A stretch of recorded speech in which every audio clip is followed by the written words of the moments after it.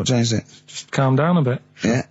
So. The chilled out vibes of PIMP probably helped you. Yeah. I think we should just say, give massive props to Adam and Joe, who stood in for us. Oh yeah, stood in for us. Did a great job. Yeah, great, really good. In fact, interestingly, I listened to their show. Are they going to get their own show here? I think they should. Yeah, I'll probably get something. Well, there you go. Well, it's interesting, as I was listening to them, they had quite a nice selection of features. They had a couple of good competitions and things. Now, I don't know if, having done them for XFM, is it somehow, they may be kind of under some kind of XFM copyright?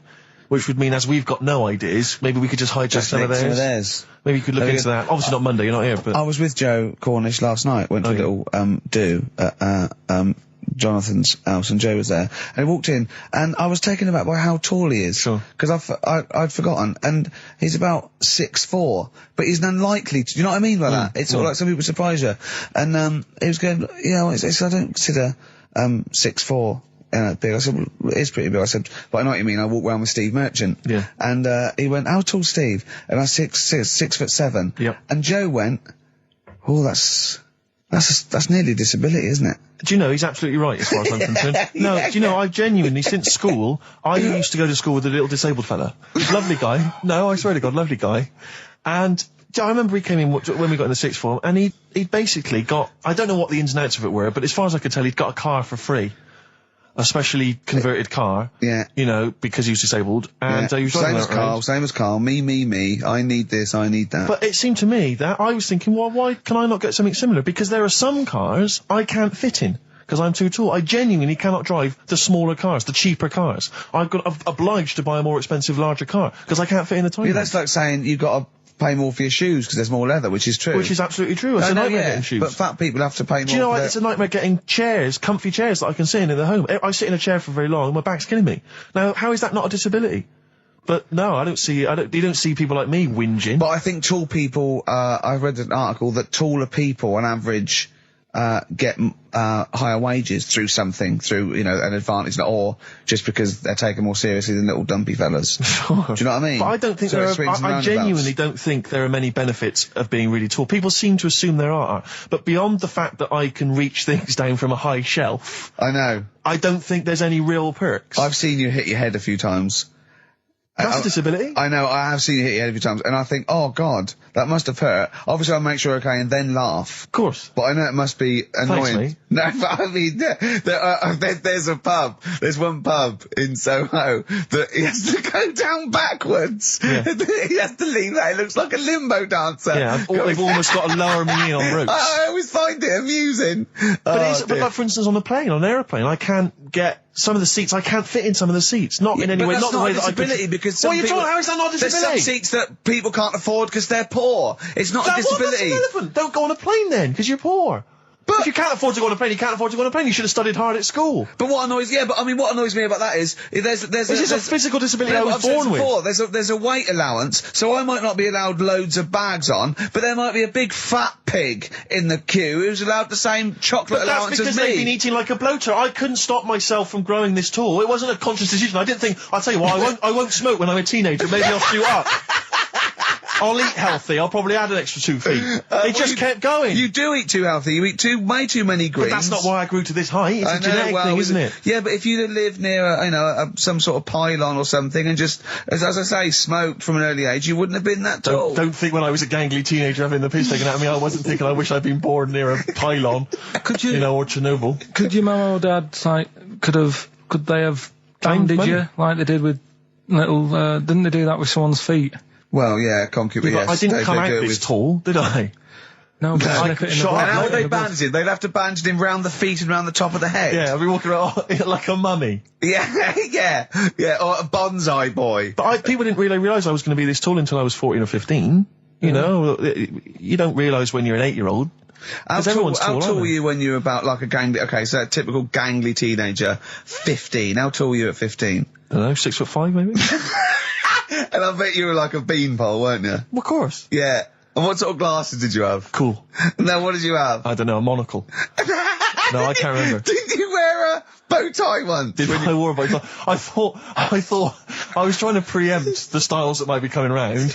I think I've been watching a lot of George Formby films.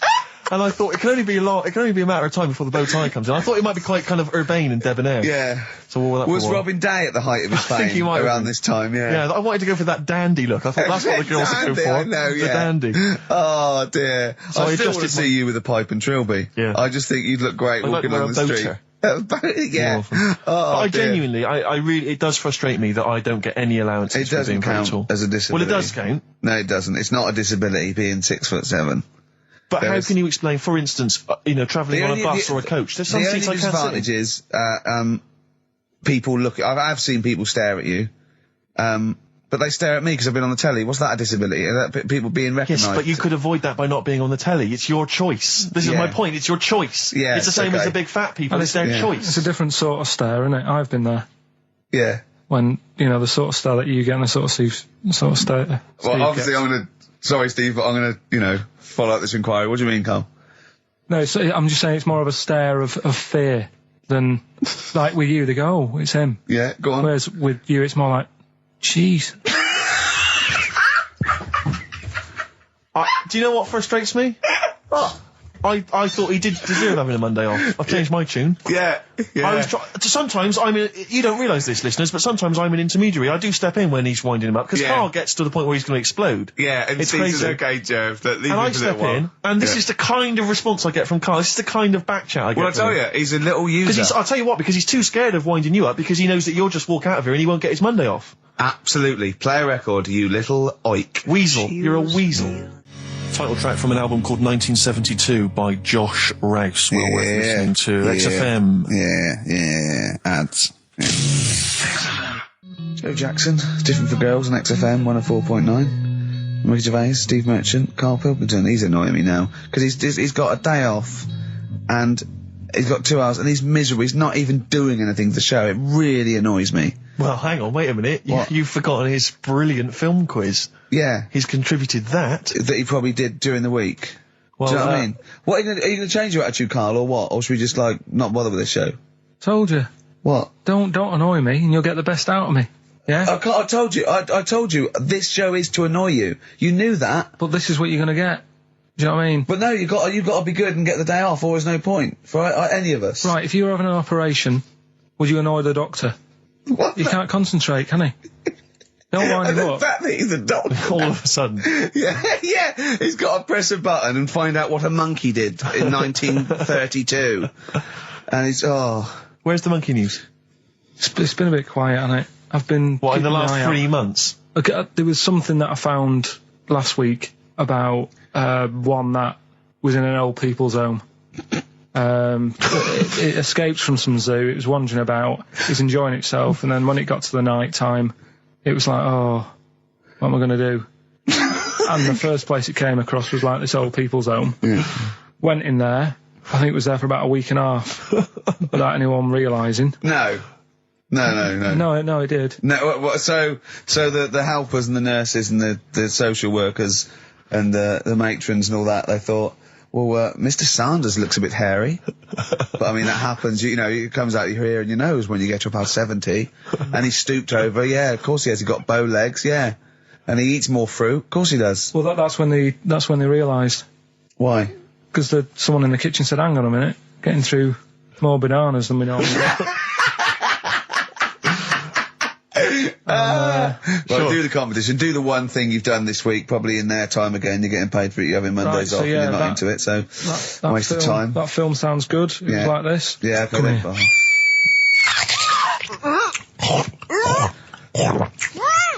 I'm well happy now I've had that. Oh, yeah. Right. So that's a bit of a cryptic clue. Yeah. Someone eating this woman. Yeah. Host. This is bizarre. I used to host a radio show on the BBC World Service, right? Now, if you want someone who's the voice of integrity, the voice of intelligence, the voice of a nation, you're going to come to me. That's obvious. And I was broadcasting, so now they've got listeners of something like 50, 60 million people around the world. It's mental, the listenership of the World Service. And I used to host this show with someone It's a big place, Steve. The World? Yeah. You're absolutely right. And anyway, so I had to be into Bush House where they broadcast from 10 o'clock every Friday morning to broadcast around the world to 50 million people, right? And one week, I went to the toilet in my house, right? Everyone had left. I got there a bit late. I got up a bit late. Already against me. The clock was already against me. I had to be there at 10 o'clock, broadcast around the world. And we got 2 toilets in our house, downstairs one, right? And the door had already been a bit dodgy. It was one of those doors where you had to give it a bit of a kick as you went in. It was getting a bit tight. I don't know what the wood was expanding or something. I'm in there. And same thing again happens. No toilet paper. I think, oh, God, I'm going to have to somehow kind of make it up. Why don't you check first? I normally do, Rick. It's just on like certain occasions when I'm bleary-eyed or something, I forget, or occasionally I forget. Normally I do check. Right. And you've got to bear in mind that it's not like this is happening every week. This is over the course of many years that these incidents have accumulated. So you've condensed them. For the purposes of this anecdote. Sure. Yeah. Yes. And great. You're just brilliant. Keeping the pace up of an anecdote there, Rick. You've just drawn in. I don't know where I am now. Anyway, I know where I am. I'm trapped in a toilet with no toilet paper. Yeah. That's where I am. And I'm thinking maybe I peel off some of the wallpaper, things like that. But there's nothing I can do. I got to go upstairs. Well, exactly. But I have to go upstairs and find toilet paper. Was there any? There wasn't. There wasn't. Oh. I'll have to go upstairs and maybe find a notepad or something like that. Oh. And so I try the door. Right, the door's wedged. And I'm pulling on the door, and I can't get the door open. It's just like it won't come open, and it's already. And I knew it was going to come to this at some point. Like this is like the clock's ticking. I'm trying to pull the door open, trousers around my ankles again, and I'm thinking, well, what I could do is I could open the window, I suppose, and like try and climb out, but not really because I got the trousers around the ankles. And that's or if it was raining, just stick your ass out. 2 birds with one stone. Sadly, it was a beautiful day, Rick. I call it the World Bee Day. And so. So what I'm thinking is, I got my mobile phone in there, luckily, because it's in my pocket.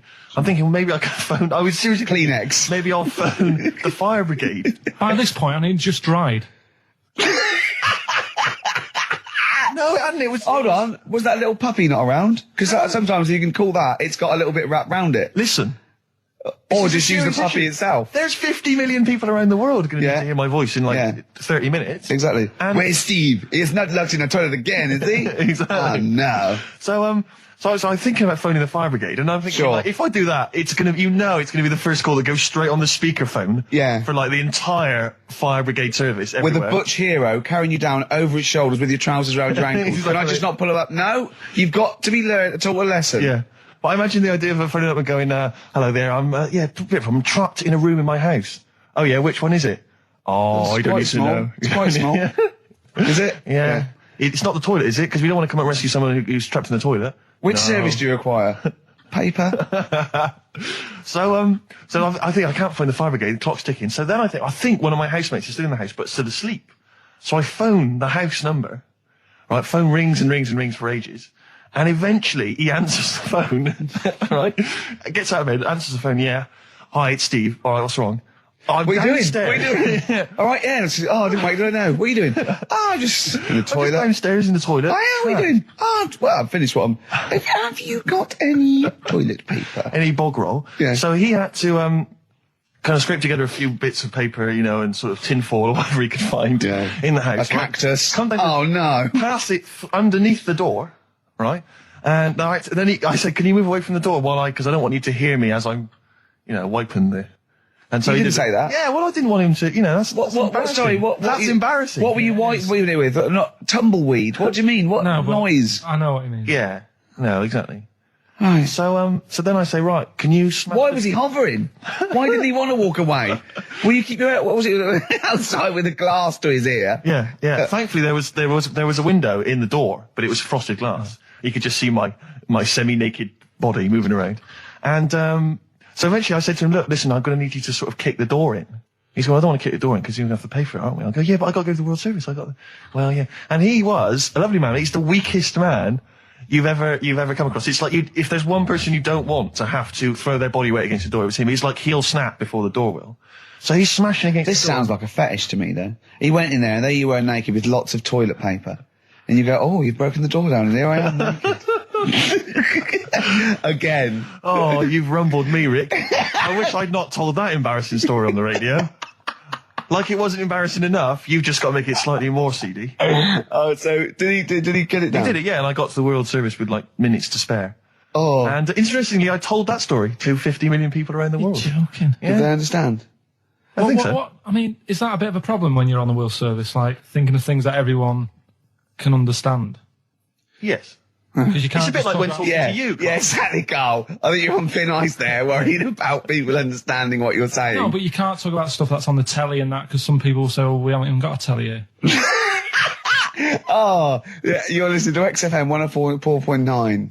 Yeah. So let's carry on. Let's continue. Well, absolutely. Well, obviously, Carl was out with me last night, and he saw that I'm, he knows I'm a ladies' man, and that was obvious. Carl, you could see the vibe around me, couldn't you? When the chicks were talking to me, and just remembered recently, actually, I was on a train coming back from hometown Bristol, and I was on the train, and this girl walks on, good-looking girl. I thought, hey, up, a largely empty carriage. I'm thinking, my luck's in, because I take every opportunity, Carl. That's the thing about me. I don't choose. She was a good-looking girl. She sat down. I thought she sat down right near me. I thought, brilliant. As this guy comes up behind her, and says, I think it's probably a boyfriend or something, sits down next to her. And I listened in on the conversation, obviously, because I'm pretending to read. It was very clever. I read the same page for hours, so I was pretending to listen. I was listening, but pretending to read. And I realised that it's not her boyfriend or anything. It's just some guy she's met on the platform. And I'm thinking, brilliant. If she's the kind of girl who's just going to start talking to someone, on a platform, on a train, brilliant, I'm going to be in here. Because he was only going one stop. So I'm thinking, what's the worst that can happen? He'll nick off, I'll get chatting to her, and who knows, I could join the... is there a train equivalent? Foot High Club. The Foot High Club, brilliant. And so I'm excited, I'm listening in. And it turns out that they're both kind of graduates who've just finished university, or they're coming to their finals or something. And they're chatting away, and he's making a couple of witticisms, and she's kind of tittering at his jokes. I'm thinking, well, I'll tell you this, if she's laughing at this kind of material, I am going to blow her away, with my kind of anecdotes and wry observations, It was weak stuff, I got to be honest. Really? He was coming out with nothing. He was running on empty, as far as I'm concerned. Yeah. And she was loving it. So I'm thinking, brilliant, I'm going to be right in here. And then they get moving on to higher brow things, and I think she was going to study kind of Marxism or something like that, or communism, something. And she was asking him, by way of conversation, she was asking him what he knew about Marxism, and he was fumbling for his vague knowledge of it that he had in his life. And I'm just sat there thinking, come on, love, in any given capitalist environment, the proletariat will revolt against their oppression by the bourgeoisie, and after a brief period of socialist rule, emerges as a classist society governed by community cooperation. Well, if that sort of talk wouldn't get a woman hot, I don't know what you'd use then. If Marx and Engels is not going to get a woman sweaty down below, then nothing is. Then my name is. You're just biding your time. Exactly. I'm just going to go in for the kill any minute. Yeah. So anyway, it comes to his stop. Right, he gets up. I'm thinking this is a piece of cake, and he gets off, and off he goes. He walks off, and I'm thinking brilliant. And I thought, I'll wait. I'll wait till the train's pulled away. I'm not going to leap in straight away. No. And he comes back on the carriage, and I'm thinking, hang on a minute. He goes, listen, do you mind if I give you my email address? Oh. Right, and if you want to get in touch, email me. I'm thinking, come on, you loser, get off now. Save your face, please, before it's too much. And she accepts the email address because she obviously doesn't want to hurt his feelings, whatever. I'm thinking, fair enough. She's a good woman. I'm liking her. I'm loving her. I'm thinking that's my kind of girl. So anyway, he gets off. I'm sat there, the train pulls away. I'm thinking, I'll wait a few minutes, I'll just, give it some time. Her phone rings. It's her friend on the phone. And she starts saying, and I was listening in, and she was going, just met a guy on the train. I'm thinking, that's true enough. She goes, he was a good-looking guy. I thought, you're having a laugh, love. To be honest. Because I was looking at him, and she said to her friend, he looks a bit like tennis player Boris Becker. I thought, you should be so lucky, frankly, because I saw him. He had awful facial hair, if that's what makes him look like Boris Becker. Terrible little goatee beard. It was laughable. I thought, I don't know. And then she goes to thing, and she's like, I met him, we got chatting and stuff, and she was going, it's not often that you meet someone, generally in life, who's, kind of thoughtful and intelligent and funny. I thought to myself, I'm not even going to waste my time with you, love. Frankly, if that's what you thought of him. You just walked away. And I'll be honest with you, I didn't even bother talking to her. No, you I didn't even waste my time with her. If she thinks that bloke is not only great looking, but funny and intelligent, and she got on well, and he was polite, and it was a chance meeting, and he thought, and she thought that you were like a freaky looking dork who didn't even have the nerve to speak. If that's what she thinks, then I don't want to know her. I couldn't. You walked away, and good luck to you. And I have my dignity intact. Yes, and she's nothing. Oh look, you're actually a little bit stressed there, aren't you? Because you had a drink last night, didn't you? I had a couple of drinks. Yeah. I was down at Steve's night. He was doing a bit of DJing. Yeah. Went down the store. And that's why you're all grumpy. What? Do you hear what he just said? What? I was DJing last night. Obviously that XFM evening. Yeah. Hour and a half. My friend and I split the time on the decks. Yeah. What was the word you just used? He went down a storm. We went down a storm. Right, 3 girls, I was walking to the toilets during my set. 3 girls went, you are a genius. Right? What's his name? Dane Bowers? Why? Zane Lowe? Because you played records in a certain order. Yes. Sorry, Rick, if you can't deal with that. Sorry if you're a little bit jealous, because this time you can't share the award. All right? Dear. But it was my credit this time. You can tell he hasn't been a DJ. Because it's not just about... It's not just about that. The songs you play, it's the way you play them. The way you play them, whether it's 33 or 45, very important. Yeah, leave your hand on them as they're trying to go round. But so 3 girls there, charmed by me, they loved it. Yeah. Zane Lowe, XFM DJ and MTV presenter, probably one of the coolest blokes alive. He came up, gave us massive respect. He said, I'm loving your set. He actually used those words, right? There were people coming up, they couldn't believe their luck. It was roaring. We'd stick on a track, people would cheer as it came on, right? My particular favourite, Carl, I think you'll agree, my particular triumvirate, LL Cool J, Mama Said Knock You Out, leading straight into House of Pain, Jump Around, then straight into that current Elvis track that's been re-released, remixed by Junkie XL. I played the original, which I'd already played on XFM before. I'm already there, cutting edge. Yeah. Right? Three old tracks, you mean? 3 old tracks. In a row? Yep. And, I think the words that would best sum it up are, I kicked ass. Great. Rick. All right? Well, I'm going to be kicking some ass today. But, Rick, I just need to mention something quickly to you. When did I last see you? I saw you yesterday, didn't I? Yeah. Because we went up to Edinburgh yesterday. We were very nicely invited to go and talk at the Edinburgh International Television Festival. It was quite a big deal. We went up there and we were interviewed. And Ricky chose to go on the train because it takes like 4 hours, 4.5 hours or something on the train. But it's quite leisurely. It's quite sort of gentlemanly thing to do. Yeah. I opted to go for the plane option and fly up there. More modern. Exactly. And they bankrolled that. They paid for it all. And that was all not very nice. And as I recall, when I last saw you, we got a cab, didn't we? And you asked if you could get the cab to drop you off at the train station. Yeah. And then it took me on to the airport. Yeah. Did I? Now that was before. The last time I saw you was before I got to the airport and missed my flight, wasn't it? Because I had to drop you off in the centre of town. Yeah. No, that was just before I had to pay £165 to upgrade to another ticket. How did you not tell me that in the last hour? £165, Ricky. I had to pay because we dropped you off at the train station. So, I mean, do you want to go halves on that, or how do you want to deal with that? How do you want to sort that whole mess out? Why were you late? Why was I late? Because we dropped you off in the centre of Edinburgh, and do you know how hard it is to get out of Edinburgh in rush hour traffic? But it was only 3 minutes away, so you'd have missed it anyway. No, because if we'd gone the other direction, it would have been 20 minutes. It took me like an hour to get to the airport. And I got there, and the plane had already left, and the cabbie was just laughing. He was saying, we're never going to make it. He goes, you were a religious man, you better start praying. I thought he was being facetious. He was absolutely right. £165. But hold on, why didn't he tell you that when he picked up at 4:15? It makes you wonder. So obviously I'm a little bit annoyed, because you know I'm not a man who likes to sort of spend unnecessarily. But wait, this is not my fault, because you were there when we made that decision. I didn't impose this on you. We both decided that might be. It's both our fault. I mean, it's no one's fault. It's both our fault. That's fair. That's all I wanted to hear. It's both our fault. Therefore, it's both our financial obligation. No. £165. Just split that in half. Write a cheque, Rick. Write a cheque. It's fine. I trust you. You know. Phone in. I think everyone. This is. You're clearly obvious. irresponsible. No, of course I'm not. If you share a cab and then one person's lucky enough to not be late and one person is unlucky enough, and that's what it is, bad luck. I don't think you share the obligation. It's a moral dilemma, this, isn't it? But it's more than that, though, isn't it? Because let's be honest.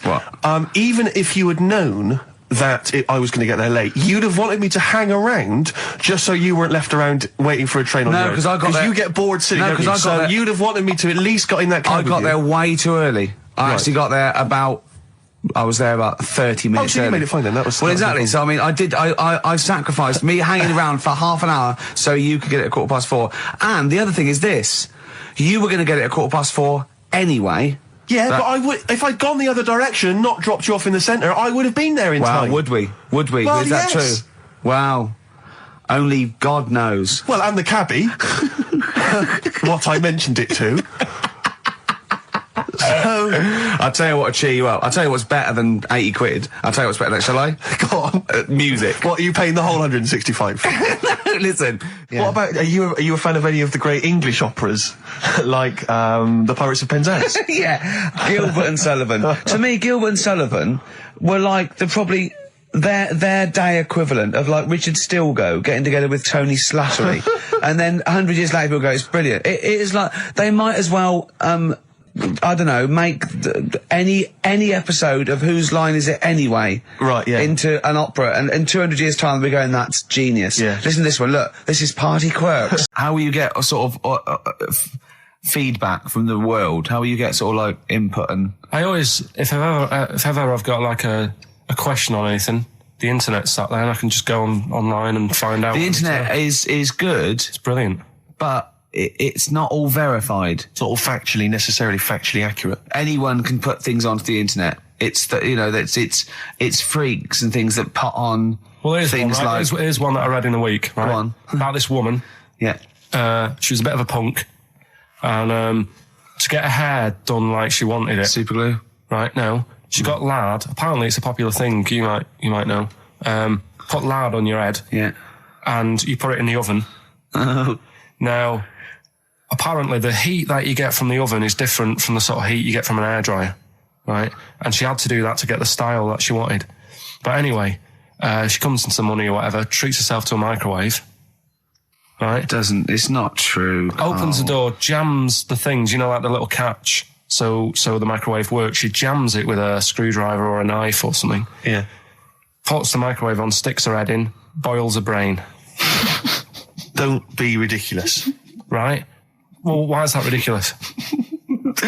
Boils her brain. She boiled her brain. She boiled her brain. And this is what's good about the internet. I went straight from that, and there was a subject about brains. And do you know that Russell Crowe, when he dies, he's given his brain to charity or something, some sort of some people who can do stuff with it. She gave hers to Pot Noodle. Vesta. Yeah. Oh, That's the boiling sort a of skull. Yeah. That's not true. It's not true, Carl. Just urban myths. Someone made it up.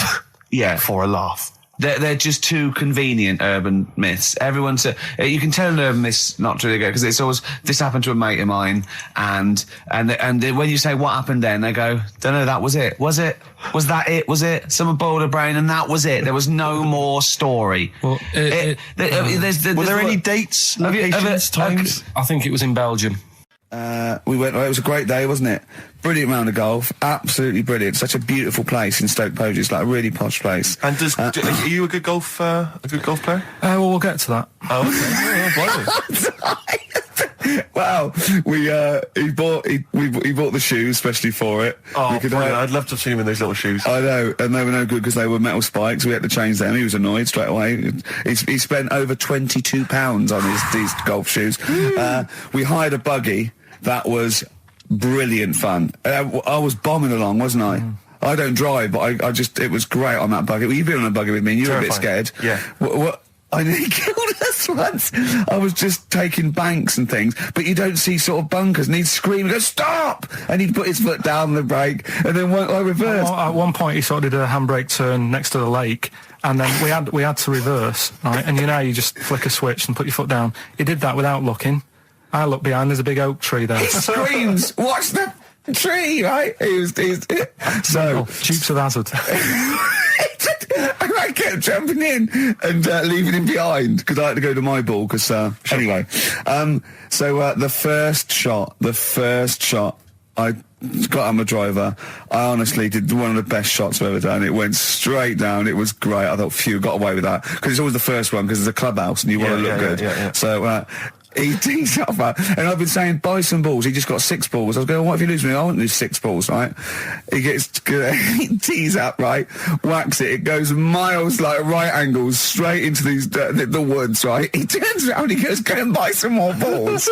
So I'm laughing because it's like impolite to laugh, but he broke the ice for me, and I was falling around. And then his second shot, I go, you're off a 3 now. If you take another shot, he went, oh, right. So it's his third shot. He puts the ball down. He hits the ground before it and misses the ball altogether. And I was on my back, wasn't I?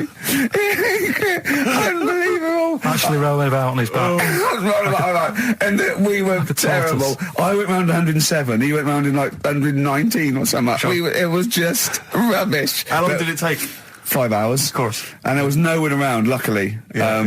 But it was fantastic. So then we go and have our meal. What annoys me, I said, right, I'll go for a run. He went, I'll have a bath. I said, I'll see you at 7:45.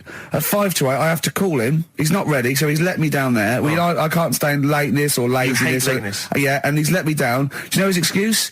He fell asleep in the bath because there was no light bulb. There's no light bulb in the bathroom. So instantly he fell asleep, and he was late. No, do you know what I mean though, Steve? If you're sort of like nice and warm and what have you, I was tired anyway. I've been stressed out for 4.5 hours, right? My life flashed in front of me a few times in that buggy. So it's all sort of wears you down a bit. I thought, right, I've got a headache. You're going for your run. I'm going to have a bath. I walk in, put the light on. For some reason it didn't come on, but I thought, it's all right. I'll just... doesn't matter. You can have a bath in the summer, so it's light anyway. Well, there's no windows in the bathroom, so... So you were in the darkness? So I'm in the darkness. I nod off because I'm shattered.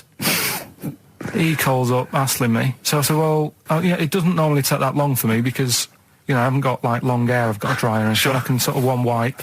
Yeah, he's already 10 minutes late, though, when I called. Well, 10 minutes. 10 wow, minutes. late. This is late, this. Next. Doesn't matter. Dinner wasn't until 15:15, so we had, like, another 20 minutes anyway. So it doesn't really matter. Yeah, but we said 1:45. So he's calling up, hurry up. So I said, yeah, all right. So I get out and drying, like, my tackle and what have you. Calls back again 30 seconds later. You know?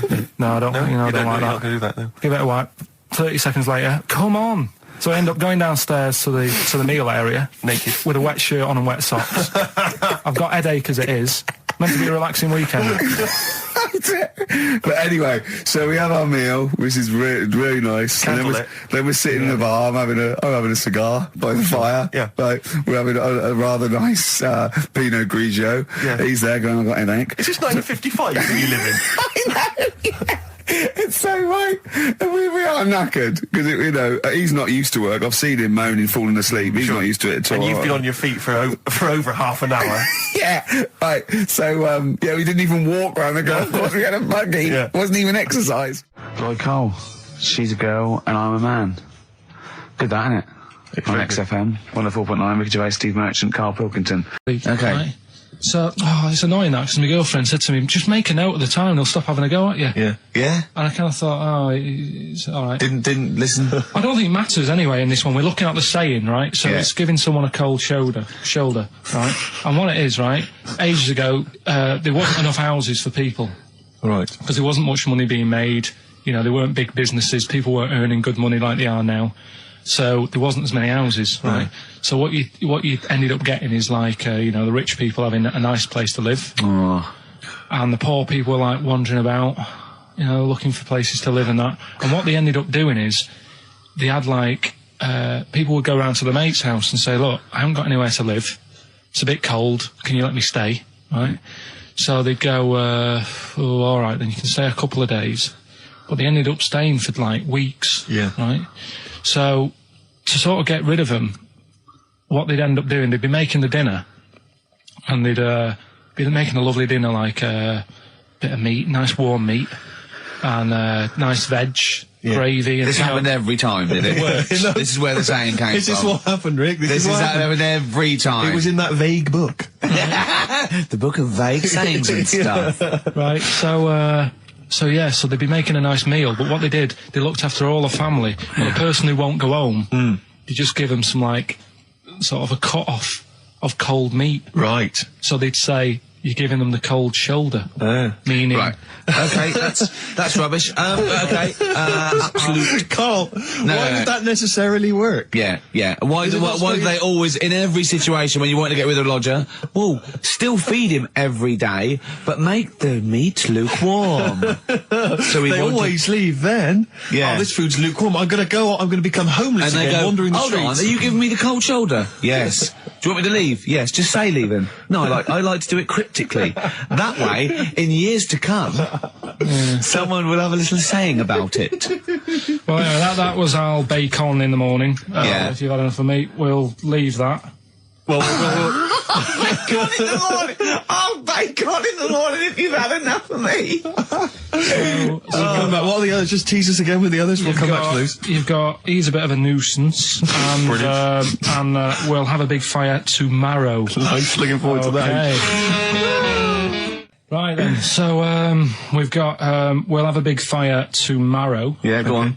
Is that the one you want? Let's go for it. Right, I think this was like round the 1700s. Bluffing. And Just bluffing. Who was the king then? Dunno. Go on. But it's about the word bonfire, right? Bonfire. Yeah. Do you know where it comes from? No, go on. No. Right, what happened is it's got nothing to do with Guy Fawkes and that, which is what I thought when I saw it. It's got nothing to do with that. But ages ago, at 1700s, right, they didn't have enough houses, like I mentioned. Okay. Yeah. So if that happens, you get people living on the streets. You get diseases, people aren't cleaning properly. So you get more deaths. All right? Yeah. So think about it. You've got all these dead bodies lying around.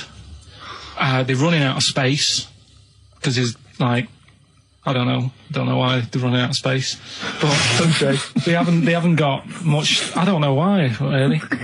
I was going to say they should have just buried them, but there's probably more land back then than now. He doesn't need anyone else in the room to have a conversation with himself. Yeah, we could leave and we'd come back and he'd go, I've sorted it. Yeah. But anyway, for some reason, they presumably, if it's going to be they burnt them, it's presumably to that it also kills the parasite or whatever's carrying the parasite on them, as opposed to burying them and not killing the disease. Well, yeah. So there you go, you've worked it out. They piled them up and they turned it into a celebration because there was a lot of fed up people at that time. Is it going to be the word bon, meaning good? No, I'll tell you in a minute. Go on. So you've got all these people who are like going around and like, oh, you know, so-and-so died the other day. And, you know, nearly every week someone they knew was dying. Yeah. So you can imagine like just constant like being depressed. So, and they've got all these bodies lying everywhere. It's like, oh, God, what are we going to do? So they said, we're all too fed up at the moment. Said, let's make this a better world. This was 1701 by the time they got together. Yeah. So they said, what we need to do is have a big party. So they said, yeah. Good thinking. See what you're thinking. So they go, right, well, we'll put all the bodies in a big pile. And they're all diseased and that, so they set fire to the bodies. And they said, let's have this as a celebration to remember them by. And, you know, we'll have a drink and that, and have a chat. We'll have this big fire going, and it came from Bonfire. Ah, right. So it was all the bones. Bonfire is Bonfire. Yeah, excellent. Yeah, that's interesting. So that's how it came about. Yeah, in the 1700s. Yeah, that was. No, probably. Okay. I reckon it was 1600. Probably earlier. I reckon it was the plague. I reckon it came from. But interesting stuff. Interesting. Yeah. Stuff. So that's. Did you celebrate Bonfire Night? Is that a big celebration for you? Do you like the fireworks? So I'm sick of fireworks. I just think they're rubbish. I'm not impressed. I've never been impressed by fireworks. Even as a kid, you know, you have to go to like sort of community kind of gatherings with the bonfire and fireworks, and some local vicar or whatever would come out. And but I also think the adults think the kids love it, and if they just got together and said, "Should we go this year?" They'd all go, "No." Yeah, absolutely. Let's not go this year. What would be better is if the vicar had wheeled out like a massive rocket, climbed in, gone last one to the moon is a bender, and then fired himself off. Now that, I'd pay to see. That's a firework display I'd like to see. As it is, it's just rubbish. Oh dear. Yeah. That's excellent. I'm not keen. No. Sorry, what clue was that? We'll have a big fire tomorrow. Bone marrow. Incidentally, last week, you remember, we began the show by talking about knobs. Yeah. I think we've got a bit more knob news this week. The knob is coming up, is it? The knob news is on the way. After Radiohead, more cock. Radiohead and go to sleep. That's not to you. Please don't go to sleep. We've got another hour and 35 minutes of fun chat and great music on XFM 104.9. I'm Ricky Gervais, with me Steve Merchant and Karl Pilkington. Pilky, little K-Man Pilkers, little baldy twat mank whinging, a little bit bent Pilkers. There he is. There he is there. Now, Rick, you may remember that last week we opened with some quality knob news. Knob news, yeah. It was Hitler's knob. Hitler's knob was one of them. That just sparked off into a whole bunch of other knob-related discussions. Yeah. And I'm pleased so far to see that we're almost at the halfway mark for this first hour. And so far we've only talked about nudity and/or todgers. Yeah. So excellent work from us. Well done, lads. Yeah. I'm looking forward to Dr. Fox and the rest of the Sony award committee listening to this one. Yeah. But more knob news. I don't know if there's a jingle for that, maybe. We nearly had the eye out. Knob news. Knob news, excellent. This is an extraordinary story. A woman tried to sue her bosses for £210,000 after finding a cooked penis in a canteen stew. Hospital cleaner Sophie, something, I can't pronounce that name, was eating goulash for lunch and could not cut one of the lumps of meat. You can see where it's going. I've got so many questions already. I know. She picked it up and tried to chew it, but it was too tough. Then she inspected it with workmates, who all agreed it was a penis. Imagine that discussion. Yeah. Miss McClarter said she vomited for the rest of the day, instantly became a vegetarian, and had to have psychiatric help. It's not known whether the organ was from a human. The case continues. Well, it can be found out, so that's one thing. Obviously, the doctors aren't confused. They're not going, I don't know, I've never seen one like it. Yeah. Also, why is she eating goulash? I know. I mean, that's my first question. Why? You got lunch. Oh, what do you want? Oh, I fancy some goulash. Yeah. Oh, some gooly lash. Gooly lash, Thanks very like much it. indeed. Lancashire cockpot Oh, is on the menu. Brilliant. Only £5.50. Wangers and mash. I'd love some wangers and mash, please. If you've got any knob-related puns, knob-food-related puns, then call XFM on 3426 14094. Ricky.Gervais at xfm.co.uk. Call Chris Miles at radio1.xfm.winginmank. Yeah. Cock-co-gay. Cock a van. Cock o' van. It's already done for There's you. some, there's wangers and mash, cock o' van, Lancashire cockpot. You know. That's just off the top of our brains. Yeah. So, if you've got any of your own, keep them to yourself. We're not interested. What do you make of that, knob news? And he's in a hospital. I don't think so. Oh, yes, it was a hospital cleaner. You're right. Oh, cleaner. God. I know how your mind's thinking already. There's been a mix-up. What kind of mix-up? I love that. What, some bloke's gone in, some lesbian's gone in and wanted a sex change. She's got a carrot for a cock. Stewing steak. Stewing steak. Oh, that would be great. You're not a doctor, you butcher. It's not funny. There was some other news, whilst we're doing the knob news, just cram this one in. There was some story on some news website about some lad who wasn't happy with what he'd been given. Right. What do you mean? He had an op? No, he wanted to have an op. He wasn't happy with what God had given him. Yeah. Yeah. What the Lord had popped downstairs for him. Sure. And Sorry, no, wait a minute. Was he a bloke who wanted it? yeah, fella. And what he wanted, he didn't want a knob, or he wanted a bigger knob? Wanted a bigger one. Right. Okay. And cost £5,000. Right. And they made a mess of it. Well, how did they make a mess of it? Don't know. It came out smaller than they went in with. Well, no. What do you mean? I don't know all the ins and outs. Oh, God. It's just like he borrowed the money off his There's mum. been a slight mix-up. He borrowed the money off his mum? I love that. How bad is that? What do you want for your birthday, son? Yeah. Interesting. Thanks, Mum, for asking. A couple of bits of news as well. Hello, Doctor. How did it go? Well, firstly, don't look under the bandages and don't have the goulash for lunch. Yeah. It was smaller than you went in Mum, with. we got £5,000. Why? Just give me fucking that. Tell me what it's for. You can have it if you tell me what it's for. Well, look at that. Oh, you need a bigger one. Yeah, definitely. There's the money. Yeah. On you go. Nothing can go wrong. What did he say to the doctor then? That's rubbish. I didn't read all the ins and outs. I just, like I said, I saw Just it. looked at the picture.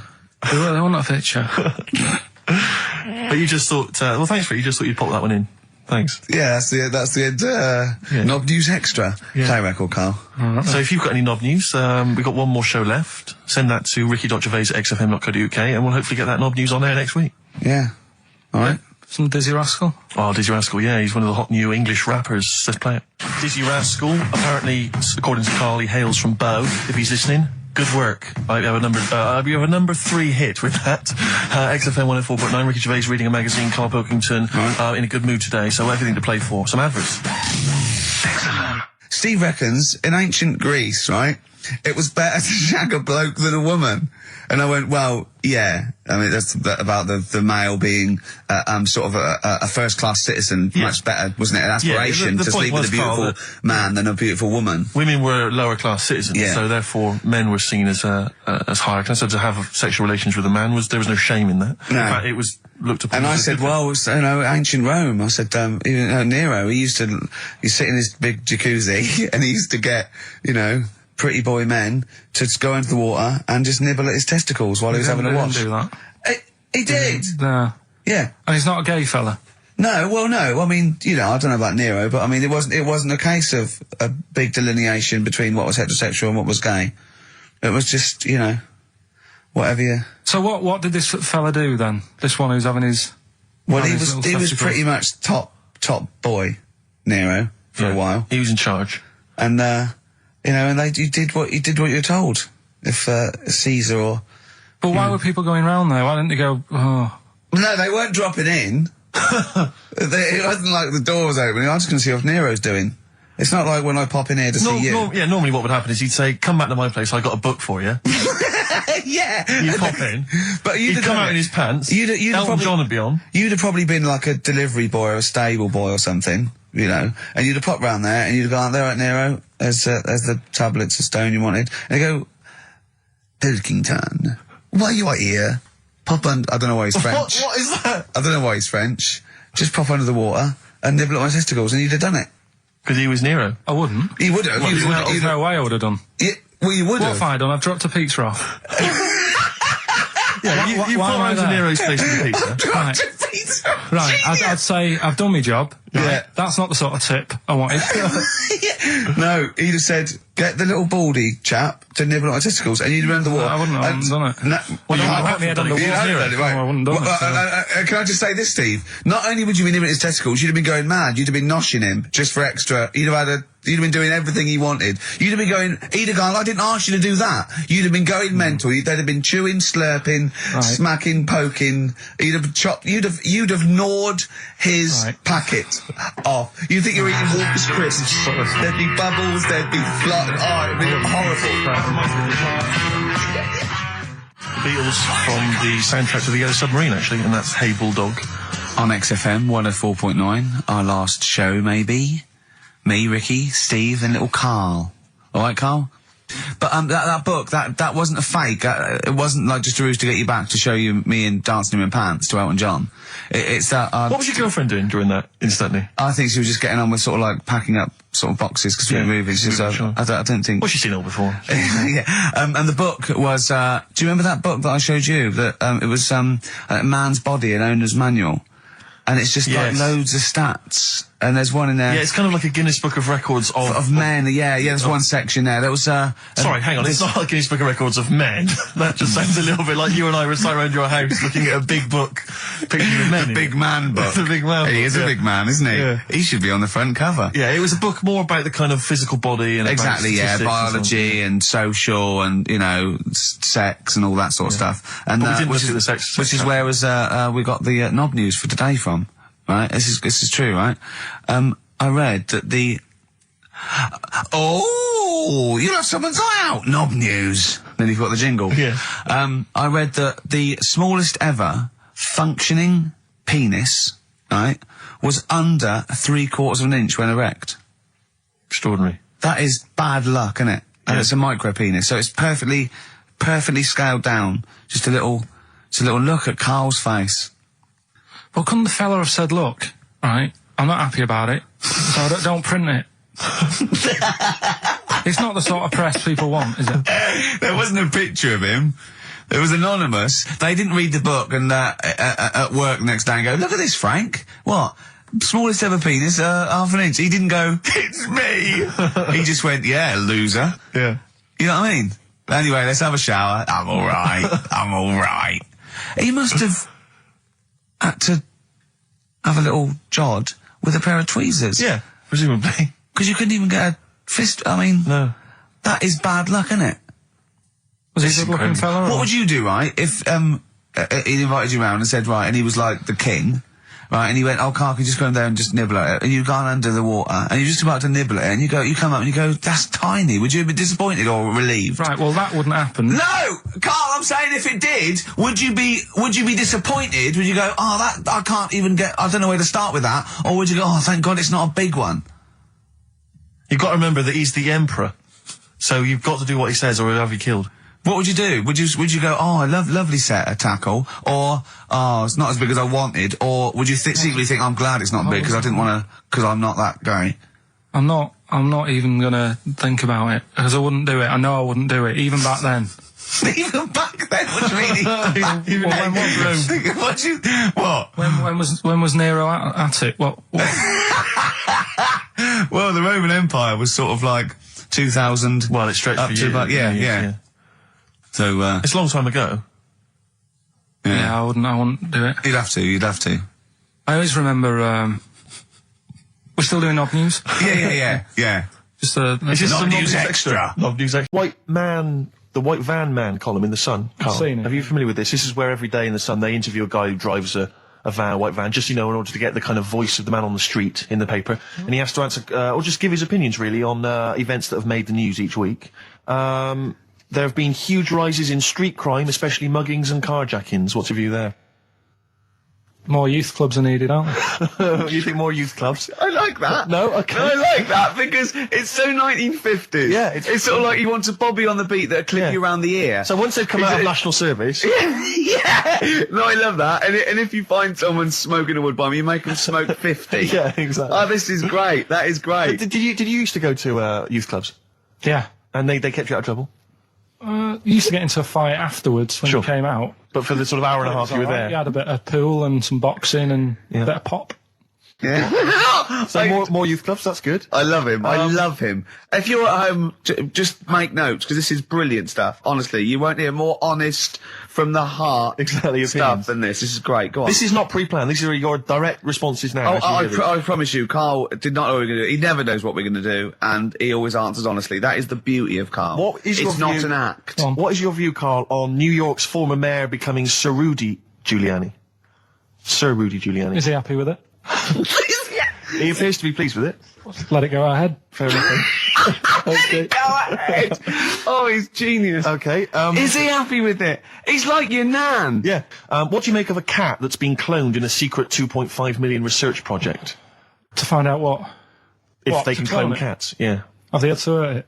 Sorry? Have they had to sort of hurt it to do that? Have they had to hurt it? Yeah, or is it just scraping its tongue for some stuff?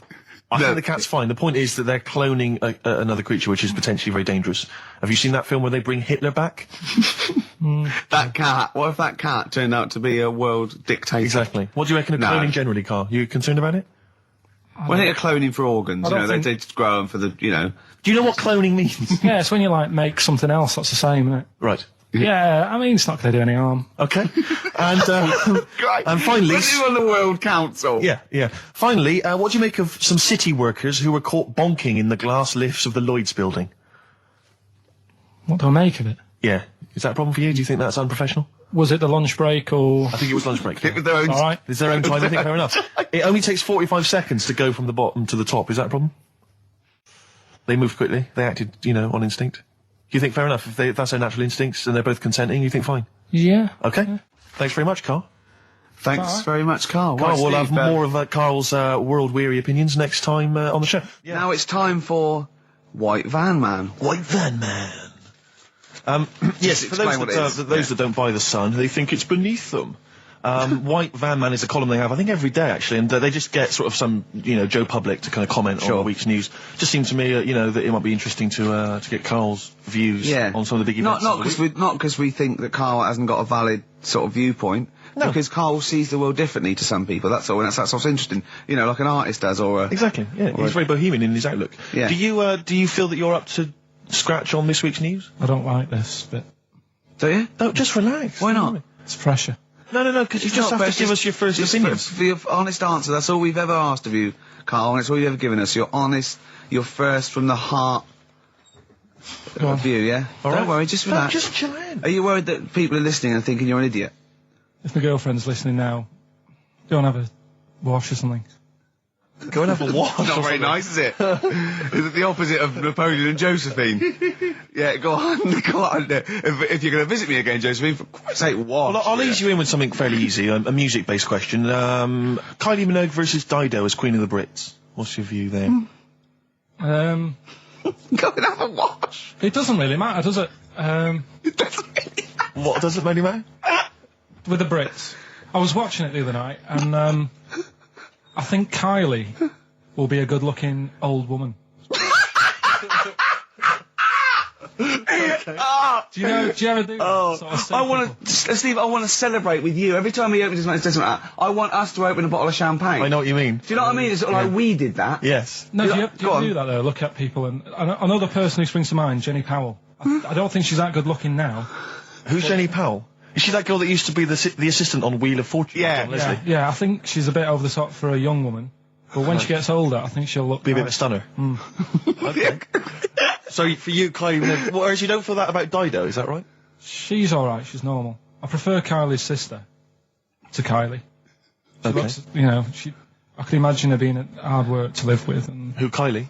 not being washing up and that. And Right, sure. being a bit fussy. Okay. And what do you make of taxes rising in the next budget to pay for NHS improvements? Well, my dad went to hospital to have an operation once. Yeah. So I feel like it's worth paying it because I've got something. Because people might have to go to hospital.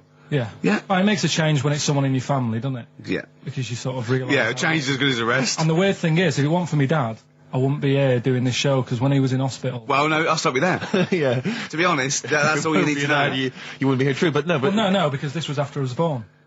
So I would be here.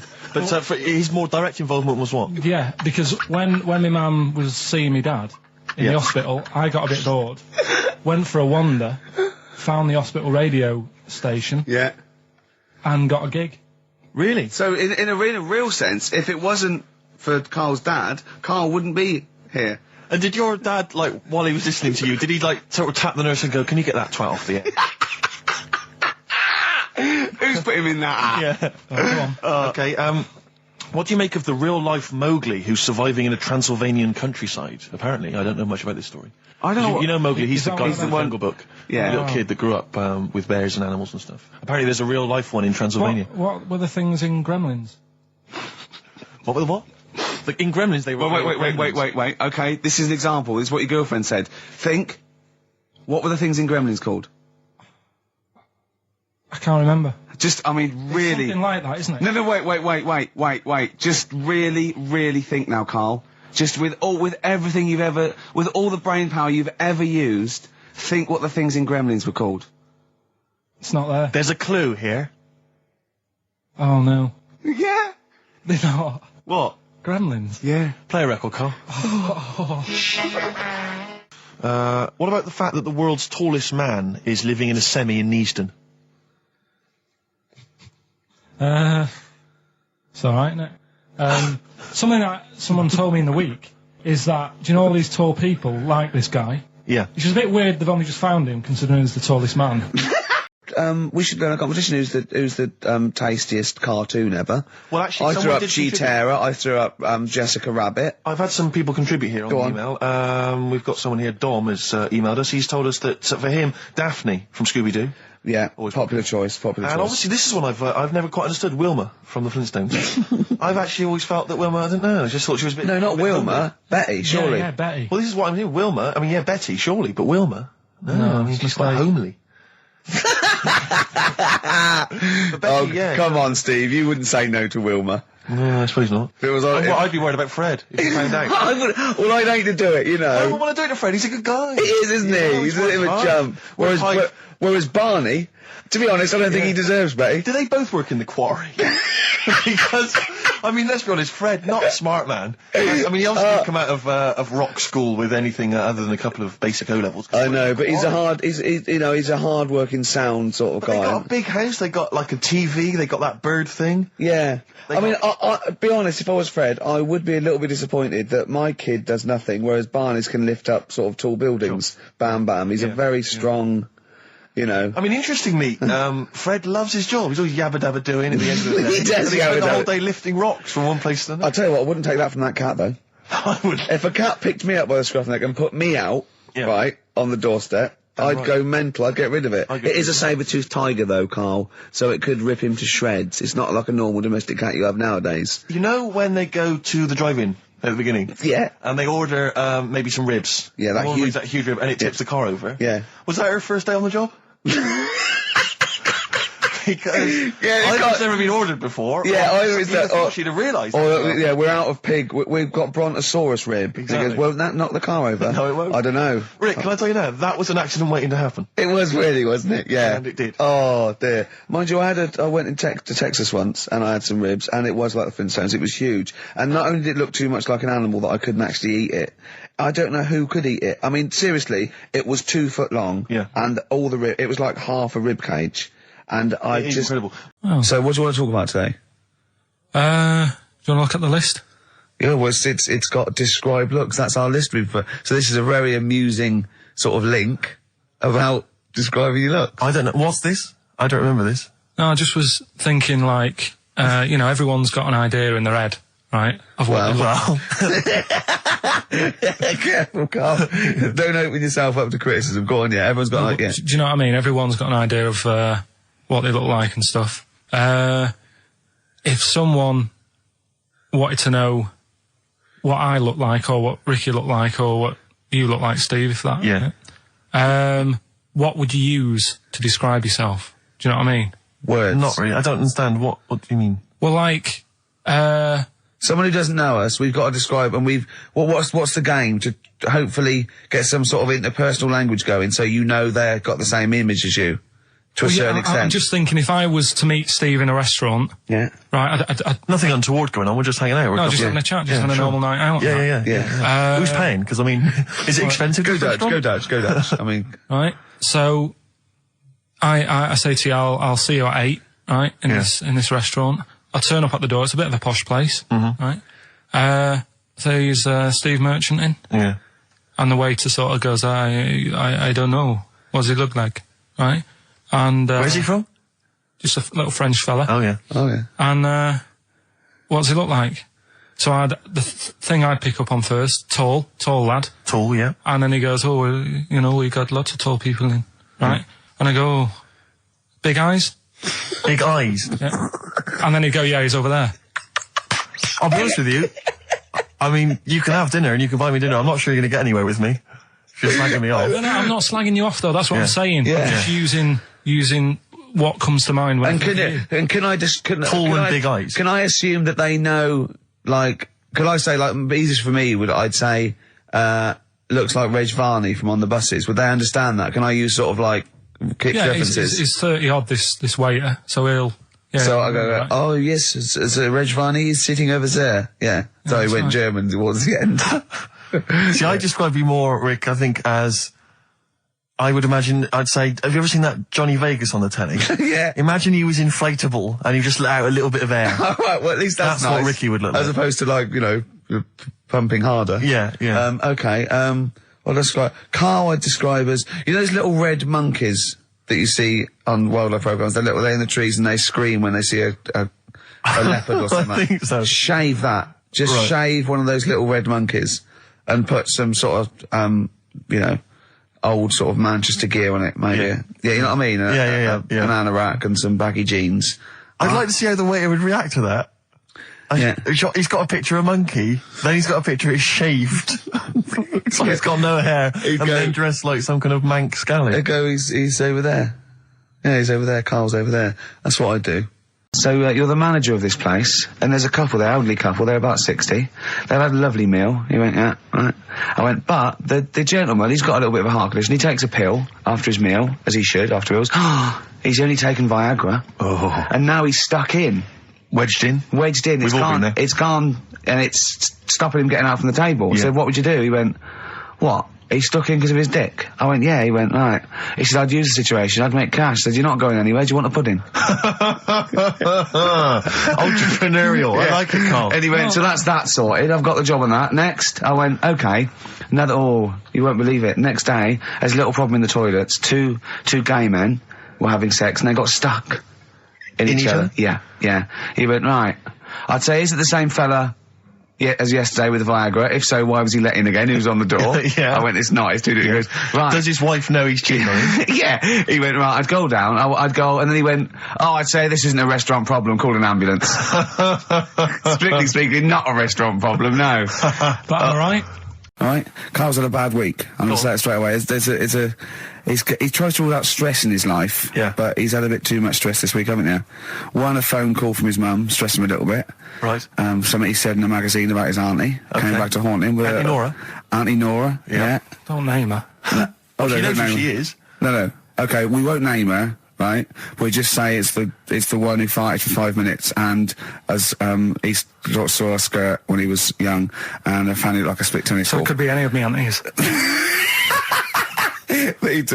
That coming up, and also a bloke in Times Online, Chris Campling, did a review of the show, right, and basically said that Karl Pilkington is a creation of Gervais and Merchant. Well, If only that were the case. He said he started off saying he liked the show. Yeah. He was excited. Said it was a good show. A lot of the jokes. I'm already questioning his critical faculties. Yeah, exactly. And basically said that we didn't contribute much, or seemingly didn't seem to contribute much, and we couldn't sort of like ad lib or anything. We just laughed at, particularly me, laughed at Karl Pilkington, who was coming up with some, quite funny stuff. Yeah. Right? But then he does a twist on it. He goes, but the thing is, we're the puppet masters. He's a created person. We've created the persona Karl Pilkington for our own amusement. Right. He bases this on simply that we talked about, what was it we talked about?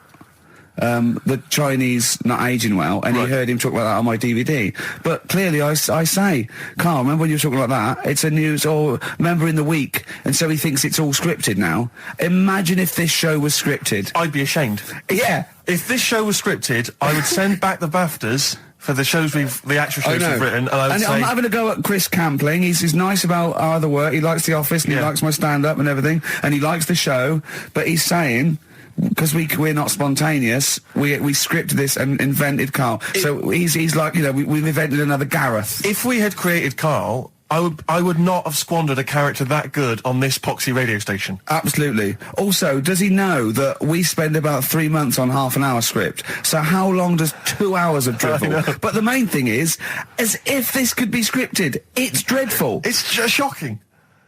Or maybe this is scripted. Hang on, you've lost me there. Let me just check the script. Maybe Chris Campling does not exist. Maybe I've made him up. I don't know what to believe. See, the name doesn't wash with me.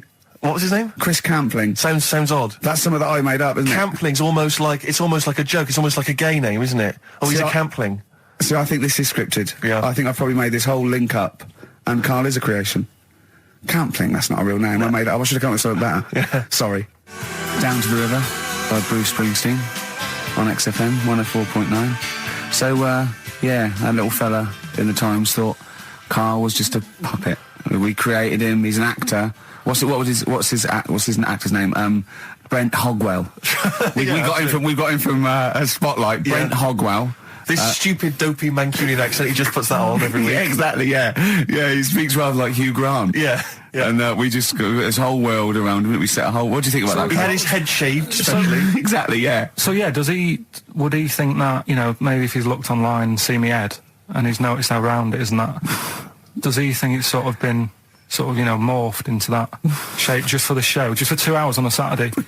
Yeah. You spend 5 hours in prosthetic makeup like John Hurt in The Elephant Man.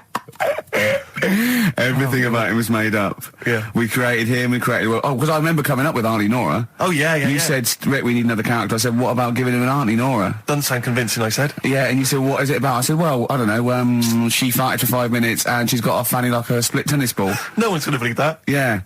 Oh, that brings us neatly... Well, let's put that to bed now. So, Chris Campling, honestly, we do not script this shambles of a show, and Karl Pilkington really is like this. If you want, you can meet him. I'd love to send Karl for a drink with Chris Campling. Can we do that? And then he'll eat his words. Chris, if you're listening, honestly, this isn't a stitch-up. As I say, I'm not having a go at you. It's a very well-written article. It's very, very fair. You're just complimenting on his grammar.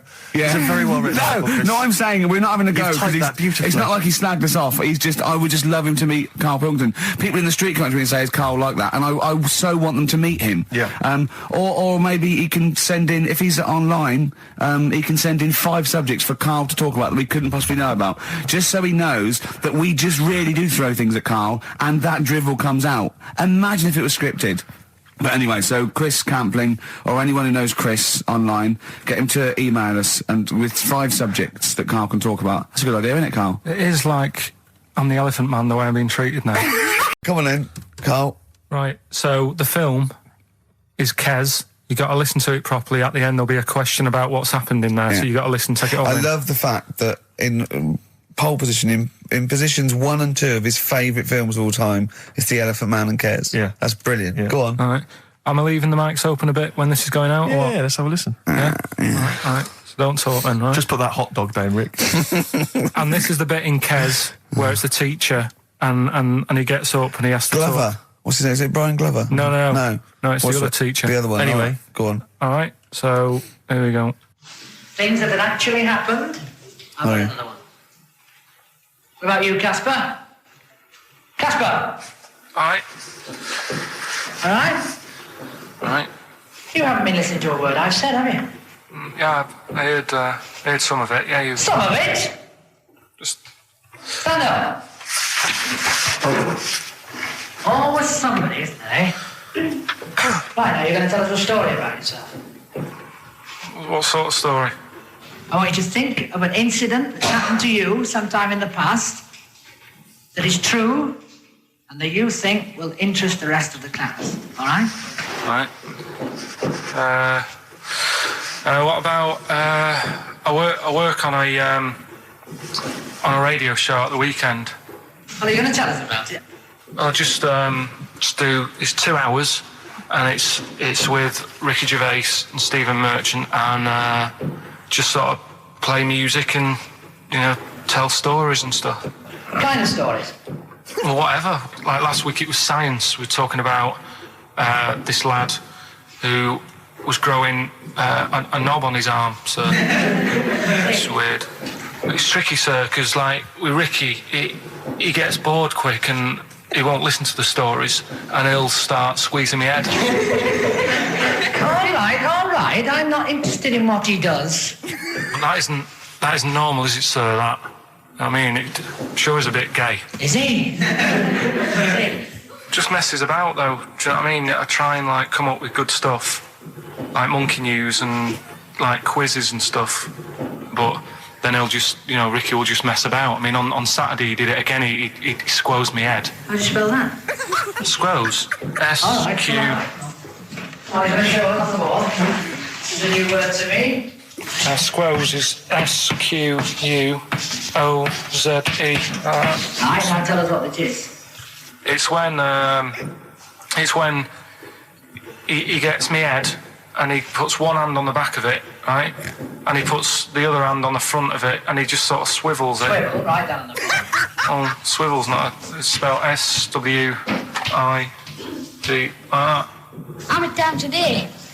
How many times a day does he swells it? It depends what time he gets in. If he gets in about 12:30, he could get a good 3 in. But I think, I don't really want to talk about. Don't you? Well done, Billy. Big hand of applause. Educating Ricky, right, final one. Come on, Carl. Right, what was it? It was, why don't they just get a diary or some paper or something to write on? Yeah. Because snappy. I couldn't think of a heading for it. It's basically Go on. people who have tattoos. I've never understood it, right? That they have something put on their arm. Right, sorry. Have we started the educate? Is this part of it? Are you educating me? This is something that will be useful in my life that I didn't know about. Yeah. Go on then. No, it's just that they've got a machine out, right, that does tattoos. Tattoos. You come up with a design you want, and you this machine scans it, and you put your arm in this thing, and you press print or whatever, and then it does the tattoo on your hand or on your arm. Like loads of little needles that follow a pattern? Yeah, the computer, basically, yeah. Is it a real tattoo? It's a proper proper one. The fella said... well, as long as it goes out, it pierces the skin with a I just wondered if it's one of those kind of, those kind of... No, it must be lots of little needles or a moving needle that can go Sorry, along but it. how is this cleaned, like, in between each person? Dunno, probably... I don't know. Well, no, it's only that if it's one needle, it's just the head, isn't it? If it's one needle that moves and does it like loads of little... What are we gaining from a machine doing it? Just because they're going to sort of mess it up. But hold on, how do you keep your arm still? Because your skin moves slightly. So the machine it's won't... sort of strapped to your arm. Right, and so it's spread... the fella said that the tricky thing was in all this, it was the fact that, nobody would let him test it out on anyone else, so he had to do it himself. But did it work? Because the thing is with a tattoo artist, they yeah. can see when your skin's moved and they can see what they've done and they keep wiping it and looking, whereas a machine's just got to trust itself. Yeah. So I think one needle could go wrong. If it was a lot of needles, that it just came down, like, 1,000 needles that was an imprint. Yeah. But obviously I'm asking someone who hasn't delved any further than there's a machine that can give you a tattoo. That's all you've got at the moment, isn't it? Well, yeah, basically. That's all you've got? I mean, that's what I've got, because I'm not a fan of tattoos. I don't... But where did you read this again? This was... Internet? This was on the internet, yeah, it was, yeah. Okay. And I just don't understand why people do it. That's what got me attention. Because me... Sorry, what have I learned from this? That if you wanted to get one, you know, you can get one done by a machine now. You know, people say machines are sort of taking over and that, and there's another one. But it's just the fact. I mean, I don't know. So give us the snappy title of this education again. Why don't they just get a diary or some paper or something to write it on? Stop on XFM. Carl's back. He's cheering up a little bit because I think he's vented his spleen a little bit on cities around the world that aren't as good as Manchester. So is any of your family left in Manchester? Because they all moved away, didn't they? You came here. Your dad's moved to Wales, for Christ's sake. Well, your family are all around the... Brother joined the army. Get anywhere. Just take me anywhere. I don't know where he is. His sister's moved away, so no Ireland. one... Yeah, there you go, you see? So, that's just one family. That's one family who love Manchester. Exactly. Alright? Tell you what, Steve. Go on. I did find out in the week. Yeah. World record, right? Person with the longest trump. With the longest what? Wind fart. Right. Right? 2 minutes 42 is the world record. Okay. Right? Well, I'm immediately thinking about a relative of yours who I'm sure did longer than that. Who still lives in Manchester. Auntie Nora. Now, Auntie Nora did it for how long? 5 Reportedly, minutes, wasn't it? Starfighter for 5 minutes. But, unfortunately, she was the only person in the room. Whereas I think, which one's alive, Ross or Norris McWhirter? I don't know, actually. He has to be there. Yeah, I think he actually has to He'd be have present. to be there. Would you want to be there? Well, he'd have sort of equipment, looking at his watch, going, finish? You go, yeah. He goes, well, that was 4 minutes, Did she go 59 from like a seconds. size 10 to a size 6? Did she show some old dresses? Like a hovercraft. Exactly. In a big dress. Yeah, Just yeah. slightly off. Yeah. So, it has to be invigilated. But again, you know, how was the Guinness Book of World Records one invigilated? I mean, who was supervising that? Who was He monitoring said, that? I can fart for 2 minutes. They went, well, we've got to see this. Went round. And, he just probably let it rip. It's probably circular breathing. He's probably sort of sucking in air and swallowing it as he's going. And it's a continuous one, isn't it? It's not like, yeah. I mean, it said, you know, that's how Nora's happened. Me Auntie Nora. She had a little bit of wind. It went on for like 2.5 minutes. Sure. That's when she called me ma'am. As it was still going on. And said, there's something not right here. I'm And, leaking. She said, oh, can you send your dad round? You know, my dad. Yeah. Saying to me ma'am. With a cork. And, With a lighter. I think this would be the best one I want ever. to show the kids something. he said, I'll be there in a bit, get the windows open. But what it was down to, because I was talking to Is she my mum the and one dad with the about split it. tennis ball? Yeah. Can we not talk about that again? I was talking to my mum and dad about it, saying, you know, why do you think it happened and that? And it's because she never chucks food away, right? And she'll sort of mash it all up. And she's got all these ice cream tubs in the fridge that are just full of Cabbage water. old mashed up food. Really? And she prepares everything. Right, she doesn't work, she's retired now, she's got nothing to do all day, but everything's got to be ready Still for her. calls in sick. Do you know what I mean? Everything's got to be done. Even though, if you're going round to her house and you're going there for tea, it's like, what time are you coming? And it's like, well, I don't know, maybe 5, maybe 6. Yeah, you're Well, no, late, I need because to you're know, late I when you need have to to meet know. us at 5 or 6. Do you know what I mean? That's what... So, sorry, when you say she mashes up food, she literally takes the remnants of a dinner, could be sort of some... Anything. And just smashes it all up into a... Yeah. And then what does she do with it? Put it in the fridge, and she's got it in the fridge, it's like January, February, March, she's got all these ice cream boxes that are just full of... But she doesn't... She reheats it and eats it. Oh, then she, puts I it in thought a she was pan. just keeping it as a No, no, souvenir no, no. of each meal she'd had. No, put it in a pan, warm it up. Oh, and that's what it grotesque. is, it's just... A lot of vegetation, is it? Yeah. Why has it only happened once, or does she save it up once a year, just let it go? I don't know. But she is mad, Yeah, she sounds potty. She doesn't answer the phone anymore in case there's a burglar checking if she's in. It's like, well, answer it and then they'll know you are in and they won't come round. Yeah. Mental. Well, they can't be sure then, can they? What do you mean? Well, if there's no, I go, well, maybe it's someone just, they are in, but they're hiding. Whereas if Auntie Nora goes, it's Auntie Nora, we can she'll be farting. We can sneak in when she does a loud one. Because we'll be aware of the telly, what's stopping it? It's got a valance round it. It's got caught on the cat. So have we got a recap on Rockbusters? No, just has anyone got the right answers? Has Has so anyone far- got the right answers? Let me just check here. Here's one from someone who just says, he's given an answer. Answer to number 1, I. Number 2, don't. Number 3, care. Right, okay, is he close? Has anyone got 3 answers? I can't find one with 3 answers. So, again, you've done something wrong, Carl. No, no. This isn't radio, play a record. There you go, someone's got it. Give it to them. Fine, okay, give us the clues again, we'll give the answers straight away. No fanning around. Yeah, Right. it's really pointless. Number 1, Yeah. all the police cars are on fire. BS. Yeah, what was that? I can think of something. Go on. Blazing Squad. Brilliant. Okay. The director of 28 Days Later is shouting about sleeping outside. Yeah. That's Dan Yell Bedingfield. Right? Danielle We're never- Bedingfield. Right, we'll never let him do this again. I told you I washed my hands of it. I know, but I Why just did you thought... let him? Why do you... Because he was grumpy. But this is what happens. Look what's happened. Danielle Bedingfield. That's what happened. The director of... So Danny Boyle, so Dan, right, all that for Dan, but shouting about being... Dan Yell Bedingfield, right? What's the last one? He wants to be a sailor, why is that? Yeah? Beyonce. What does that mean? Beyonce. He wants to be on the sea. Play record. You're never doing it again. You just signed your death warrant. What have we You're done? never doing Rockbusters again. And if Monkey News is about, they would ban that as well. We've and we're unleashed it. serious this time. So Joe in Catford, stuff off to you. Oh, I can't believe what we've Again, done. he's even doing the shout out. There you won. Well done on that. What have we done, Rick? What have we done? World Party, is it like today? Still to come. We've got Monkey News, is that right?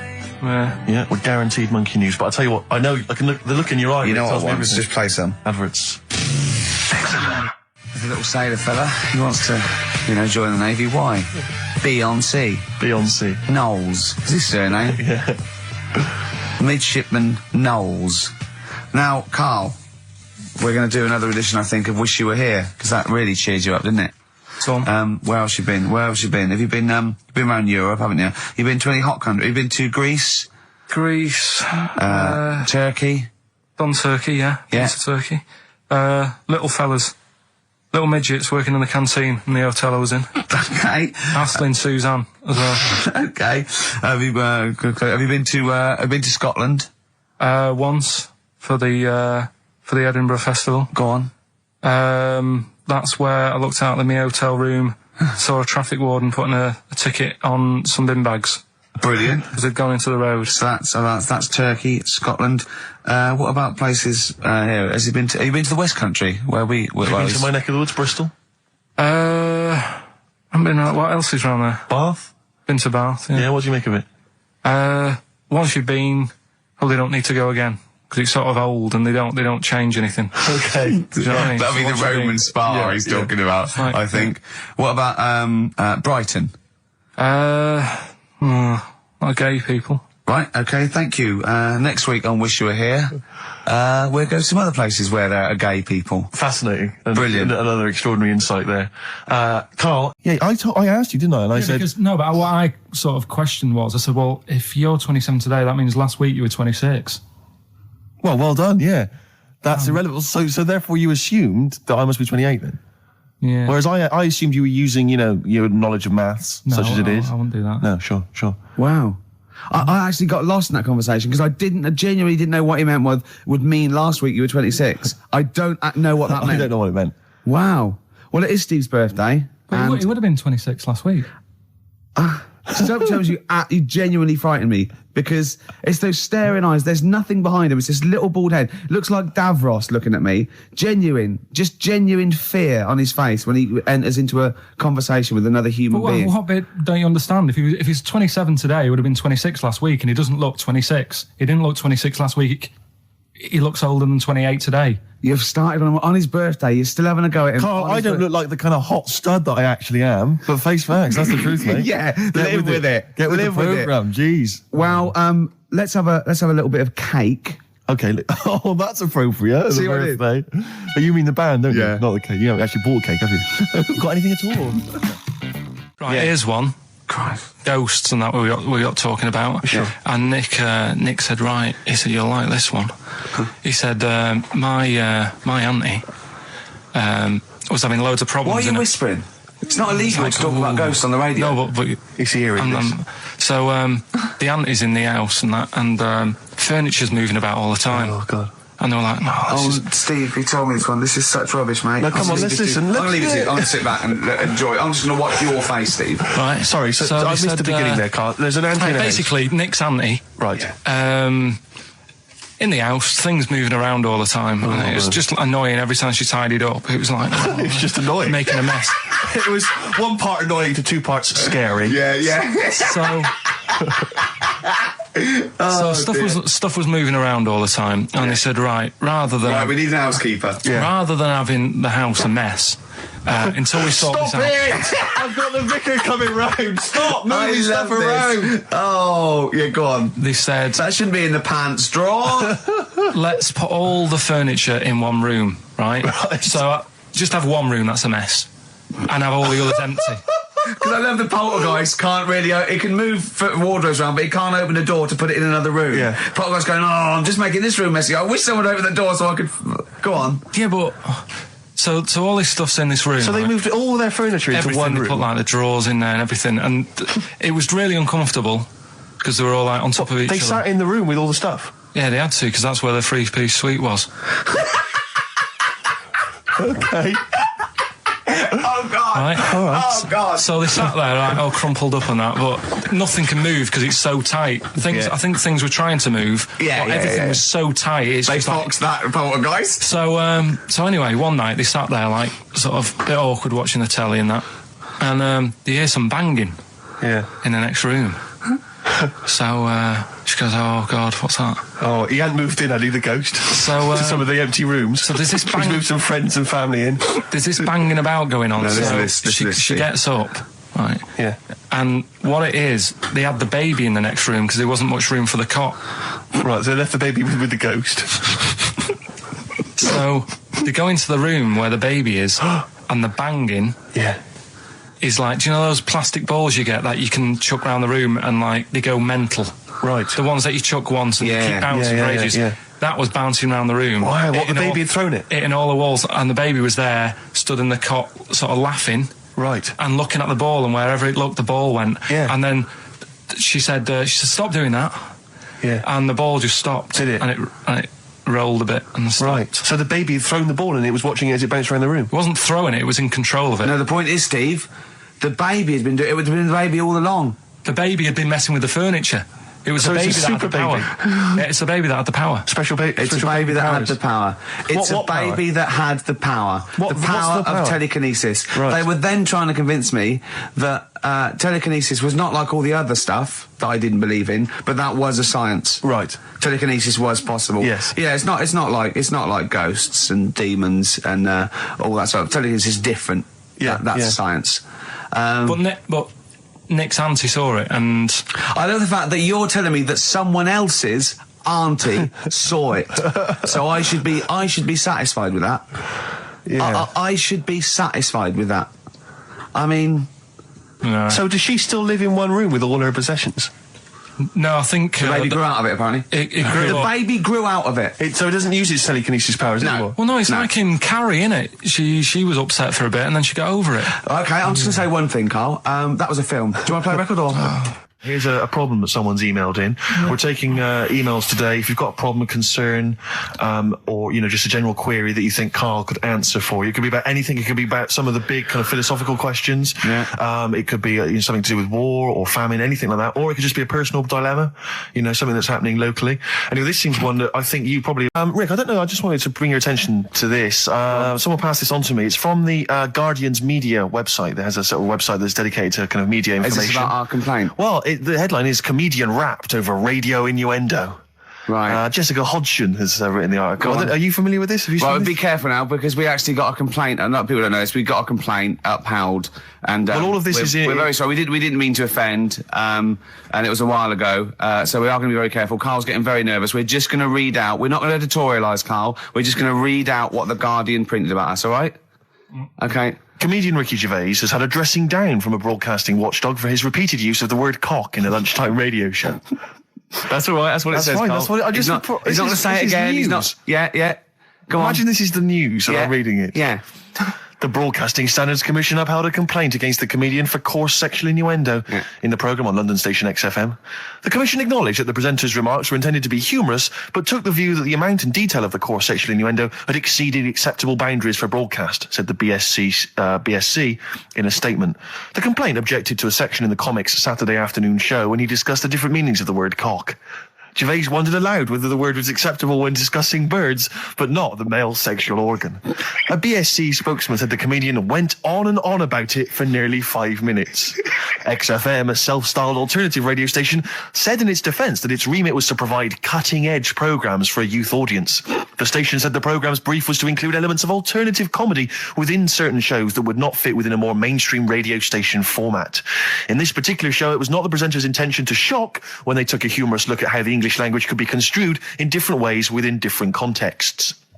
Gervais, whose big break was on Channel 4's 11 o'clock show, has shot to household status through the portrayal of David Brent, the middle manager from hell in BBC Two's cult show The Office. Just in case you didn't know who I was talking about. Yeah, he's a household name, but they just thought... You might not have heard of him, but he is a household name. Now, that's good. That's good reporting, and they're quite right about it. And just to remind people, it was when Steve said the only bird that hasn't got a penis is the swan, and I went on about the male bird being called the cock, but I couldn't use that to mean, and it was childish, But what annoys me is, I'm sure I've heard things on like Radio 1 like that. Oh, what's what's her name in the morning? Sarah Cox. Yeah, and as there's a DJ like Karl Cox. Yeah, so you got Karl. What's the matter? I'm just saying. You're just saying there's a pair of DJs on, Yeah, but we've done this. And what are you talking about? We're just talking about names. They're just saying the names. Now, I love cocks in the morning. You're a big fan of cocks. And at night. What's the matter with you? Come on, Karl. All right, we've taken it. Have you actually been rapped over this? No, I don't know what. Have you that had a means. dressing down? No. When did that happen? I don't know. I was meant to tell you, and I never got round to it. Okay. Thanks then. So don't do it again. We went. It was a great day, wasn't it? Brilliant round of golf. Absolutely brilliant. Such a beautiful place in Stoke Poges. It's like a really posh place. And are you a good golf player? Well, we'll get to that. Oh, okay. Wow, he bought the shoes especially for it. Oh, I'd love to have seen him in those little shoes. I know, and they were no good because they were metal spikes. We had to change them. He was annoyed straight away. He spent over £22 on these golf shoes. We hired a buggy that was brilliant fun. I was bombing along, wasn't I? I don't drive, but it was great on that buggy. Well, you've been on a buggy with me, and you were a bit scared. Yeah. What? I nearly killed us once.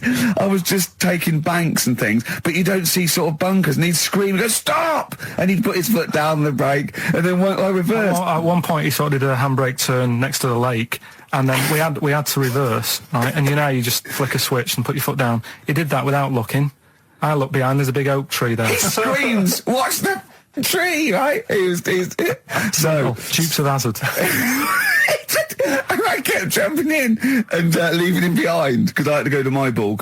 Anyway, so the first shot, I got on the driver. I honestly did one of the best shots I've ever done. It went straight down. It was great. I thought, phew, got away with that because it's always the first one because it's a clubhouse and you want to look good. Yeah. So. He tees up, and I've been saying, buy some balls. He just got 6 balls. I was going, what if you lose me? I won't lose 6 balls, right? He tees up, right? Whacks it. It goes miles, like right angles, straight into these the woods, right? He turns around, he goes, go and buy some more balls. So I'm laughing because it's like impolite to laugh, but he broke the ice for me, and I was falling around. And then his second shot, I go, you're off a 3 now.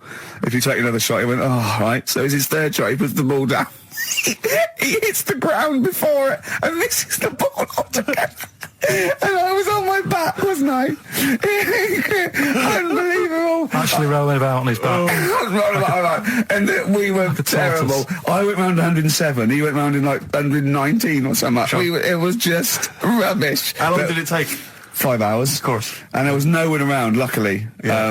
But it was fantastic. So then we go and have our meal. What annoys me, I said, right, I'll go for a run. He went, I'll have a bath. I said, I'll see you at 7:45. At 7:55, I have to call him. He's not ready, so he's let me down there. Oh. I can't stand lateness or laziness. You hate lateness. Yeah, and he's let me down. Do you know his excuse? He fell asleep in the bath because there was no light bulb. There's no light bulb in the bathroom. So instantly he fell asleep, and he was late. No, do you know what I mean though, Steve? If you're sort of like nice and warm and what have you, I was tired anyway. I've been stressed out for 4.5 hours, right? My life flashed in front of me a few times in that buggy. So it's all sort of wears you down a bit. I thought, right, I've got a headache. You're going for your run. I'm gonna have a bath. I walk in, put the light on. For some reason, it didn't come on, but I thought it's all right. I'll just. Doesn't matter. You can have a bath in the It's summer, so it's light anyway. Well, there's no windows in the bathroom, so... So you were in the darkness? So I'm in the darkness. I nod off because I'm shattered. He calls up, hassling me. So I said, well, it doesn't normally take that long for me because, I haven't got, like, long hair. I've got a dryer and so I can sort of one wipe. Yeah, he's already 10 minutes late, though, when I called. Well, 10 minutes. 10 minutes. This is late, this next. Doesn't matter. Dinner wasn't until 15:15, so we had, like, another 20 minutes anyway, so it doesn't really matter. Yeah, but we said 1:45. So he's calling up, hurry up. So I said, yeah, all right. So I get out and dry and like my tackle and what have you. Calls back again 30 seconds later. No, I don't, I don't like that. You're not going to do that, no. Give it a wipe. 30 seconds later, come on. So I end up going downstairs to the meal area. Naked. With a wet shirt on and wet socks. I've got headache as it is. Meant to be a relaxing weekend. 9. I'm Ricky Gervais, with me Steve Merchant and Karl Pilkington. So let's just get this right. What did Karl say? He's just specifically giving those words again. He said, they reckon, and I said I'm going to bed. He went, no, really? I said, no, I'm going to bed, Karl. There's no point now, because it's just like you're talking gobbledygook. You know what I mean? I might as well talk for a pot plant. Yeah. He said, in the future, they reckon, I don't know who they are. Sure. I don't know, people who post things on the internet that he reads. I think the Telegraph. Anyway, complete the sentence. They reckon that in the future you'll be able to wake up. I love it. There's a little scenario, an embellishment, like this little. Oh, hello, darling. It's your yogurt. Hello. You'll be able to wake up and eat a yogurt you can have a chat with. All right. Well, thanks for that, Rick. I'm looking at you. I'm going to throw that over to Karl now. Right. It's when I was away on holiday, right? I don't normally buy the Telegraph because it's too big and that, innit? So, but they were giving it away for free on the plane, so I thought, ding dong, might as well have it. And I saw a couple of things in it. I thought that'll be interesting. I saw this thing about the future, and it was talking about evolution and what have you, right, which I always find weird because I always think that maybe we've sort of done it wrong anyway. Do you know what I mean? I sometimes think by definition, evolution can't get things wrong.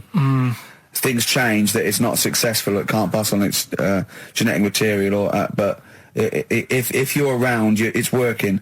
If you're around, it's working. Slugs are as evolved as they need to be. Slugs are as evolved as you and me. That's true enough. Yeah, no disrespect, but it works. It works. Sorry, they're around. Anyway, what's your point, Karl?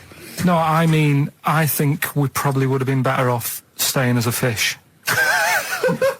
Just because there's more water than land, isn't there? Right. And you wouldn't drown. This is why I went to bed. No, I'm thinking of dozing off now. No, but do you know what I mean? From, what was it? It was bacteria, it was fish, mermaid, man, onwards and what have you. So anyway.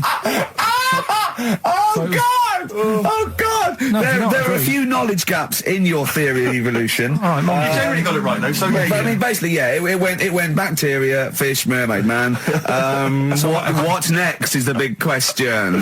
So it was telling you all about this and what have you, and saying how like we shouldn't have interfered because maybe if we wouldn't have invented planes and what have you, maybe we'd be able to fly and what have you if we really needed to and stuff like that. Okay. So we've interfered with evolution, you see. Right. Well, then it was saying, well, what's the future got? Well, yes, in one way we have interfered with evolution. Yeah, the evolution of the human being in society is changing. It's no longer based on the strongest or the fittest because medical science can keep us alive long enough. People can pass on their genetic material where without this civilization they wouldn't have been able to. So yeah, there are different parameters, there are different pressures, there are different things that say whether we're going to pass on our genetic material or not. Okay, so in that sense you're right. And that, Rick, as far as I'm aware, has led to a yogurt that you can eat and have a conversation with. So this is what it was saying. It was just saying, we're living in mad times and that. There's a lot of weird stuff going on. One of which is... And the fellow was just saying, with computers and stuff like that, the way it is, we'll be able to wake up... Go on. Have a chat with your yogurt and have something to eat. What do you mean, have a chat with your yogurt? Because of the amount of... you have them yogurts already, those friendly yogurts. Those bacteria-friendly ones, so this is just a really friendly one. Yeah, they don't... Oh, God! I sometimes, Carl, I think that we're having a chat with a yoghurt. Do you know what I mean? There can't be any difference. Yeah, but then I'm always reminded that would be more entertaining. That would be more informative. God. XFM. Well, you took too long to answer it. There's a vicar in Australia who started sort of doing his services and all that in nude. Hot, isn't it, out there? Yeah, Where'd but you get the churches aren't. Churches are pretty cold. It was on some website. Of course it was, yep. Just saying about a vicar and that who's there's a lot of nudists and that who want to get married. Do it, don't mess about with the wedding dress and that. Just snip up. Cheaper, isn't it? Well, I suppose it's so. I suppose if you believe in God, you believe that that's the way to be in it, because Adam and Eve and that. Yeah, but then in Adam and Eve, the shame made us dress up, didn't it? Yeah. Eating the apple and things. Yeah, but God didn't want that, did he? No, he wanted to see it all. He was loving it. He was having a whale of time getting a life full of all of that, and then the snake said, cover yourself up. Stitched him right up. So if you believe in God, which clearly I don't, do you believe in God, Carl? Don't know, I don't really worry about it. It was ages ago, wasn't it? So, if it's about, whatever. Not that bothered. Adam and Eve is pretty interesting though, isn't it? It's not, well, how is it interesting? He made man out of dust. Then just because he could, he's having a laugh. Then he made her out of one of his ribs. Again, he'd like to vary it a little bit. Then they had 2 sons, which gave rise to the entire human race. What was going on there then? What would have happened if they didn't get on? That's interesting. Sometimes with pandas, they don't fancy the other one, do they? They go, well, that's my choice, one. You've brought me one panda from Lisbon Zoo, and I've got to shag that. What if I don't fancy it? What if they bring in a right slapper? Do you think what if it's the equivalent of, like, Love Island, Well, I whatever it's imagine called? it was like Celebrity Love Island. Yeah, and they're going, I am not shagging that slapper. Every panda in the world has seen that dirty old mott in magazines. Why am I meant to mate with it? I've got some dignity. Are you talking about Adam there or Panda? Was that... either is fine, I suppose. No, Do you think pandas. that Adam had any say? When God was making Eve, was he saying, can make the boobs a bit bigger, would you? And then... I'm a blonde guy, I'm into blondes, really. I mean, I don't know, did he have any input, or was it just... I don't know. Well, I suppose it was one of his ribs. I know, but it's probably restricted. You go, well, I'm working with a rib, Adam. Give me a break. There's only so many things I can do. Well, he was probably in kind of intensive care, wasn't he? With the whole. They go, well, I can't just keep making the boobs and things bigger because their legs will get short. I don't mind short legs. Yeah, make the legs longer. I don't mind no legs. I don't mind no legs. As long as the boobs are sizable. I'll tell you what's weird though, Steve. Right? Everyone's heard of like Adam and Eve. Yeah. What's the surname? Yeah, where'd they get their post from? Unbelievable. Wild Horses by the Rolling Stones on XFM 104.9. Well, I think the listening public would have enjoyed knob news there. Oh. So, I mean, there was a lot of knob news this week. I was surprised. I would have thought it would be hard sometimes to get knob news together, but... I would have thought it would have been part of a bigger news programme, but, I mean, I don't think we'd dedicate a whole sort of, like John Craven's news round. Yeah. A whole 5 minutes to knob-related news. Yeah. There was other news, was there, in the week at all?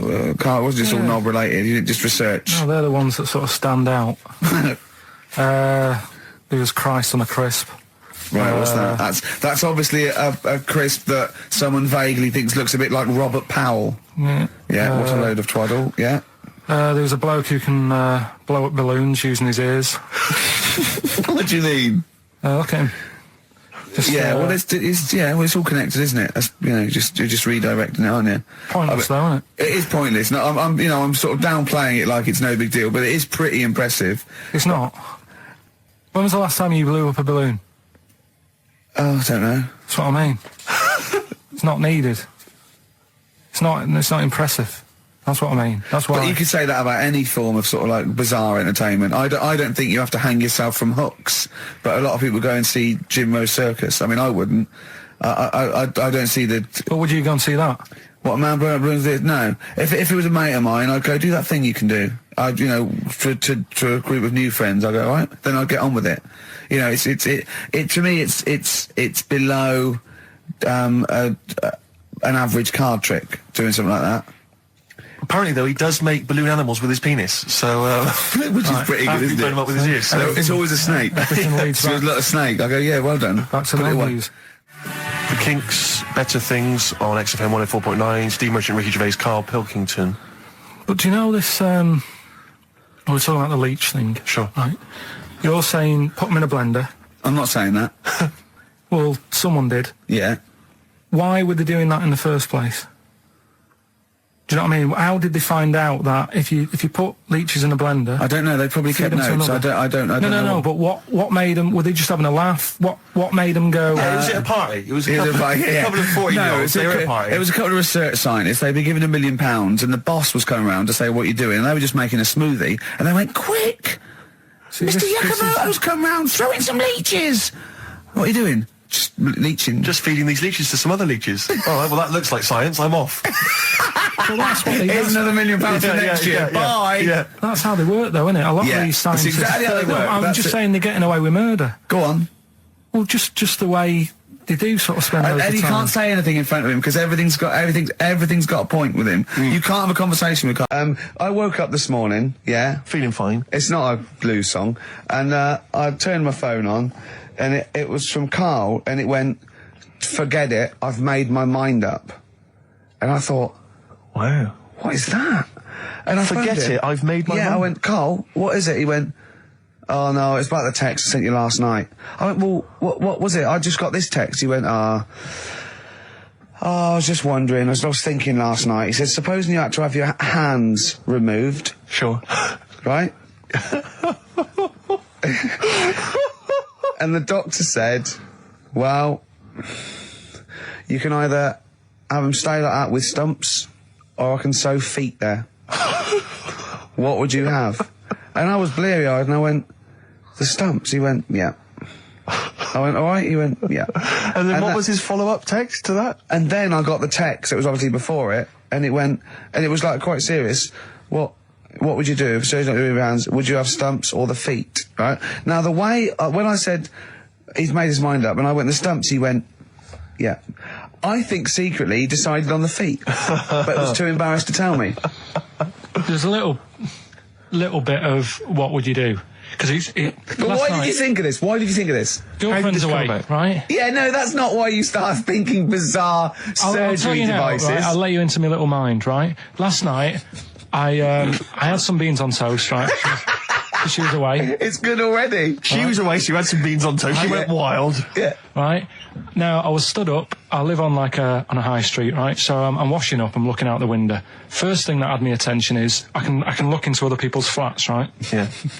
And it was weird how all these different lives were going on. I was watching them, and everybody had the telly on and was watching Volcano, right? Which was on last night. Right. And I thought, oh, that's weird, right? I can see them all watching it. And it was like a little Chinese lad who was dancing around in some underpants. And then there's a little old woman who lives downstairs who was reading a book, and she's always reading a book every night. And it's like, I have a better life than her. And then there's like some sort of bouncer who's always getting ready to go out late at night with all the black on. He looks like a bouncer. So I was watching all this life going on. I thought, Did you witness a murder while you were doing it? Yeah. it was like that sort of Sliver film where that bloke had loads of tellies watching Yeah, people's sure. lives. So that was going on in my mind. And then I was washing up, and I picked up the plate, and I thought, oh, it's amazing, isn't it? The human body, the way you can just sort of, I want to pick that up, and you do. Yes. And the way your hands work, right? Yeah. You've got 5 little digits, but it's just the right amount to do Yeah. to do what you've got to do, right? So I'm cleaning the plate. Sorry, Carl. Stop. It's just the right amount. Might be one of the most genius things I've ever heard said. I would love David Attenborough to phone you up and say, Carl, how do I word this about the evolution of the mammalian front limb? Just go, we'll just say it's the right amount. But it is. It one, is, One of course extra it would is. get in the way. Yeah. And one less would just make it that little bit more tricky when picking up a bit of a slippery dish. Sure, or buying gloves. Yeah. You said you had some stuff. Yeah. What have you got? Can't wait. I love the fact that, whereas I was a little bit slow, Carl there leapt into action to keep this show afloat, keep the pace up. Go on. Right, well, Carl, are you hungover as well, or? I'm just a bit annoyed because I'm with you. Do you know Sure. what I mean? He Yeah. hasn't got much to do all week. You're having a laugh. What? What angers me is I kind of hope that maybe I could have quite a long career in radio, and I sort of feel like I don't know, the word sinking ship. Those words spring to mind. Because it feels like, I mean, Carl, you're just a chancer anyway. You weren't even supposed to be on air, and we've made you into something of a household name, and that's cool. Household name. And Ricky's already a celebrity. He's got it stitched up. He's got corporates. He's got, voiceover work. But I've got nothing. I'm running on empty. I'm not, nothing. I've got nothing. I'm sort of dependent a bit on this. Yeah. Financially. And, go on then. What and you two are sort of bringing it down, really. Right. Do you reckon I can get my own show, Carl? Carl. Tell them what I did out there with a bit. No, Carl, tell them how funny I was out there with a bit in that a minute ago. So anyway, come on, I'm bored of this. I'll tell you what. will we tease them with what we've got coming up next? Yeah, Carl, tease us after the next record. I think we've already got them for 2 hours. Yeah, we've hooked them, Carl. Don't worry, this is textbook radio. What's this? Barbie on board. Yeah. Doves, Caught by the River on XFM 104.9. I'm Ricky Gervais, with me Steve Merchant and Karl Pilkington, doing the button stuff. Actually becoming a little bit of a producer. Carl, he's put a bit of work in, hasn't he? He's come up with a few games, and we made him.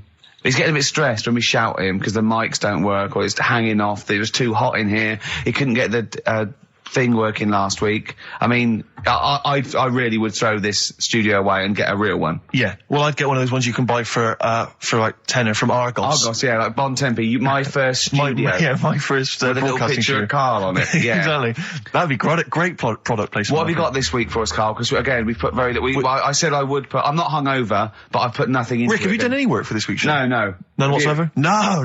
Okay, Carl, what have you got? What have you got? Quick. Keep them. It's 5 past. They're turning over already. They're finding other things. There's melon stew. There's everything. Well, go on. We've got after the success of last week, Rockbusters.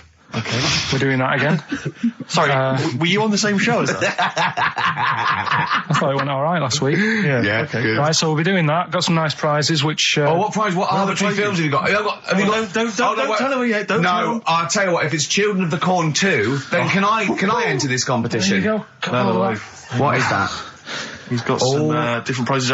Maybe I should just tease the audience with those a bit later, Rick, because there's some exciting stuff there. It's going to be amazing. Yeah. Right, so I don't want to give too much away, Rick, but one of them is a copy of The Office on DVD. Is anything like maybe Burt Reynolds' straight-to-video film? Are there any of those in there? Sadly, nothing quite as classy. Fist. Yeah. Right. So we've got that lot to give away. Yeah. We've got Go on. educating Ricky. Well, teachers because you taught me that people used to eat tomatoes off lead plates in the land of Narnia last week, which was good. Yeah. No, is it only tomatoes they ate off the lead plates, by the way? Why didn't they think other fruits and vegetables were poisonous?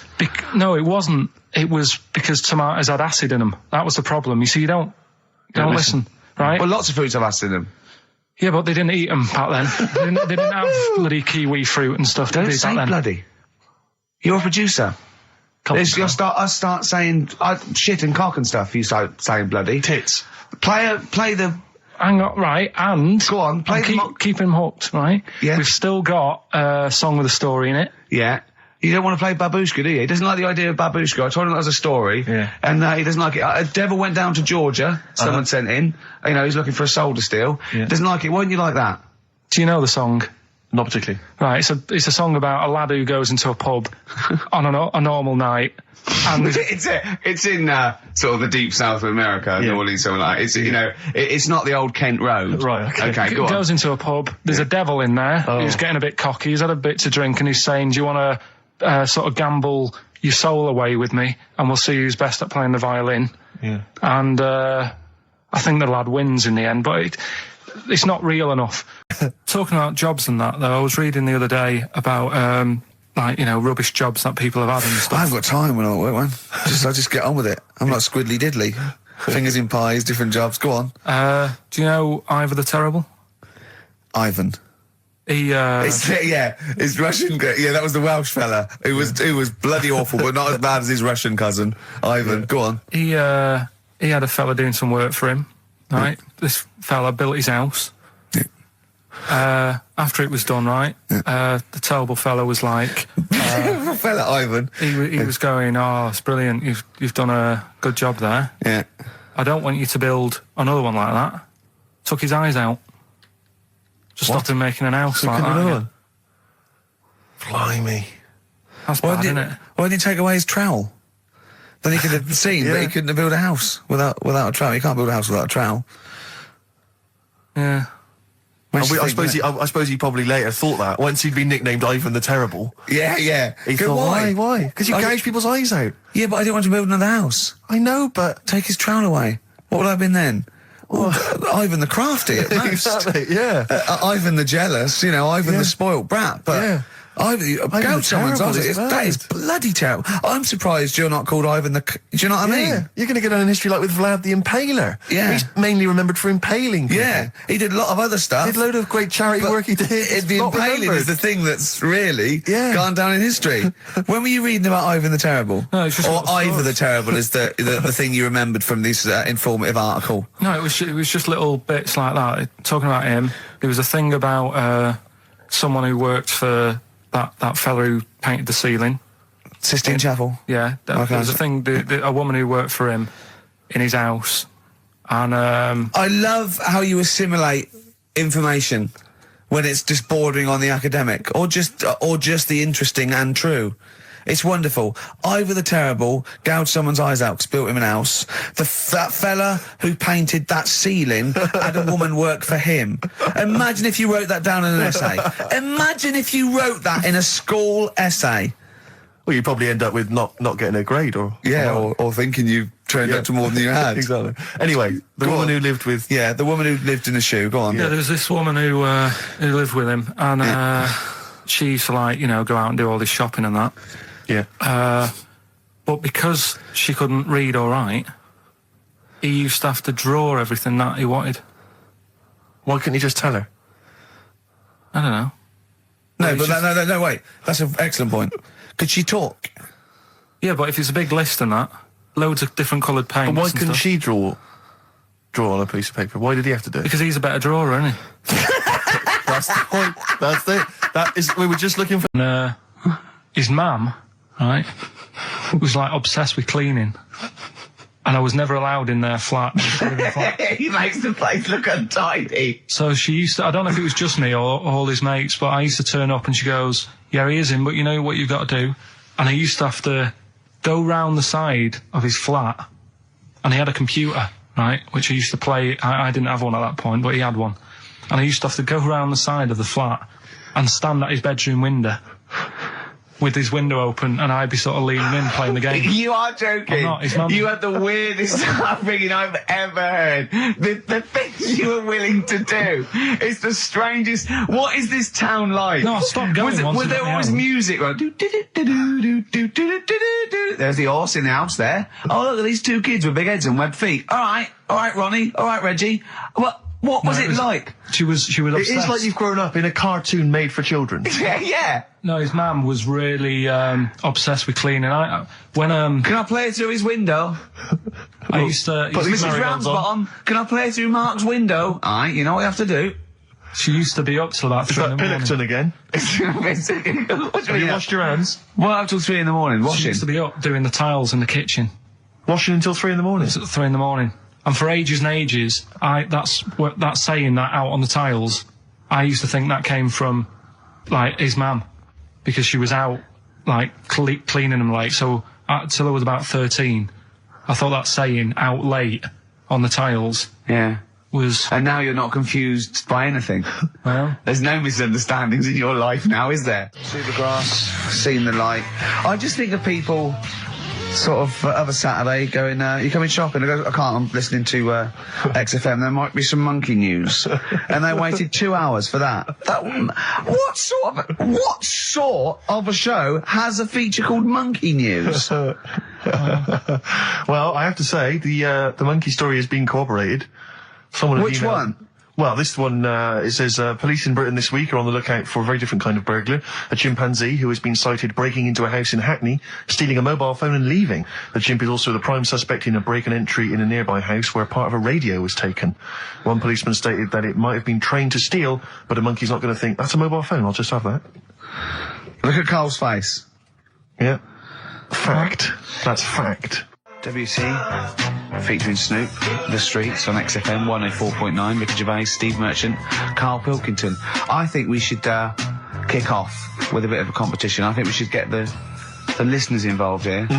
phone up if you want to play XF Family Fortunes. Now, a lot of people, of course, won't be familiar with this because we played this in the very early days of XFM. Yeah.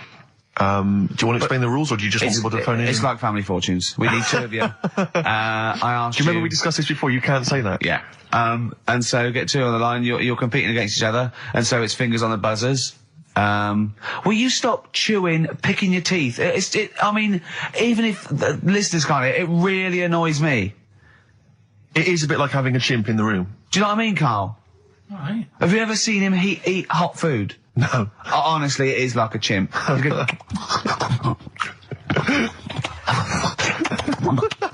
what are you doing? What? Just get... Oh, God. Or like the Cookie Monster. Yeah. Oh, God. I'm never annoying, Carl, so why are you? Do you know what I mean, Steve? You're so annoying. I'd say, have you been with him for trying to have lunch with Ricky? Yeah. It's the hardest thing possible. Yeah. You wander around for hours. The combination, it used to be bad even before he was a celebrity because he has a tolerance level. It's extraordinary. I mean, he is irritated by a car honking its horn in the street. It's like, I can't believe it. Let's go in here. I'm so angry. He gets annoyed by police sirens, by rain, wind, birds in the air, other people in the streets. They're the most annoying. Children particularly, whether they're in a school playground we happen to be walking past, whether they're on TV. It's just noise that isn't mine. Well, I know, but this is the thing. You are the most irritating man I've ever met, without a shadow of a doubt. I mean, you know that, Carl, don't you? I mean, noises he makes. It's extraordinary. I mean, I've been editing some behind-the-scenes footage we shot of making the second series of The Office. It's extraordinary. I've had to cut sequences out involving Ricky because they'll just think he's a gibber, just think he's an idiot, like some kind of puppet that the rest of us are controlling, because he's shouting, he's whistling, he's honking, he's making noises, he's dancing around. It's extraordinary. And if you're out trying to find somewhere to eat with him, all these irritants, all these annoyances, and it's, that music's too loud, I don't like that particular song, I'm not going in there, there's more than 8 people in that cafe, I'm not going in there. It's just extraordinary. I think we need a woman. I'm thinking of hiring a woman, like a PA, to just go out ahead of us, scout ahead of us, go in, and she can just come back and say, oh, sexist. Oh. Or a guy. Oh, that's or a fella. Oh, sexist. Or a fella. Just to scout ahead. Oh, I'm phone thinking back. of hiring a woman, subservient role. We couldn't hire him. Oh, no. Oh, sexist. Well, that or a chance to meet a woman. Yeah. That I'm also paying. It's like paying for him. It's Exactly. slightly more above board. Yeah. So, if you want to play Family Fortunes, call up. What's the number? 08700 800 1234. Yeah, it's just like Family Fortunes. Two of you are competing for some great prizes. And, I go, something you know how it goes, and then you go Buzz and Flower on board. It's not as high-tech as Family Fortunes. Current single from Nick Cave and the Bad Seeds, that's Bring It On. Yeah. On XFM 104.9, Ricky Gervais, Steve Merchant, Karl Pilkington, and two people on the line to play XF Family Fortunes. Brilliant. Hello. Steve Hello. first. Steve, hello. Steve first, hello, how you doing? You alright, mate? Where are you calling Yeah. from? From my pub in Barnes. You got a pub? Yeah, In Barnes? yeah, Are you posh? no. Oh. I suppose you're the local landlord. Do they come in and sort of like go, good man, there's a shilling, get me some ale? They're all posh in Barnes, aren't they? Well, no, not all of them, actually. Does Nigel Havers come in your pub? Because he lives there, doesn't he? Well, none of them do, actually. I know there's lots of them about, aren't there, in Barnes, but no, not You've in banned them. You've banned them. Who's on the other line? It's, Jennifer. Jennifer, hello. Hello, Where are you calling from? I'm calling from Forest Hill. Forest Hill. That's Yeah. right south, and I don't go out of WC1. Oh, you should. Do you run a pub? Do I own a pub? No. Do you drink in one? Yes. That's just good. just some friendly chat there. Yeah, To get you in. That thing between the brain that you were talking about before. Oh yeah. I can't remember what it's called, but they did an experiment, and apparently the length of it determines whether you're straight or gay. Is that That's right? what I heard. Yeah. Well, so what? You could actually trim it if you fancied. It didn't go that far. Oh, well, Always. you've just interacted with Karl Pilkington. Oh my God. I treasure that. Right, here's the prizes. Okay, now, listen, don't be disappointed, because, as ever, Carl has just gone through some people's drawers here at XFM and found some really quite shoddy prizes. So, you get on DVD. I don't know if you're a fan of it. Are they a German band? Rammstein or Rammstein? Oh, you'll enjoy that. But there's any number that includes Asch zu Asch, Spiel mit mir, and Hegelade. That's just some of the classics on this DVD of their greatest videos. Red Dwarf, the first. Do you think Germans sit around looking at ISIS records and going, "Look at these Wonderwall"? Possibly so. Wow. The very best of the Stone Roses, although I might have that. So anyway, there's also an I Love You compilation, kind of appropriate, and a tribute to the Ramones, which might be interesting. So you can get the idea, Steve and Jennifer, the stakes are pretty high. Okay, here we go. Extra Family Fortunes. So, fingers on the buzzers, just both go, wah! If you think you can answer this right, and then we, the highest answer or the top answer gets the chance to play or pass. If you play, you've got to get all 5 answers. There are 5 answers. Every wrong answer, you get a life, and I go, and when you lose 3 lifelines, then the other person can steal. It's as simple as that. If you've seen the show Family Fortunes... No, this is not based on anything I've ever seen ever in my life. Okay, right. Okay, fingers on the buzzers. Okay. Name something. We asked 8 of my mates, right? Something you associate with Karl Pilkington. Well, Okay, Jennifer, what? silliness. Yeah, that's the top answer, thick or dimness. Do you want to play or pass? Play, please. Okay. Stay tuned, Stephen, because you might be able to steal if she gets 3 wrong. Okay? Right, okay. Right, we've got the top answer, 4 to go. Thick or dimness is top answer, obviously. Okay, Jennifer, some other things associated with Karl. Comedy. You'd think so, wouldn't you? Yeah. No, I don't even know who he is. You don't even know who he is? No, she does. She must And do. yet, bizarrely, she knows that silliness or Yeah. stupidity is I top know, answer. Yeah, come on. Something else. The smelly eyebrows.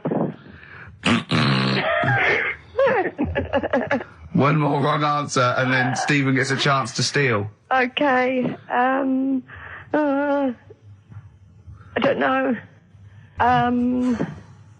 People are screaming it at home. Very sensible.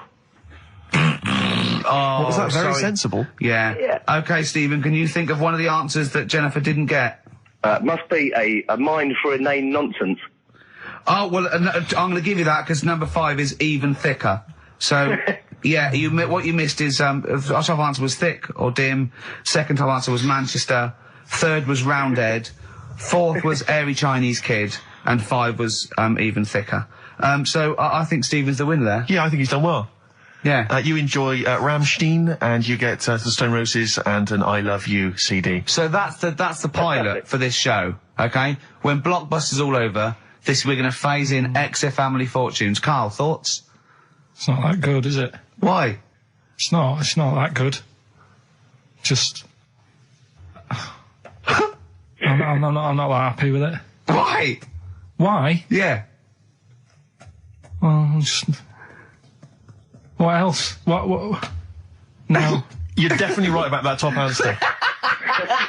Well, thanks. So Stephen wins all those prizes. Yeah. Stay on the line and we'll take your address. And we'll send something to Jennifer as well for even bothering to talk to Karl. So what's this, Karl? What are you playing now? Badly Drawn Boy. Yeah, excellent. What am I Bye. doing Rockbusters then? Later. Can I just, sometimes I get told off by Karl. He gets a little bit sulky if I slag off the prizes that he sources for each competition. This is from Rob in Croydon. He's a former winner of Rockbusters. Yeah. He said he didn't even know what the prizes were going to be when he entered. He won, and sure enough, for one night only, he was a hero. The following morning, it was just Rob again, and all I had to show for my triumph are 5 compilation CDs. I told you before about buying presents. Did those gloves have your name sewn in them?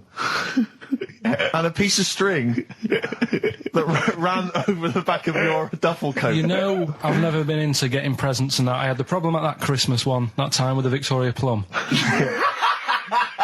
Yeah, we'd hate that. We'd hate to bring that back. We've done that. Because you talked about the book, because it's kind of to do with your dad, isn't it? He's a very bad gift buyer, was that the problem? Well, yeah, my dad just wouldn't bother.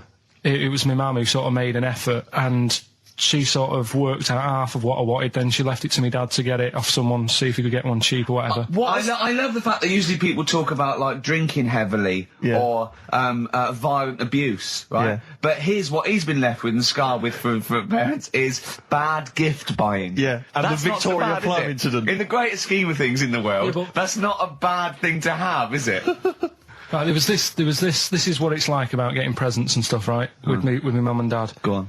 My mate, Colin, right? Colin Makin? No, Colin Bailey. Oh, right? yeah. He had a little Sinclair Spectrum, right? Yeah. Computer, which was like the thing to have at that time, right? Yeah. Used to always go round to his house. The deal was... Not the one you had to play through the window because you weren't allowed. No, that's another lad. Oh, right? yeah. This is a different lad.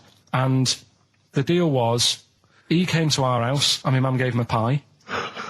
And then I'd go round to his, and I'd stay there for a few hours playing, Hungry Horace and stuff like that on it. Sure. Right?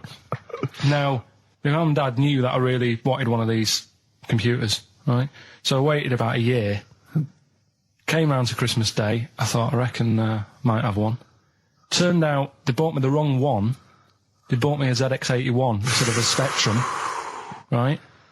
And Christmas Day, I'm there trying to load the games up. It's not working. I'm thinking, what's wrong, right? And the thing with me, when I was a kid, I used to get quite sort of agitated. This is the moment. Right? I found out that it needed a RAM pack to make it work, right? Looking in the thing and it's saying, and make sure you put your RAM pack in the back. And I was like, oh, where's the RAM pack? And my dad's going, I don't know, I've got you the main bit. That's it. So, I was that wound up, I just was sick, right?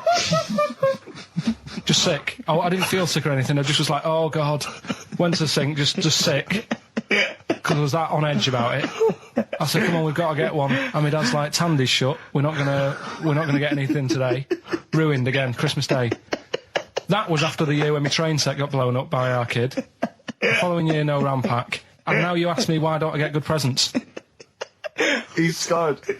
He just I'm gonna die. Honestly, I'm gonna die. He's just being sick. Yeah. There's no RAM pack. Did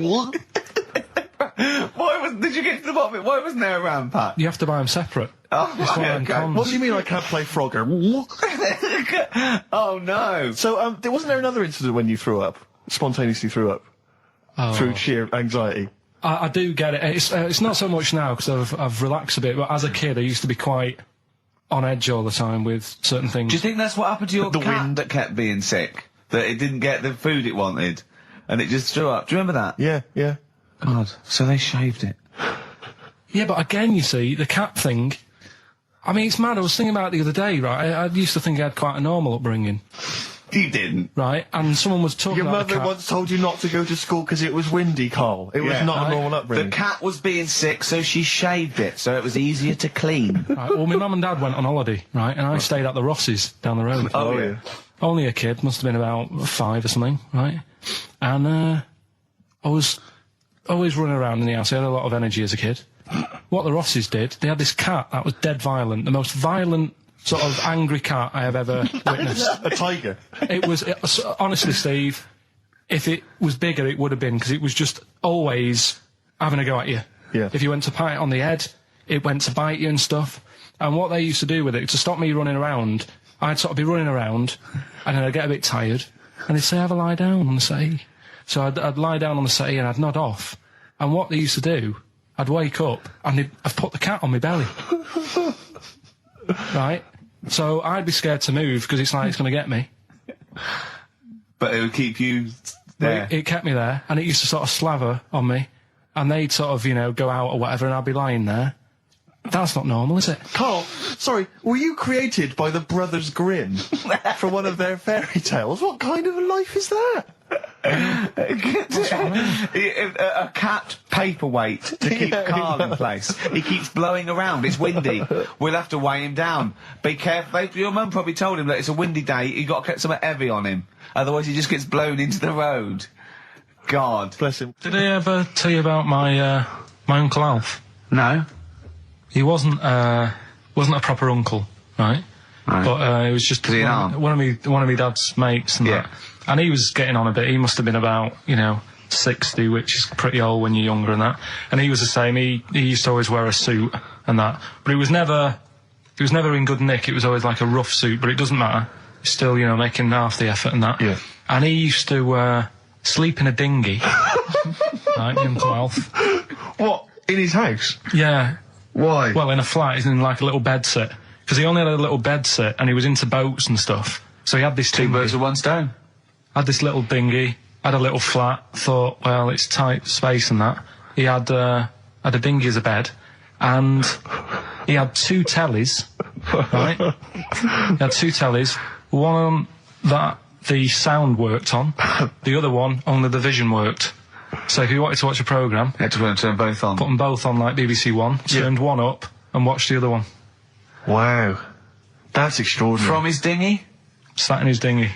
That is brilliant. It was an inflatable dinghy, it wasn't like a wooden. Yeah, an inflatable one, yeah, big inflatable Did you ever go around and visit him?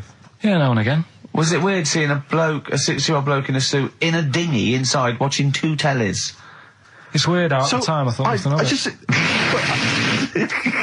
But which of the TVs stopped working properly first? I mean, did he... let's say the sound went on one of them. Yeah. Did he carry on watching the other one, hoping that the other one was fine? Or No, he went and got a new telly, and then the vision went on that, and he went, oh no. He went, hold on though. Wait a minute. I've got another telly in the wardrobe that I haven't used. It must have been like that. Yeah. Wow, he sounds brilliant. Is he still alive? Yeah, he's still around, yeah. I haven't seen him for years, but he used to... Be all right. Was he married? Be all right. I think that's what happened. I think his wife passed away, and, Right. and that's when he had all this... You know, he had a boat. And it's like, oh, where am I going to put it in a bed sit? And it was like, hang on a minute. Yeah. You know what I mean? Sleep in that. So, yeah. I wonder if he ever brought any women back. Just the idea of bringing them back, getting down to it. Shall we move into the bedroom? Ahoy! Oh, That is fantastic. What were we talking about before? I was to tell you, yeah. You know, the most complaints ever, the Last Temptation of Christ. I haven't seen it. What was it? It's Scorsese, isn't it? it's Martin Scorsese, and I've bought the film actually recently because I was intrigued to see it, but I've not actually watched it. But from what I understand, the reason that it was so outrageous is because it has a whole sequence which shows what it would be like if Jesus had lived his life and not martyred himself on the cross, but lived his life as a human being, part of which is him having sex. And so I think that was chiefly what the outrage was, that it was showing this godly man to be, you know, as human as he was supposedly, you know, because he's supposed to be human as well. So so that's the reason. That was the reason that there was complaints there. I don't know. I haven't seen the film. Well, I can't say. you see him, do you? You see him having sex, I think, yes. Although it is an actor, Carl. Yeah, it's not actually out. Jesus Christ. It's not the real. It's not the real Robert Powell. No. It's an actor playing Robert Powell. It's that, you see, sex on films and all that, right? When I was growing up, I'd be watching... No, I'm just saying an example of this, really, right? When I was growing up as a kid and I'd be, you know, watching films with my dad, right? He'd really be enjoying a film, right? And then a sex scene would happen. Right. And he'd go... On film? Or just behind you? In the film, a sex scene would happen. Your brother up to his old tricks again. And he'd get up and go make a cup of tea, right? Right. Typhoon?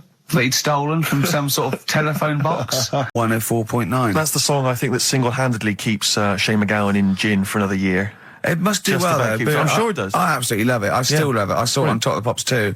And it's just brilliant. I mean, he wasn't great at miming, but it didn't bother me. Sure. It was miming to a different song, probably. Yeah, in his head. It was great. I had a little visit in the week, Rick. I think you missed out. A little Christmas visit from, I know he's a friend of yours. He's a friend of He's a friend of the nation. Go on. TV illusionist Darran Brown. Oh, yeah. Yeah, he's bought a new pad. Yeah. And he just came around to tell me about it. Yeah. And it's interesting because... Somewhere to keep his guns. Exactly. And I can never know kind of how much, you know, he's just playing with your mind, experimenting. But he was telling me about the place, and apparently... Say he loves you? he's got a B-day in the house. Now, we were discussing B-days because... Never understood that. I've never got my head around it. To this day... He's not meant to. Well, no, but I don't think I've ever met anyone who's used a B-day. Oh, Darran Brown does. He's known as the cleanest arse in Modern Magic. Yeah. I think, Rick, I was the subject of a Christmas con in the week. What, you mean you bought something for £4, then saw it for £3.90 as you walked home? That would make me livid. Because I've seen you really livid. I'm absolutely furious. When I bought my PlayStation, I saw I could get it for £5 cheaper down the road. I was absolutely And fuming. you'd already walked to about 19 places, Oh, God, I remember. yeah. I actually left you after about an hour. Yeah. No, I do. I'm furious because I got to get a bargain. I hate feeling that I'm being ripped off. Yeah. And I'll tell you this, I'm loving online shopping. Oh, the savings I'm making, Rick. Really? It's crazy. Really? Getting 15, 20 quid off some things. Is it really? Oh, amazing. But these things, I might point out, are like Jaguars and, Mitsubishi cars. Exactly. Yeah, but it's worth shopping round. No, this was not so much a con. It was a con, but it wasn't so much one of those, just a missed bargain. Yeah. Doorbell rings, answer it. It's a couple of girls. They must have been 13 or 14, maybe. Now, I've always had a problem with teenagers. I'm intimidated by teenagers. In case they call you a dork or something. Well, I mean, I told you before, I was walking down the street once, and there's two guys coming towards me. I mean, real losers. Do you know what I mean? Glasses, the spots, greasy hair. Do you know, really pathetic. And I was sniggering to myself. I was thinking, look at those losers. And as I passed them, I heard one of them look at me and say to his mate, look at that geek. I was furious. I was thinking, I'm allowed to call you a nerdlinger, but gee, I didn't expect it back. I was really furious and like upset. And so, as I say, these teenagers are at the door, and they were quite aggressive, quite aggressive girls. And they had a piece of A4 paper, and they went, "We're doing a sponsored thing." Yeah. But I didn't quite catch what it was they were doing that was sponsored. I think they sort of fudged it. They went, "We're doing a sponsor." Oh yeah. And I went, right. And they went, "Do you want to sponsor us?" Boy, they picked on the wrong person. I was a bit intimidated. I don't know why I said no. I was worried maybe it was part of some kind of, hidden camera show, Yeah. And so I said, yeah, all right, I'll sponsor you. So they handed me this form, and I always thought you were supposed to have quite an official-looking form for any sponsorship thing. But this was literally a piece of A4 torn out of a notepad. It was the back of a Gareth Gates poster. Exactly.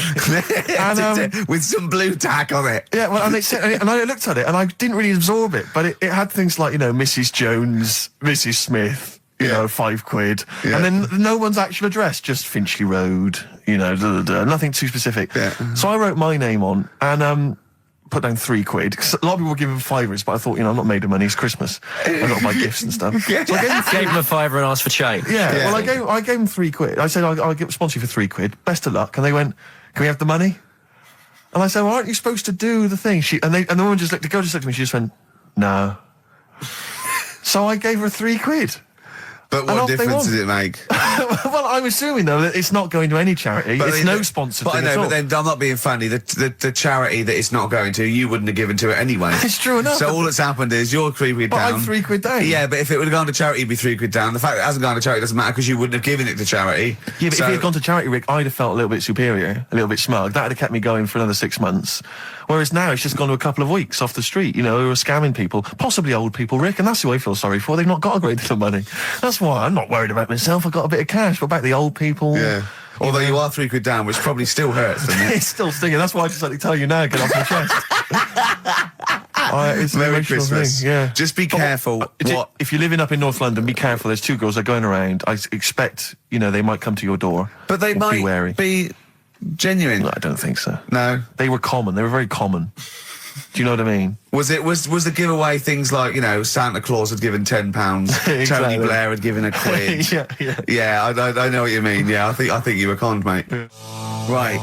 Won't Get Fooled Again by The Who. Ian, I'm going to ask your expert opinion. Is that not one of the greatest rock songs of all time? Yeah, if you'd have played the proper version of it. I know, but it's 6.5 minutes, and we usually do, but we just thought, it's Christmas, people want to, but have him or Jonah Louis. Yeah, but we could have played like the full 8 minutes rather than making the show sound like strolling round to your local Asda with the Christmas songs with a little bit more racism. That to me sounds like fighting talk. You want a rock challenge, Canfield. You can't handle the truth. The trouble with that song is, don't know about it could sound like he's saying something to do with bell ends. Well, yeah.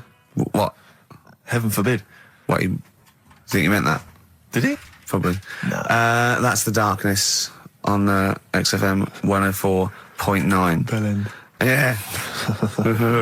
What other rude words are there? Cock. Yeah, that is rude. Yeah. Especially at Christmas. Especially at Christmas, yeah. It's a time for families. I know. Now listen, time for family. Now, Ian. Yeah. Who is your fourth? We need a lead singer in this mega group, the monoliths of rock. Who we got? Lemmy, Keith Richards. We've got Keith Richards on guitar. We've got Lemmy on bass. Yeah. We've got Keith Moon on skins. Right. Some terminology coming out there. Yeah. Who's doing the Vox? Who's given Golden Tonsils Award?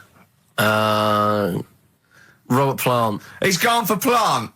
He's gone for Plant. A lot of trad names there. There is the group. The lineup is Moon, Lemmy, Richard, Plant. Okay.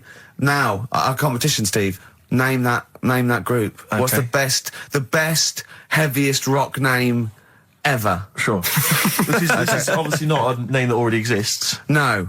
Okay. My mate thoughts of mine yourself? came up with, I think it was Brain Hammer, which I like. Velvet Nazi 666. Sure. So we want the heaviest, most mental piece of death metal, headbanging, bleeding out your brains rock. Axe Attack. Okay. Please welcome to the stage, Christ on a bike. Please welcome to the stage. Oh, look at you. That would be great. Yeah. That would freak out the metalers. Yeah. Cheeky. Yeah. Oh, now listen. They need a manager. They need someone who could introduce them. They need someone to stand astride them. Who is the leader now? Who is the king of all that rocks? Well, it's obviously Tommy Vance, isn't it? Do you know what worries me, Rick? We've said Vance a lot today. I'm wondering if the kids today, do they know Tommy Vance? Are they What do you think familiar that, with him? If they don't know, they shouldn't be listening. Okay. Fair enough. So Vance is their manager. He needs to. They're on at Wembley. He's got them on at Wembley. They're the greatest rock band of all time. We need the name. Please welcome to the stage. What are they called? Phone in, email in, and the prize we're gonna get some. We'll rummage through the bins as Carl normally does. Some old tat like Carl does. Some VHSs, some CDs. Greatest air guitar ever. Betamax. Yeah. Do we need to give out the numbers and Well, stuff? they can email, Don't get can't them they? to phone in. You don't want to talk to me, and seriously. No, you know when what's his name says to Agent Starling as she's going to meet Hannibal, don't let him inside your head. Yeah. Don't talk to the listeners, Ian. Exactly, it's very much the same Please thing. I'm a bit concerned that my email's going to be besieged by people sending you links to how to clean out the bidet. Well, that's all right. The week. But what's the most mental head bleeding, banging brain hammer operation this band can be called? Call in, Rick, because it always amuses me. I know it's cruel to put you on the spot, but some of your former band names have always amused me. Well, the worst. The worst one. Right, I'll just leave this. Ricky's had a number of bands over the years. What was the worst one? Ready? Get ready to play that record because I don't want any aftermath. No, hang on, before you tell me, what was the one? Because these pictures of you, like when you were New Romantic, keep on being published. That was Shauna dancing. Yeah, but someone that's pretty bad. But someone told me they were like, "Oh, ask him about when he tried to be Bon Jovi." Can you imagine such a thing? I know the name you're thinking of. Right, here we go. Play the record immediately. I say this. Ready? The Sacred Hearts. Play a record. All right? No. Go on. Rick, as you know, there's always junk lying around in this studio, and not all of it is Rockbusters prizes. No. And there's I've just been flipping Some of through it's the playlist. Yeah, exactly. And I was just flipping through an old copy of the Guardian Guide from last week. Sure. You know, the little listings thing. Yeah. And I don't know if people might have seen it. There was a documentary on this week about the transfer of British sitcoms to America. Yeah. And we did an interview for that because I'm remaking the show over in the States. I'm just flicking through and I noticed there's a little write-up about it here. And it says, blah, blah, blah, blah, and it says, quoting me, it says, "We don't care if David Brent becomes a woman," burbles Steve Merchant, eyes bulging with imagined riches. No, my eyes bulge normally. That's not me being greedy, that's just me. You know that thing I did on it when I sort of like rub my fingers together and do that stupid Brent... People take that seriously. I know. Yeah. It's extraordinary. Oh, some people got it, but I think it was something in the paper the next day said Gervais's mannerisms could have been transferred as dollar signs. Well, I was doing it sarcastically. Exactly. I was doing it like that. I was pretending that I just cared about the money. Yeah. So, irony... you see, people say Americans don't get irony. Most people here don't get irony. Absolutely right. That's why they think this show's rubbish. Yeah, I know.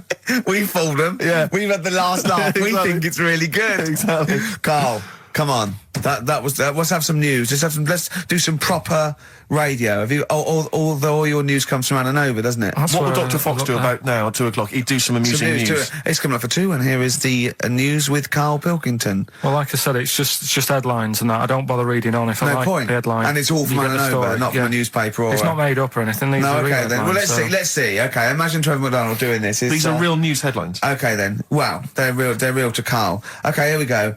And here is the news with Karl Pilkington. Bong. Man hid in wardrobe to avoid work. Yeah, good. All right. Bong. Teenager gets stuck in washing machine. Bong. Dutchman has 2 right feet.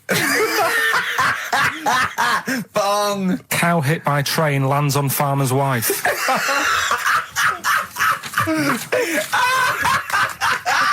That is the real news to you, isn't it? That's brilliant. I was just thinking the cow flying through the air. Yeah. And the wife going, oh no. Yeah. Oh dear. Dutchman has 2 right feet. Yeah, he's having some operation or something and... They put the wrong foot on him?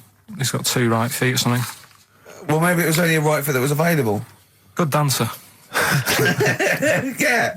Oh dear. Well, in real news, I followed that thing with it was that fella that got into the palace when Bush was there. Right, an undercover journalist. Yeah. I mean, it would have been a problem if he was a terrorist, but it's sort of like, and as the palace said, you know, all our tests are to expose terrorists, not journalists. Yeah. I just think it was no big deal, really. Yeah. I think it was much more big a deal for the journalists than anyone else. It's like, well, okay, well, all the journalists in the world can pop up as long as no terrorists get in. Yeah, we're all right. Exactly. Yeah. A bloke just got through a terrorist. No, an ice cream seller. Yeah, that's all right. It was like they're waiting hand for thinking. I can't believe it. It's Baz Bammingboim from the Daily Mail. Yeah. And I think that's Gary Bushell. That's fine. That's fine. Don't worry about it. Yeah. But it was just that all he did wrong, though, was just lied on his CV. Well, I think he did. But everyone lies on their CV. Of course. Everyone gives references. I don't think I've ever done a CV. I tried to lie. I did one once when I was at ULU and I was an events manager.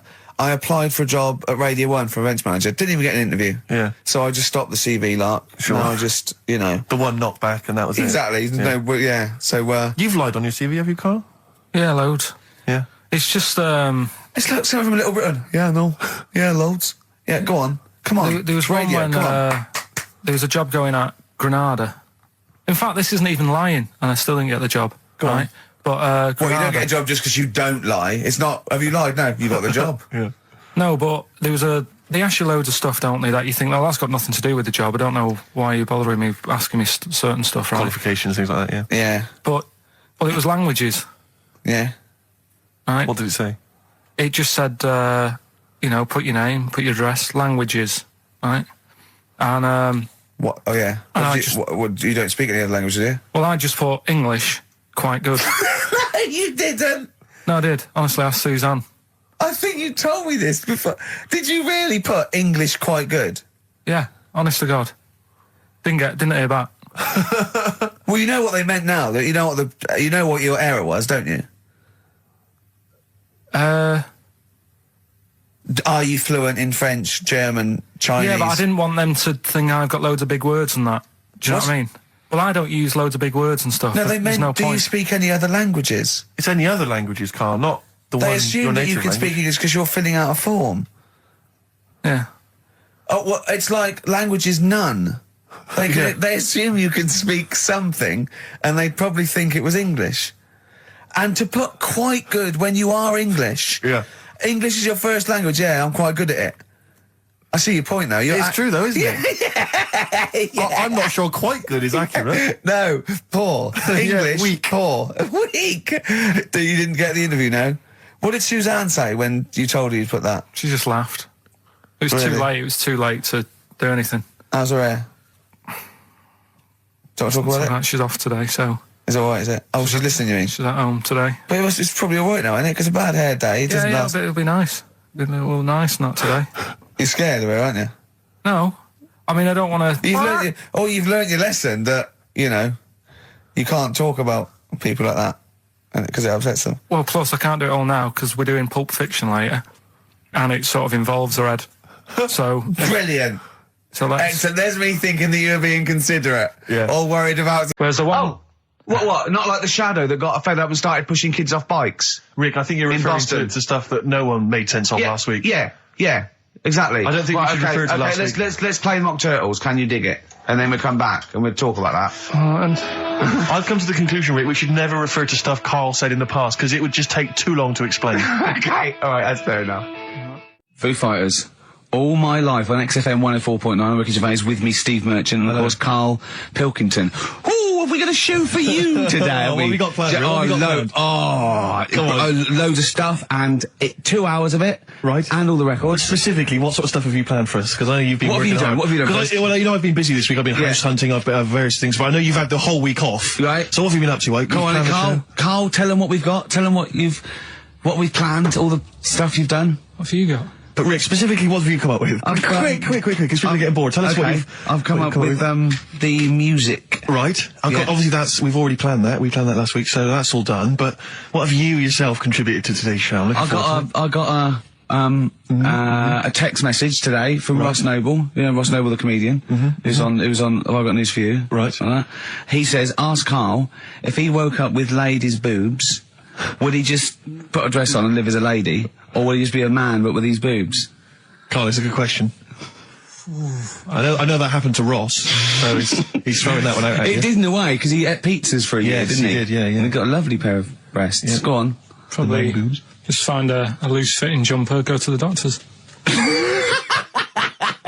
What would you say to the doctor? How would you explain this phenomenon to the doctor? So you'd be happy with this because you believe in shite, like no. happening. Go on. But it can happen because I told you a couple of weeks ago how that can happen. How you can wake up with breasts if you're a fella. I told you. Go on. Haven't you remembered? No, funny that, isn't it? Go on. Have you, Steve? No, I don't remember this. Did you tell us on air? Yeah. It can happen if you go to Argentina and have a steak. You can wake up with breasts. Because I'm sure I'd have remembered Karl, that. Pull the other one. Look, he likes that. Is that what you've come up with this week? That joke? Yeah. Brilliant. Play a record. It's going to be a dynamite show. Listen, look, I'm going to play some classic tunes today. I'm going to educate the youngsters, Steve. Right, now, you've all heard of Lou Reed, you've all heard of Velvet Underground, but, you know, have you heard of Venus in Furs, Karl? Shiny, shiny, shiny boots of leather. Oh, and the very hot chilies there. Oh, yeah, indeed. The Zephyr song, Red Hot Chili Peppers on XFM 104.9. I'm Ricky Gervais, with me, Stephen Merchant. And Hello there. Over there, little Karl Pilkington. Indeed. See the write-up in Heat this week? No, is it good stuff? Basically Karl's show. Yes. Which is fair enough. No, I mean, he's the only one doing any work. I know. He's the only one contributing. We thought no one had noticed, but Heat were on it straight away. Yeah. They picked out, I read it to him over the phone. It said, 2 hours of, like music and everything, right? Karl Pilkington, he does Educating Ricky, where a strand where he educates Ricky, and Rockbusters, which is loosely based on Blockbusters. It says, you know, basically you'll be tuning in for that. And I read that to Karl and he went, oh. And I was going to drop it. You weren't, were you, Karl? So he believed the hype.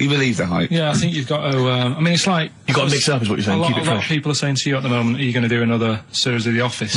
It's kind of like that. I've got to decide whether it's right to move on with it or do something different. Is it dead in the water? Yeah. So what's your decision? I mean, maybe, are you... We'll probably keep it for this week. Sure. And see how it goes. Okay. You've got anything else on the back burner? Any other ideas?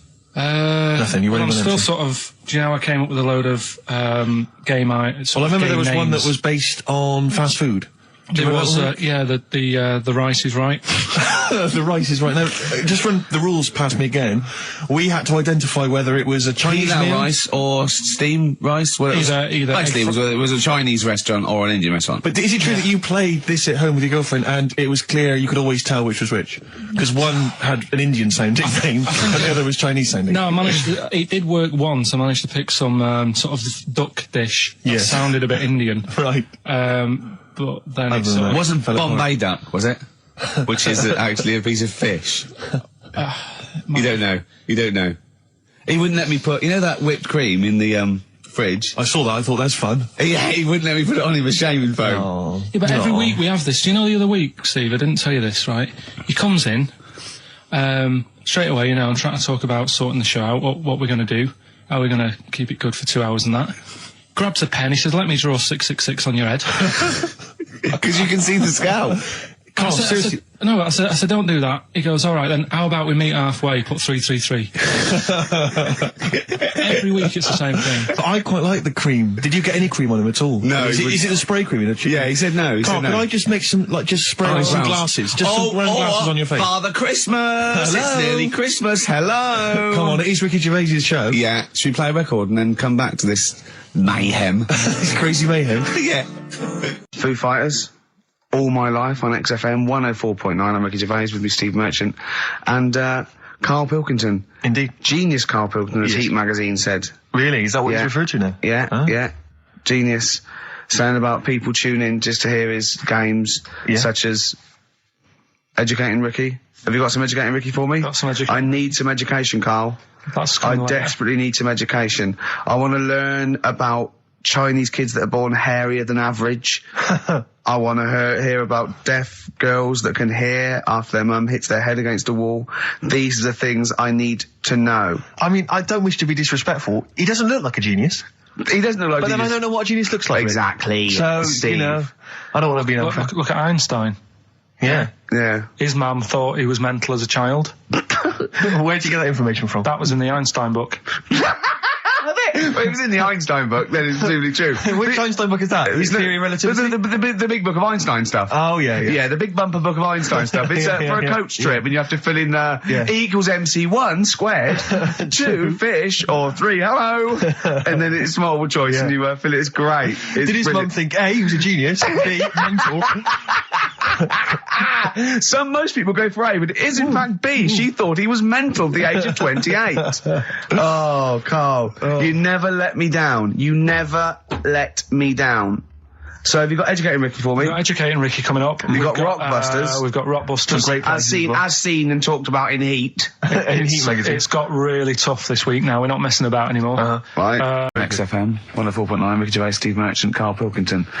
As ever, Rick, there's always someone who steps in to defend Karl. Okay. What is the defence? What is the defence? Here's an email from Scott Coomer. He says, Karl is actually right. I've got an A-level in statistics and probability. It doesn't matter how long they have and how many monkeys you have. You cannot guarantee they would type the complete works of Shakespeare. Infinity makes it probable they would get it right, but not definite. Yeah. Well, yeah. Yeah. That's what I was saying. No, you weren't saying, Karl. You don't understand it. Infinity sort of sorts it out. That if they do anything, they'll nearly do everything, won't they? No, I mean, they'll give it a good shot. No, that's not the point. But the I'd point be is surprised if they did one page right. Right, listen, it's not to do with consciousness. It's not to do with them aiming. They are just bashing away at the keyboard. It's like they're used to show that there isn't consciousness. They chose the chimpanzee because it can type, presumably, hit the keyboard. It's because they hadn't come across you at the time. Yeah. It's to take out thought out of it. It's to take out reason and trying, right?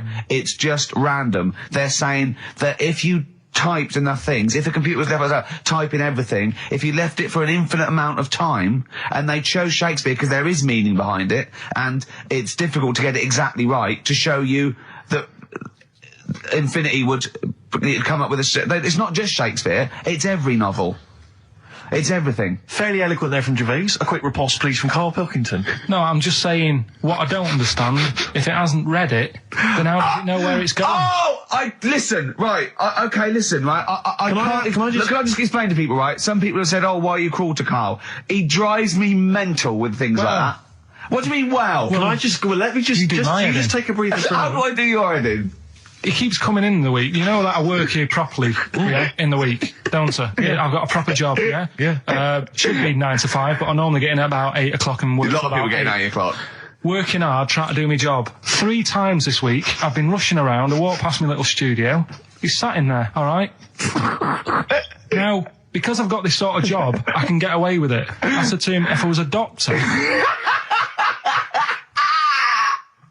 would he keep coming to me practice? If you were a doctor, there'd be severe problems with the NHS. Imagine that. The standards would have lowered so much if you can arrive at the hospital, you're a doctor. We'll pop in, I'll go to lunch, don't we? We have a little lunch break, don't we?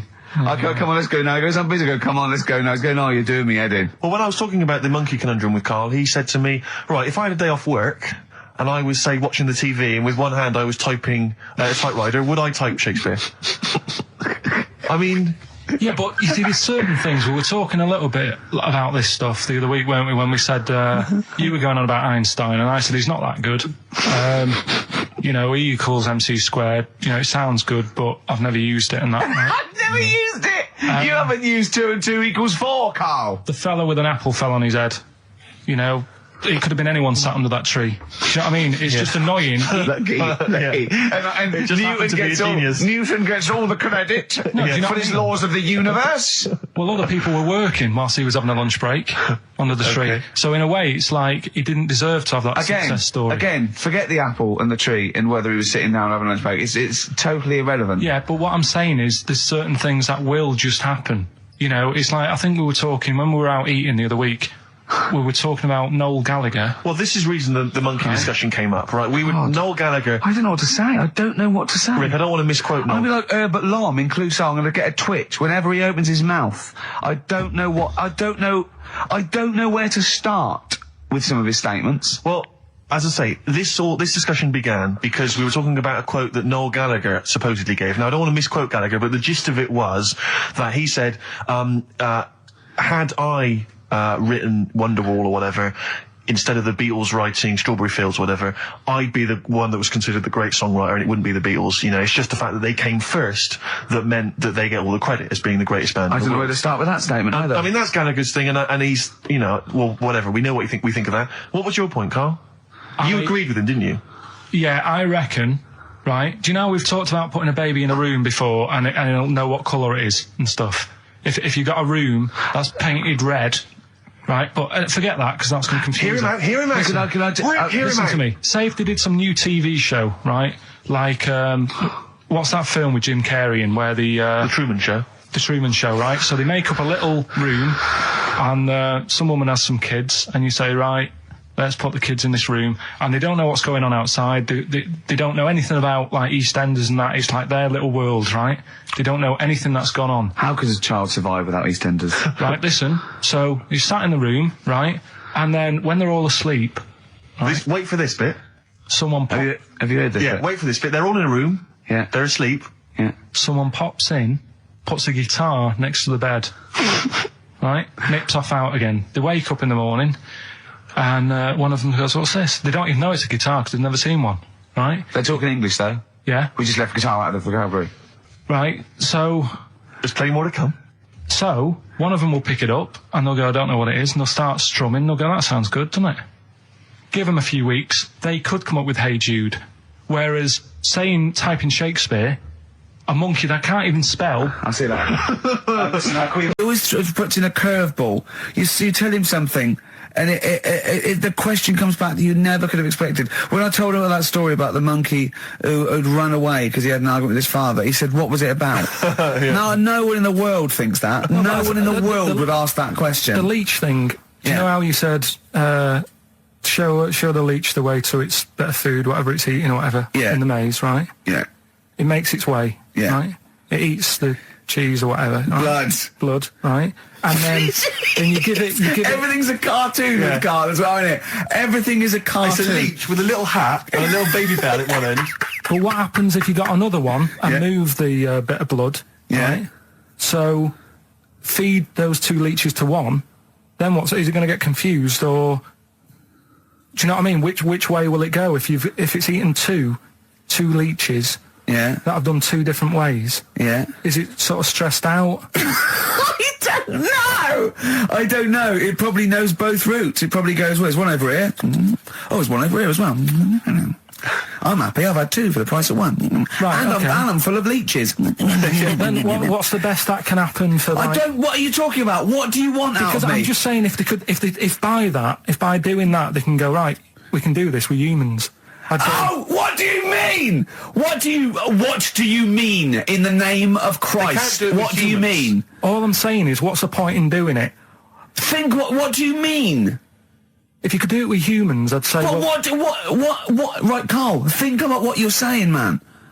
Yeah, I'm saying... If you could do it with humans, Do what with humans? Say if Einstein, right, didn't do all that maths that he did, right? Say if he got to E equals and then he died. Squash his brain, give it to someone else, say, right, eat that. And they go, right, it's E equals MC squared, isn't it? What I'm saying is... But they wouldn't. They'd go, E equals, wouldn't they? If it was chemical memory, they'd go, E equals, same as Einstein said. Yeah, I just ate his brain. What am I saying? What have you made? Carl, think what you're saying. It's unbelievable.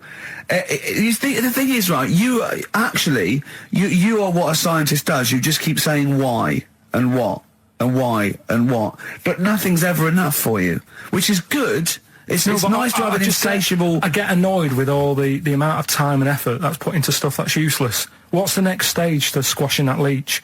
If it's not going anywhere, forget it, work on something else.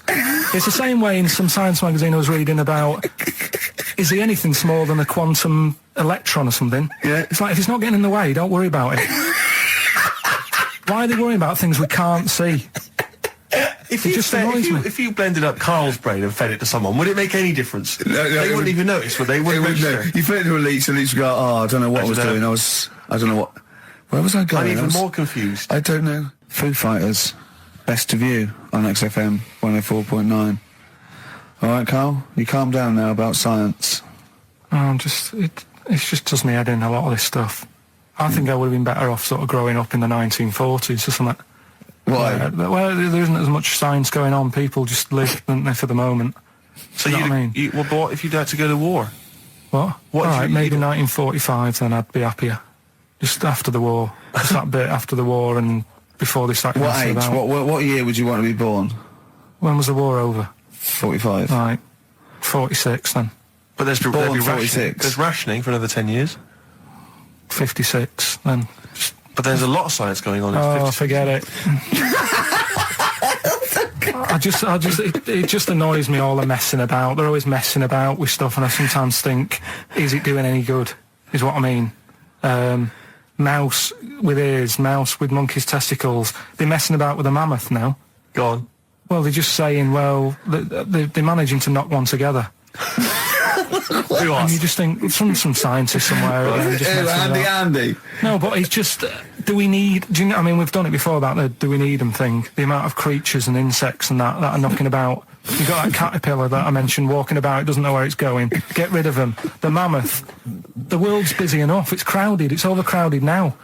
How much room are they going to take up?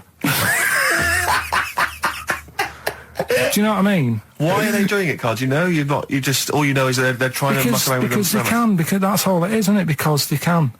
They're messing about. Someone's being paid to do stuff. What else are we here for? If not to try stuff out. What else are we here for? What do you mean? Well, what are we here for? Just to enjoy life, isn't it? Well, some scientists enjoy knocking a mammoth together. No, but don't worry about the mammoth. It died out. Maybe it died out for a reason. Why didn't Noah save it if it was important? Because Noah, what do you mean? Noah's not true, is it? Well, I don't know. There might have been some truth in it. What truth in it? That he put 2 of every animal that existed into an ark. How big was this then? Why didn't they eat each other? Yeah, I know. I'm not saying. Imagine the noise, Carl. Yeah. No, trying to get a bit of kit there. There's points of that where I go, that didn't happen, because where could he have been where there was a hamster and an elephant and a crocodile? Where was he? Do you know what I mean? But none of it's true. What bit do you believe? What do you mean? It got a bit wet. What are we talking about? The mammoth or the... No. What is up with you? No, it's just that we had seriously, have you got brain damage? No, it's just that we had a lot of topics going on there. I just don't know which... we were talking about Noah. And then you suddenly go, I know where did we... What? The mammoth or Noah? What? What you did, none of it's true. What? Think of it. Oh, God. Think of the first thing. Build an ark. All right. Could I just clarify, what's an ark? It's a big boat thing. Right. I've never had any experience of carpentry. Just build a big boat thing. But I don't make... Just have a go. Don't worry, you'll be all right. I'll make sure it's all right. But once I've built that, how big should I build it? What am I... Very big. It needs every animal. 2 of every animal. Go on. Every animal. the boat building, fair enough. I told you to make it big. Right. Don't worry about the fish, they can swim. Okay, but so All what's the thing? birds. Get the flightless ones though, they're drowned. Get the flightless ones. They would not the penguins. They're flightless, but they can swim. But all other animals. I should be writing this down.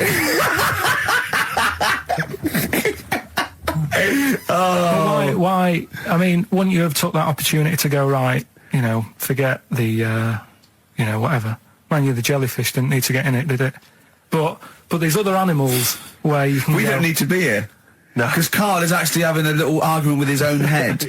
It's like, you remember that comic strip, The Numbskulls? Yeah. Where there's loads of people in there doing different stuff, that he can hear them. Yeah. And sometimes his own mind puts him off. Yeah. Like just then, he has an argument with himself and it puts him off. Right, what's your question? I'm just saying, don't mess about with a mammoth. Whoa. Good, Okay. Well, what a platform. It's good. You know, we've got a radio show, got our own radio show. People are spending money to advertise it. People are actually bothering to listen. And the words of wisdom coming out of your mouth is don't mess around with a mammoth. Brilliant. Great.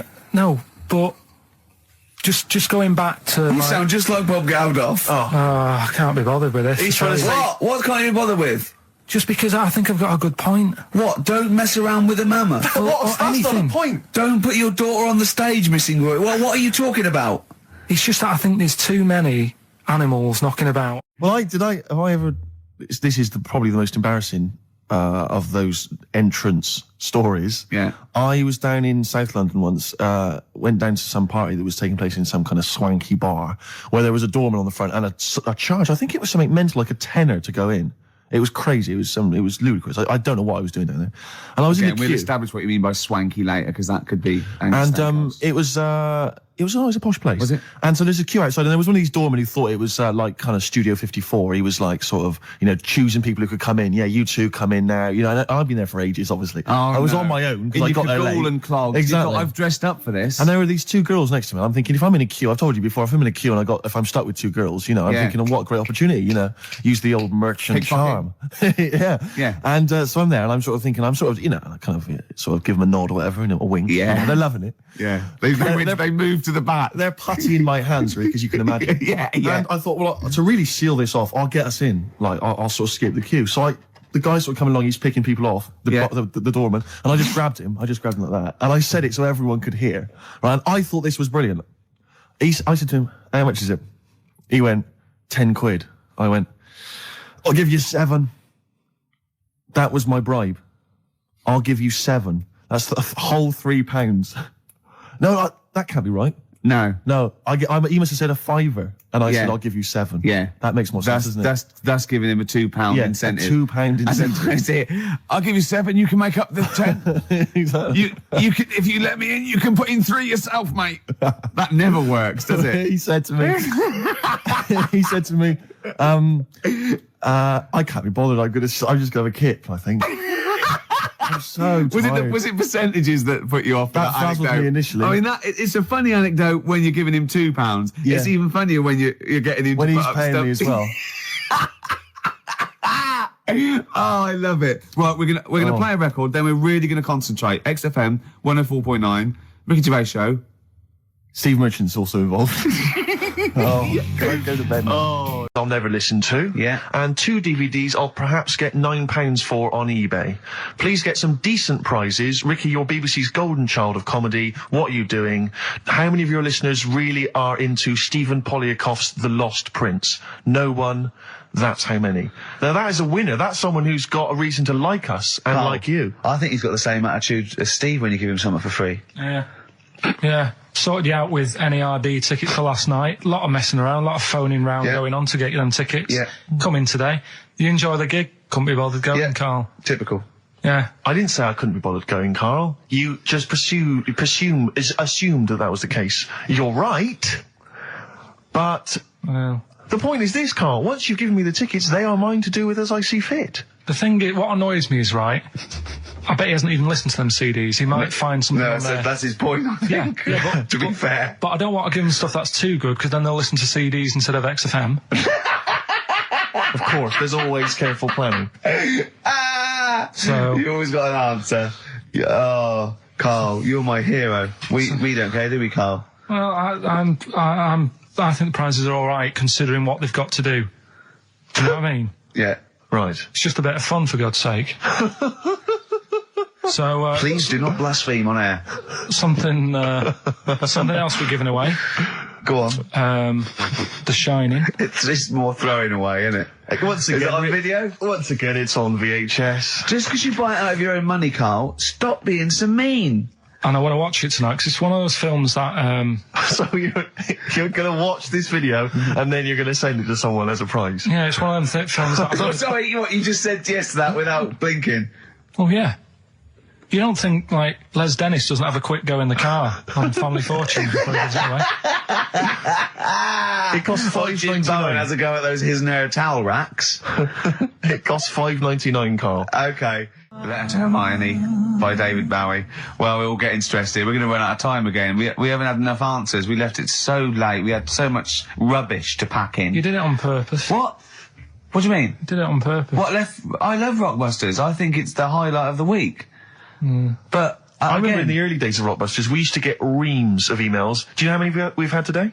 go on. 2. Yeah, because we've just done it in the last link, and people have to think about it and do research. They have to guess because I don't think XFM Family Fortunes is going to be a success. Don't knock XFM Family Fortunes, Carl. It ran on ITV for years. Right, well... Yeah, so has anyone got anything right, Carl? What we'll have to do just as well, we haven't got any prizes to give away anyway, because he gave them away our next month. Yeah, we're coming through now. Let's see, just hang on a minute. Well, this isn't radio. You can't just sit here looking at a computer screen going, hold on, that isn't radio. Right, well, it'll have to be the one who got the closest, right? Joe Jackson.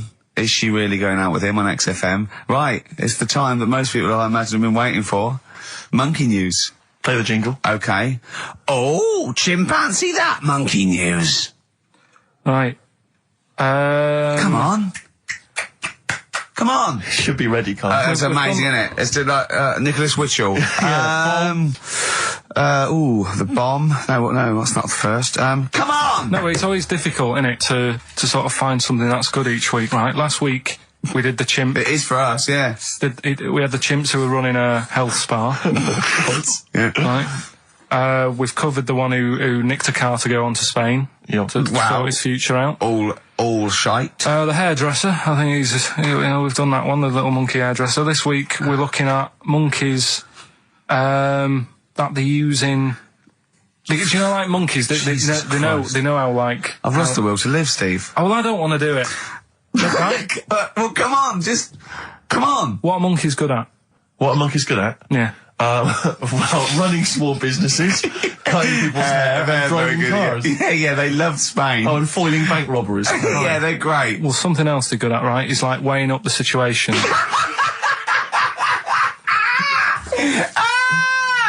Oh, God! If you stick them in like a field with loads of like obstacles on it, right, they're good at sort of, I can get over that, and I climb over that, I'll swing from there to there, that sort of thing, right? Okay.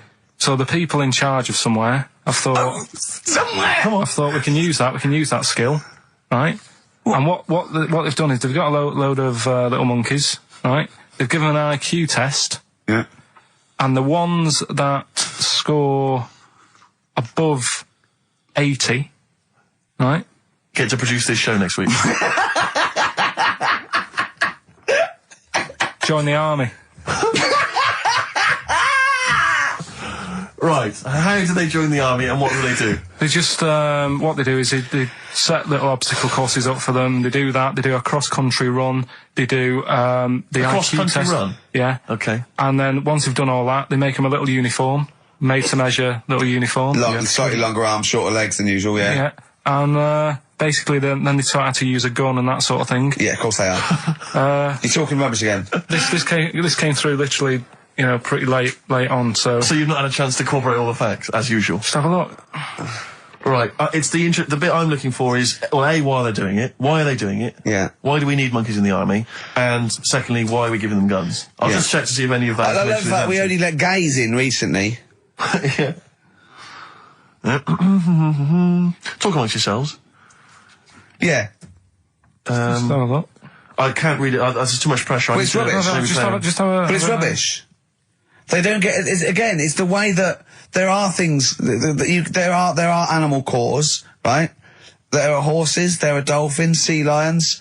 There are lots and lots of animals in the army, but they don't have to pass an obstacle test as such, and they're not taught to fire guns. You straight away assume that there's going to be loads of squads of men, and then just one little monkey in the middle. Like, you know, he came second on the test. He's in, boys. What do you think, Steve? You've read it? Well, as ever, Carl, this is an arbitrary email sent by one of our listeners. You know what Ricky and I think of them. and so we're not really basing this on hard evidence. We're basing it on the ramblings of one of our listeners. Rubbish. Once again, lazy, rubbish, uncorroborated, nonsense. The stupid test that you got wrong. Rick, that sounds like monkey news to me. I wanted to play those adverts for you on XFM 104.9. Well, that's about it. We've had some tears and laughter. I mean, the only real thing that we learned from today's show that's corroborated and is absolutely true is that, remember, Mancunians take off more sick days than any other area, 11 days per year, compared to sort of like 8 Liverpool. And from that we extrapolate, do not trust Mancunians. Well, I'm not saying that. I think that's a bit harsh. I'm saying, you know, make sure you get in writing that they're not going to have more than sort of like the average number of days off per year. Yeah. Or if they start taking loads off, fire them. Yeah, do you know what I mean? All right, Carl, we've had a good day? We're going to end with a beautiful song, aren't we? Just to show we're all still friends. To Jimmy Webb and his version of Galveston. See you next week, I guess. Bye. Placebo in this picture on XFM 104.9. 8 minutes to go. Let's make it a good 8 minutes, and then we can all chill out. Yeah? Enjoy the rest. They did tests on the brain, and it worked out that they've got something smaller in the brain. The gay ones have got something in the brain that makes it smaller. And they said, right, well, that's probably how it's going to work on males. On like males and females and like humans. So you took from this that gays have smaller brains than straight people? No, there's something in the brain. Right, go on. So if someone's saying, you know, oh, I'm a gay, or they're not sure or whatever, they will now be able to find out. So you can go to the doctor and to find out if you're straight or gay. Is there any gay in my brain? Let's have a look. You've got a little bit of a gay in you, yes, a little bit of gay in there. Yes, you've got the, you've got a little bent cell there. Well, that's why they did it, anyway. I don't understand how they could differentiate which was straight and which were gay to begin with, before they then gave it to the scientist. Wasn't that what the scientists figured out? How could they tell? There's one theory that it's genetically determined. There is one. There is a theory that's genetically determined, but I don't think it's as easy as pulling a sheep's brain apart and finding a little pink sort of like blob in there and going, right, we've taken the guy out, and now he's going to go and shag some ewes. I don't think it's that straightforward. Although homosexuality does occur at a similar sort of rate in animals, I think. Yeah. Yeah. So you do that, didn't you? So that's that one. I mean, I just like the idea of the farmer figuring out which is straight and gay. Well, that one's wearing quite a camp-looking neckerchief. So I'm thinking maybe he's gay. Is that? Yeah. I love the fact they can. That one's a big fan of Sophie Ellis-Bextor. Yeah. They would. They put on ABBA and see which ones dance. Exactly. That's how they. Which one? Yeah. Put on like Barbara Streisand and see which ones sing along. It is rubbish. What did I find out? Did you just say that is rubbish? No, I found out other stuff in the week that didn't make the top 3. Wow. We haven't even had to. This must be mediocre stuff. This must be really bad. Yeah. Or it might be dubious. Go on. We've got to think proactively now. We've got to sort this out. See, there's always other things going on in my mind when I'm in that pub quiz. For me, it's just a little bit of fun. Sure. It's a night out. Do you know what I mean? Suzanne enjoys it. Yeah. It's a bit of a get-together. We have a chat beforehand. Yeah. We have a bit of fun. Yeah. But there was other things on my mind. Carl, I could do that here. I don't have to lose a tenner. Wait, what were you thinking during the quiz then, when the questions were coming out? What were you thinking of? Well, what it was, right, just before the quiz started, I had to go to the toilet, right, because the rule is, right, people who don't go to it, once it starts, phones off, no more toilet. They take it dead serious, don't they, right? Yeah. So, I went to the toilet. Now, I'm not being out of order here, it just got me thinking, right? I went to the toilet, the gay fella in there, right? There was a gay fella in there. Gay fella in the toilet. Now, how could you tell? How did you know? Just typical, you know, everything about it, right? Everything about it, right, yeah. Oh. What, large handlebar moustache, leather cap. Butt plugs, amyl nitrate. Could I just say that these views do not reflect the views of the management of XFM or me and Steve. Or most of the people in this country. Go on, Carl. What's your problem? Yeah, but this is what I'm worried about, really. But this is why I only got Danny Minogue right. Right? Because this was floating around my mind. Went She's to the a big toilet. gay icon, now, isn't she? go into the toilet. They have like men's cubicle and they have women's cubicle. Yeah. Now, without sounding out of order, is it wrong for me to think gay men should have their own little cubicle? Call in. They should have their own... Well, not cubicle, you mean an actual toilet, I suppose. When I was at the urinal, Yeah. normally, you know, there's a fella there and then you go, all right. And there's no pressure. But I couldn't go. I was thinking, should I wait? If I go into the toilet, it'll look obvious. Yeah. I had loads of pressure and But this was what were going you on. worried about? I'm so sorry. What were you so concerned sorry, about? viewers? I'm so Well, sorry. it's like, right, listen, when I was a kid, right, and it's all right for you to go into women's toilets when you're a kid, it's like, oh, it's a bit cute, right, as long as you're not, like, over 15 or something, right? Right. But when I was a kid, I went into a toilet, and women, when they use their little cubicles, they don't shut the door. Some of them just sit down on the toilet, Yeah. right, and you see everything. And, no, seriously, that's probably one of the first times I saw, like, a woman. Yeah. That, right, and my Auntie Nora when she was staying over. What happened with your Auntie Nora? She was, she's into wearing caftans. Into wearing what? You know, caftans. Oh, yeah. What are caftans? Big, bellowy sort of dresses. Right, right. And, yeah, I used to sit on the floor at home in front of the telly. Sure. She was on the chair behind. Yeah. She did a bit of a sort of a Sharon Stone scene. Oh, God. Yeah. Did you see it? There was no underwear. No. What age were you? What was it like? What age were It you? was like a ripped tennis ball. What? Right, we're off air. We're off air. Either that or put us in for the Sonys. Iced tea. That's how I'm living. Bit of old school hip hop. Where's RT? All right. Good point, yeah. Go make me a cup of coffee or something. Well, before you do that, can I just qualify something? I'm a little bit concerned about your toilet discussion. What exactly is your point again? I was just a bit bemused. You see, it's a tricky one. All I'm saying is, right, there I was at the pub quiz. I go to the toilet, not thinking about anything. I try to go, right, there's a little gay fella next to me. I love this little gay fella. Now, the weird thing is, there's nothing stopping him having a little glance, right, because he's allowed in the fella's toilet. Yeah. Now, I'm not allowed to go into the woman's toilet and have a little look round. Right. So all I'm saying is, should they have another toilet area? What, for gay people? Yeah. And so this would be gay men and lesbians? Is that going to complicate things? Well, I mean, I can only assume. I mean, to what point? I'll ask you a question, right? If you're intimidated, that's a shame. But you know, most gay men aren't looking at your knob. You know that. What do you mean? I can only say that 99.9% of gay men who use a urinal standing next to what they assume is a heterosexual man aren't looking at his knob. And what they're doing then? They're emptying their bladder. No, but the thing is, I can't talk. You're saying like, you know, about would you have one toilet for lesbian women and gay fellas, right? Well, does that mean? Would it be mixed? Would it just be? Well, would it have a man on one? That's heterosexual man. One little picture of a woman, there, and then what? What would the little icon be? A man and a woman? A man and a woman. Just having a chat? Yeah. In pink and Doc But you couldn't mix them because then what would happen is you'd get people who are going, oh, I'll play up to this a bit. What, pretend to be gay? And yeah, you know, sort of grow a moustache and shave their head. And pretend to be a lesbian. Right. Yeah. So, I see. So, you know, people pretending to be gay so they could go in and have a look at the lesbians. Yeah. Right. So that would mean that we need 4 cubicles now, would we? Yeah, no, this is fine. 4 cubicles. So every pub How now... many toilets do we need at Every the pub's moment? now got 4 toilets.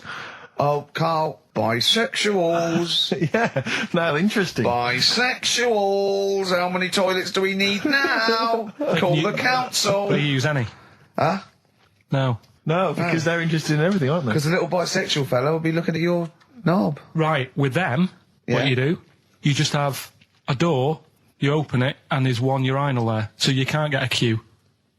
They have to sort of wait. I just thought that, well, why can't there just be a thing between the urinals so no one can look at anyone else's knob? Wait a minute. Just to go back to Ricky's point, what stops, even if we've got the toilet for gay men, what stops the gay men who want to have a look at your willy going in the regular toilet and pretending that they're straight? Most men don't wear gay across their head. Exactly. They don't have a tattoo. There's no branding yet in the British house where they have to declare. So we're going to have to expand this. So we've all got to carry identity. Do you know you can see a gay, can you? Coming a mile off.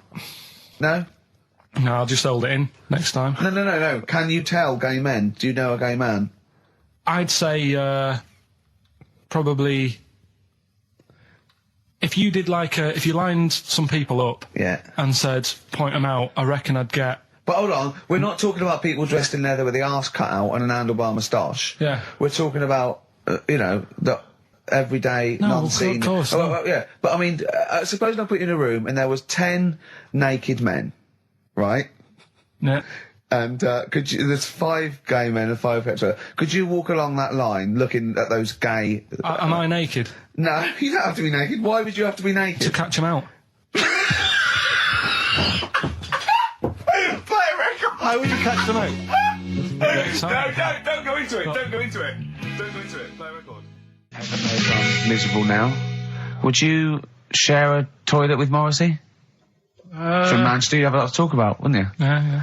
We've had an email, Rick, from Jim, and he's just simply said, what about a separate cubicle for bold Mancunians? Steve, I'm flabbergasted. But also, you don't like spending money, right? He's mean and weird looking. Valentine's Day. Are you sort of, you know... You've got to love him now, haven't you? What are you happier with? The fact that no girls like you enough, right? This is really mental. Or are you happy because you don't have to spend any money on a card for someone? A little from column A, a little from column B. Wait, let's have more monkey news. What have we got? No, we've got so much to get into this show. Insults. We don't need the insults. I think we've got enough. We don't need the insults. Yeah, there's no more insults. What angers me with Carl is, he's been planning that. No, I haven't. I was thinking about it on the way in because Valentine's Day is coming up and I'm not a big fan of it. Condoms? You bought your girlfriend a box of condoms for Christmas. I don't think you can have a go at me. To be fair. No, but I don't just treat her on Valentine's. I'm always... Do you know what I mean? You don't even treat her on Valentine's. You don't even treat her at Christmas or on her birthday. When do you treat her? Hang on a minute. Wait a cotton picking minute there. Oh, why I order. Wait a minute. What's that? Tiffany Dog. I treat your girlfriend better than you, and I've only met her twice. I took her out last night and she enjoyed herself. Where'd you go? Until she had to write the cheque. Where'd you go? To a chippy. A really... No. Play a record! To a chippy? No, a quality one. Right. Oh, God! Under a fiver for 2. Oh, nice wrapping. Not newspaper, greaseproof paper. And bread. That's Feeder, Just the Way I'm Feeling, on XFM 104.9. Ricky Gervais, Steve Merchant, Claire Sturgis. Well, he's defying me. He's not calling in. We're going to give out his number and he's not calling in. That's even more annoying. Who does he think he is? I don't know who he thinks he is. I'll tell you who he is. Yeah. He is a little bold Mancunian. Let's never let him forget that. I don't know who he thinks he is, but there's the fact. Just, Carl, call in, because you're annoying me and Steve. He's been slagging you off as well, Steve. Well... Go on, what's in the week, he was slagging you off. I mean, in the week I was joining in and laughing along, but now I'm thinking but now I'm thinking that you're more on my side than he is. Thanks very much, Rick. I'm glad to see you've come round. He said he was. I was in the pub with him and Johnny. Oh right, so there's a little audience. Good. And he went, have you seen Men in Black 2? I went, no. He said, have you, Johnny? He went, no. He went, there's a thing in it that looks just like Steve. And I went, what? He went, it's a thing, he's got really gangly arms and bulbous eyes, and it just works really fast in the aliens registration thing. And I went, all right. I said, well, bring that up Saturday. Since he's not here, what do you think of that? Well,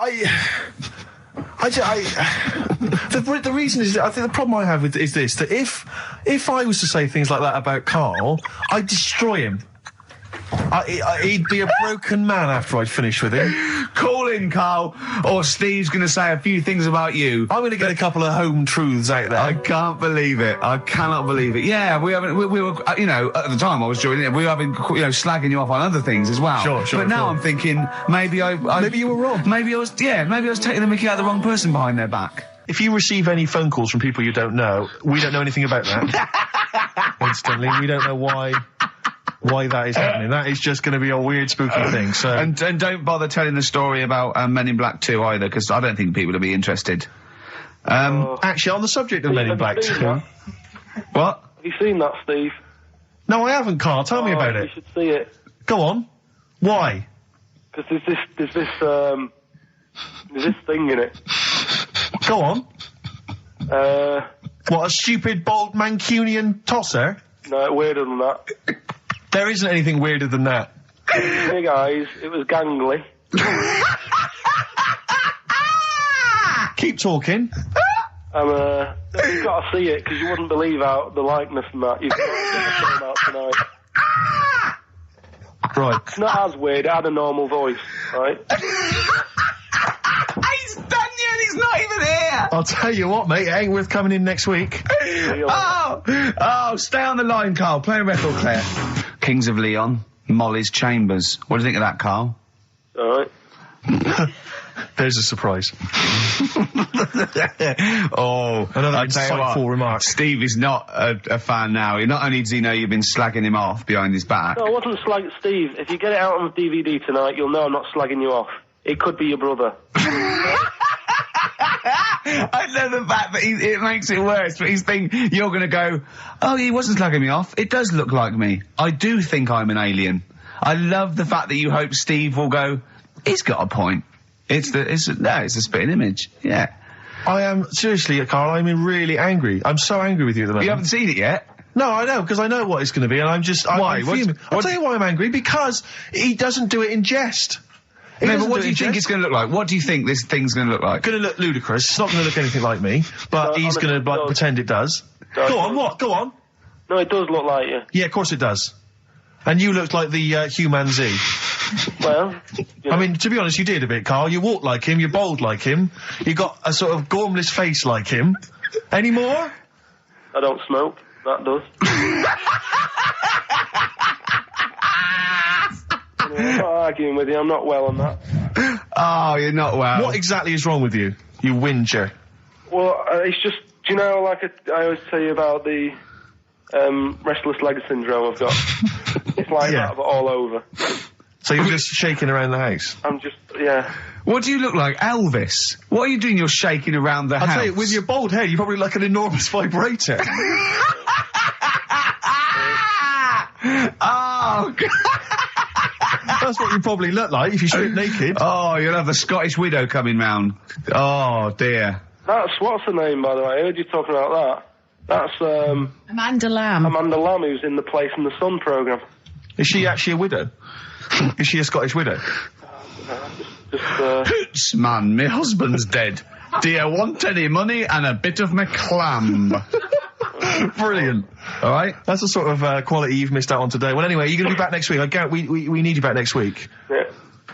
Well, how do you know? Also, how did you know you were going to be ill today? Because you phoned and arranged this yesterday. Convenient. And I spoke to you yesterday and you didn't sound very ill. I felt ropey yesterday. You've got a bit of a bunged up nose. Even though I have a bit of a bunged up Even though I was ill, I still sorted it out. Yeah? I'm a little bit sweaty. Carl, sorting it out does not mean you phone up Sturgis and send her down. That's not sorting it out. That's making things worse. Have you learnt nothing? Thanks, Claire. If you're not part of the solution, you're part of the problem. Mate. Yeah. My leg's a little bit achy. Oh, wearing wet jeans. Oh, I put wet jeans on again. My lasagna it was frozen. Can you hear the venom and hatred in our voices today? I need the phone number of your girlfriend. Let me explain why. I was lucky enough, once again, to be on your quiz team this week. Ricky still to beat me. He's still to beat me with his team. Yeah. Second I came. We the gang here and some friends. We sometimes go down to a pub quiz in the local area, and I was very nicely. I was invited by Karl to be on his team. Twice now I've been on that team. Ricky's always on another team, and what can I say, Karl? Do you mind me saying this now? Because I've analysed the team, and it's very much your team, and you've put the team together. You've recruited some excellent personnel. Your girlfriend's very, very good on the team, as is one of her work colleagues. And you normally bring in, someone like myself. I like to think I've been providing something with the entertainment section. I seem to remember last time I answered at least 6 or 7 questions that other people hadn't got. So I felt I provided something there. Karl, I rather like John Harvey Jones, who used to be called in to sort of troubleshoot companies.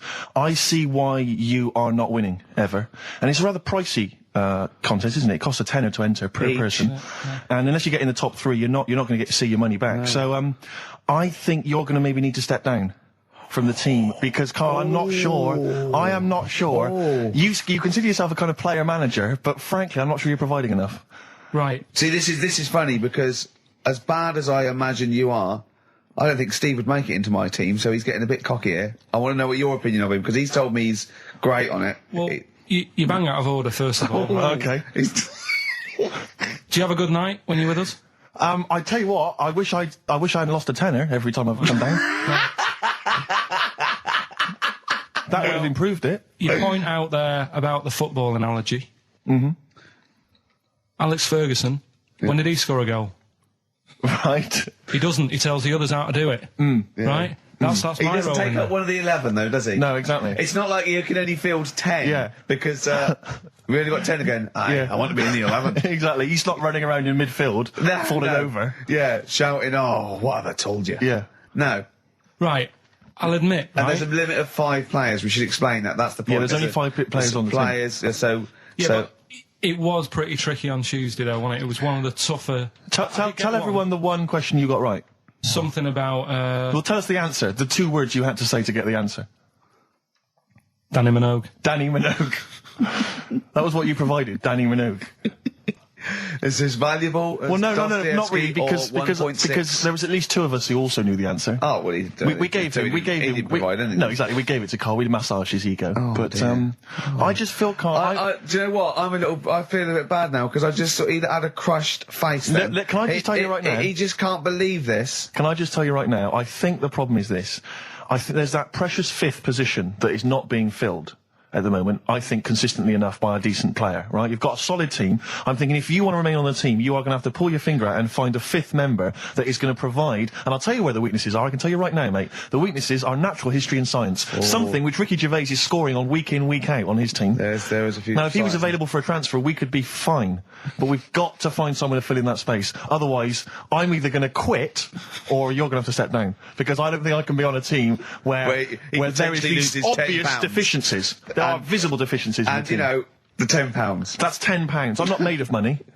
That's once a month. I've seen him depressed for 2 hours when he lost £20 at a casino. Don't bring it back. Don't bring that back. Don't bring up that again. Yeah. That story. He doesn't like wasting money, Karl. You know that. What do you think? What's the solution? We've got to think proactively now. We've got to sort this out. See, there's always other things going on in my mind when I'm in that pub quiz. For me, it's just a little bit of fun.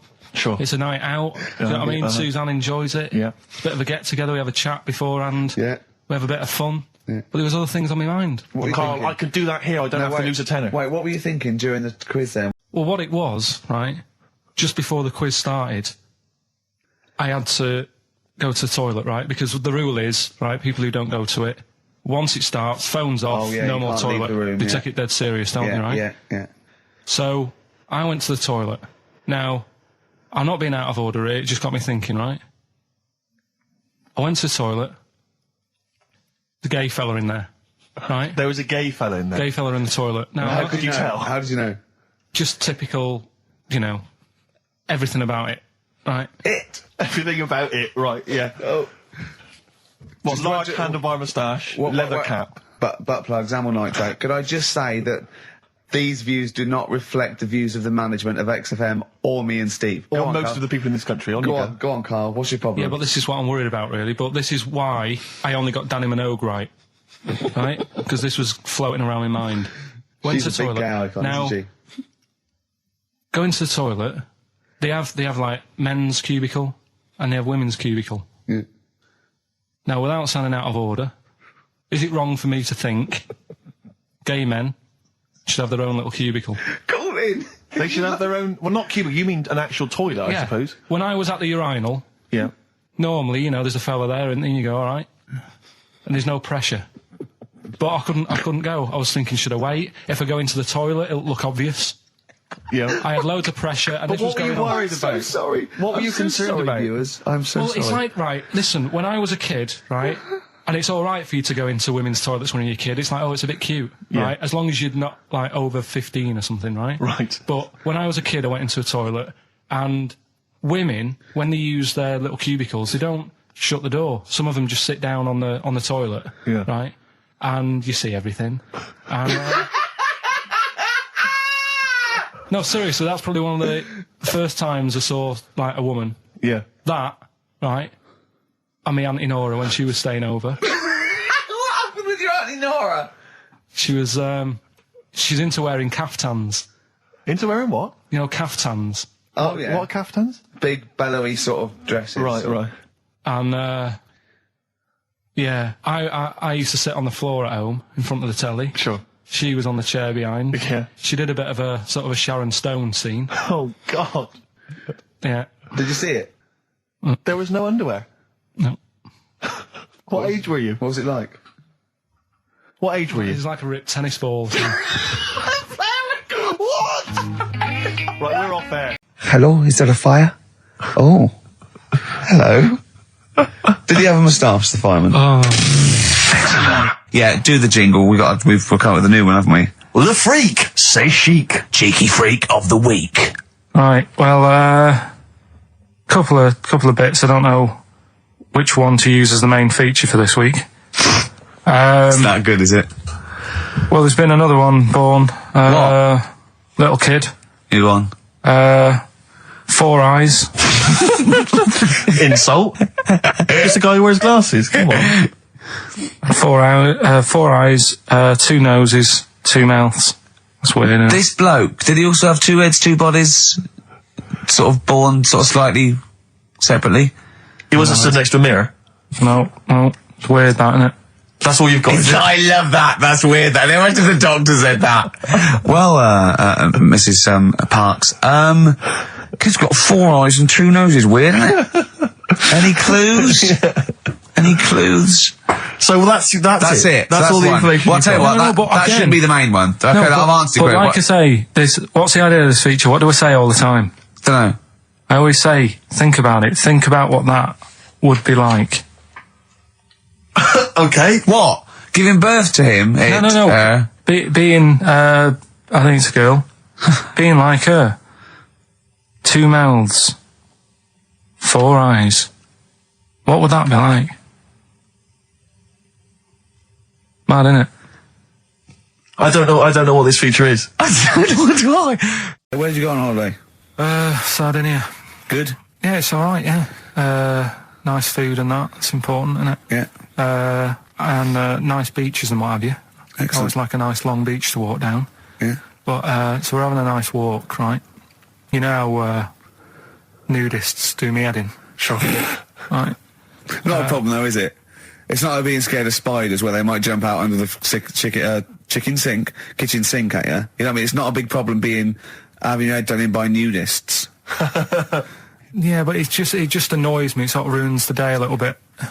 Because it makes me feel uncomfortable. Right. Take your clothes off if you feel uncomfortable. That's much more relaxing. Yeah, but...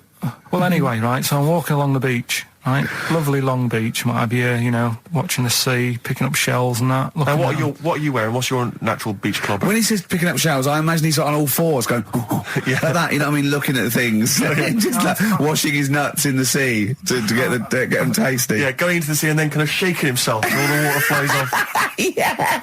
I've just got, you know, flip-flops on, pair of shorts, and like a little light shirt. Sure. Mm. So anyway, walking along, and Suzanne goes, "Oh look," right? And there's this woman, German, I think, coming out of the. How can you tell she was German? Underarm hair. I'll get to it. Forget the underarm hair. She came out, it looked like she was smuggling seaweed. I'm gonna burst! I'm going to burst! Oh, God! And the funny thing is, right, she, smuggling seaweed! Oh, God! She was a bit hairy down there, was she? Mental. I felt bad because I hadn't had a shave for 2 days, right? Looked at her, it was ridiculous. She might as well have kept her trunks on. It was just like she was wearing furry trunks, right? So anyway, so I'm walking along. So... yeah, go on then. So Suzanne's like, oh, look, and I'm like, oh, not again. You know, because every time we go away, there always seems to be one of these. Is she by herself, this woman? Well, the weird thing was, she was with her husband, right, but he had shorts on. He was happy, right? But every time, like, because I walked past her, and he sort of ran off, because he's embarrassed. Do you know what I mean? There's nothing normal about it. What can he do? He can't go, all right, mate? Because he knows it's odd, right? How old was he? Sorry, how old was she? It's hard to tell when someone hasn't got clothes on. Do you know what I mean? They always look older, don't they, when they haven't got clothes on anyway. But I'd say she was about 40, 41. Okay, right. So I walked past, and the annoying thing is, she got there on a bike, right? No clothes on, little pair of boots next to the bike. So if you can wear boots, just pop some shorts on. You know what I mean? That takes more effort for me, putting boots on. But put the shorts on, right? So anyway, so the husband kept running off. I walked past, and I'm getting annoyed because I'm saying, well, we've got to walk past them again on the way back. I like the fact that they're scuttling away when Carl walks past. Like when you lift up a bit of sort of iron sheeting in the woods and loads of mice run away. Yeah. It's like whenever Carl goes, that nudists run away. Yeah. Oh, right, okay. So we sort of come walking back and what have you, and you know, I have another look and what have you, and he runs off again. Why are you another look if it offends you so much? Oh, you might as well just have a look. You know what I mean? It's just putting it on show and what have you. But the interesting thing was, I just wondered whether the husband... If the husband was nude, you'd looked at his tackle. Because remember, when you went to see those two strippers, and it was a woman and man, and they whipped their shorts off, you said you looked at his tackle first. I think any bloke would. Wow. You would. You just check it out. It's natural, isn't it? You just go, oh, right. So it is normal or whatever. Because you don't know if... you know what I mean? You don't know if what you've got's right until you see someone else's. No, do you know what I mean? Yeah. But anyway, so, but he got us talking, because I was, then, as soon as I saw her, sort of, day's been ruined a bit, so I'm walking up the beach. It's been ruined! Walking up the beach with Suzanne going, how does it happen? Do you know what I mean? Why do people do this? What fun are they getting out of it, and what have you? And, I just was thinking, is there any chance that fella, right, didn't even know that she was a nudist until they went away? Do you know what I mean? Because I said to Suzanne, say if I met Suzanne, it's like we're getting on, yeah, everything's fine. Yeah. And then you go off on holiday and you go, you haven't got much luggage. And she's like, no, it's fine, this is plenty. And I'm thinking, that's weird. And then we go down the beach and she whips her knickers off. I'd be annoyed, but there's nothing I could do. Do you know what I mean? Sure. So I'm just wondering whether that's what happened to this fella. Every time someone came walking up, he was like, oh, God, this is embarrassing. And he kept nipping off. Yeah. Let's play Educating Ricky. Right. Brilliant. Go. Right. Ding-a-ling-a-ling-a-ling-a-ling. Educating Ricky. Right, what are we going for then? Hanging the bacon, airy Chinese kid, alien gives man a beard. I think alien gives man a beard. I'd like to do that. Right, there's this fella, I think it happened in America, and he saw a bright light in the sky. And, God, if you're bored. And he stood there. This is a true story, is it? Yeah. He stood there. Yes, of course it isn't, Steve. And he saw this bright light, and it came closer and closer, and it was a UFO, right? Yep. And he looked at it, and it disappeared, right? And he gets back in his car. He looks in the mirror. And he looks in the mirror. Yep. He's only got a beard. He hasn't. You sure it wasn't someone else who got in the car, and he was still standing out there? No, right. What? And it turned out, he got home and said to his wife or his girlfriend, it's a bit weird. So I just got out of the car to look at a bright light, and I got back in the car, I grew a beard, and she said, never mind your beard, where have you been for 3 days? And what had happened is... He passed out because he was pissed? No. The UFO had taken him for 3 days. Yeah. But he'd only thought that he'd only looked at it, and it went away. Yeah. But what had happened is, he took him, and he grew a beard because he hasn't had a shave. Right, okay. I mean, was Will Smith or Tommy Lee Jones anything to do with this at all? Did you see this on a video maybe and thought it was an educational film? No, it's from a book that some kind person sent in to me. Here. Can I just ask again, just again, I'm just throwing this right back at you. Do you think there's any other possible answer here? Right? A man is absent for 3 days from home. He's grown a beard. The length of time that it could take to grow a beard, lest we forget. What if he hadn't actually seen a bright light in the sky? What if he was lying? What if he was lying? He'd got knocked unconscious. He'd had a car crash. Just lying. No, just lying. Or he was just lying. Yeah, he'd been on a bender, getting pissed for 3 days. And that with was his an mates. excuse to his wife. And they went, Dennis, what are you going to tell your wife? Well, wait a minute. Wait a minute. You're not going to believe I was out with you, lads. Just say you're only away for a minute. No, I wasn't away from it because of the beard. Oh yeah, look, it looks like you've been out for 3 days. Well, we have. That's exactly right. Okay, we've got to cover that then. Alien abduction. Great one. Okay, let's try that. Do you see? That's a little scenario there that could have been played. So, when you say educating Ricky, what have I learnt from this? Never listen to you again. That's all I've learnt so far. Never listen to you. Yeah, we'll add a little bit more in here, right? Well, no, what do you mean add a little bit more? We'll add a bit more to this what I'm educating you about. Go on. Right. There's only a law in America that says if you touch a UFO, you're going to get done. Now, why would they make a rule? I don't know do you know, like, all their rules have a code? Carl, I genuinely do not know what you're talking about. Right, do you know, like, how here they might have... Do you know? I have no idea. Right. Okay. Do you know, like, over here? I'm listening to Capital and these headphones. I got Foxy on from yesterday. Right, let's bin that. No way, it's great. I want to hear about Airy Chinese Kid. Let's play a tune. Okay, play a tune. Come back with Chinese Kid, definitely. Some doors. Yeah, I just thought I'd go back, take it back to the 60s. This is a tune that a friend of mine sent me. If you touch UFO, you get done. Soul Kitchen from the Doors. Shambles today, this. Dave Bowie, Slow Burn. Yeah, quite a Eno trilogy feel about it. Logic and sort of low type. Yeah, but yeah, enjoyable. Now, okay.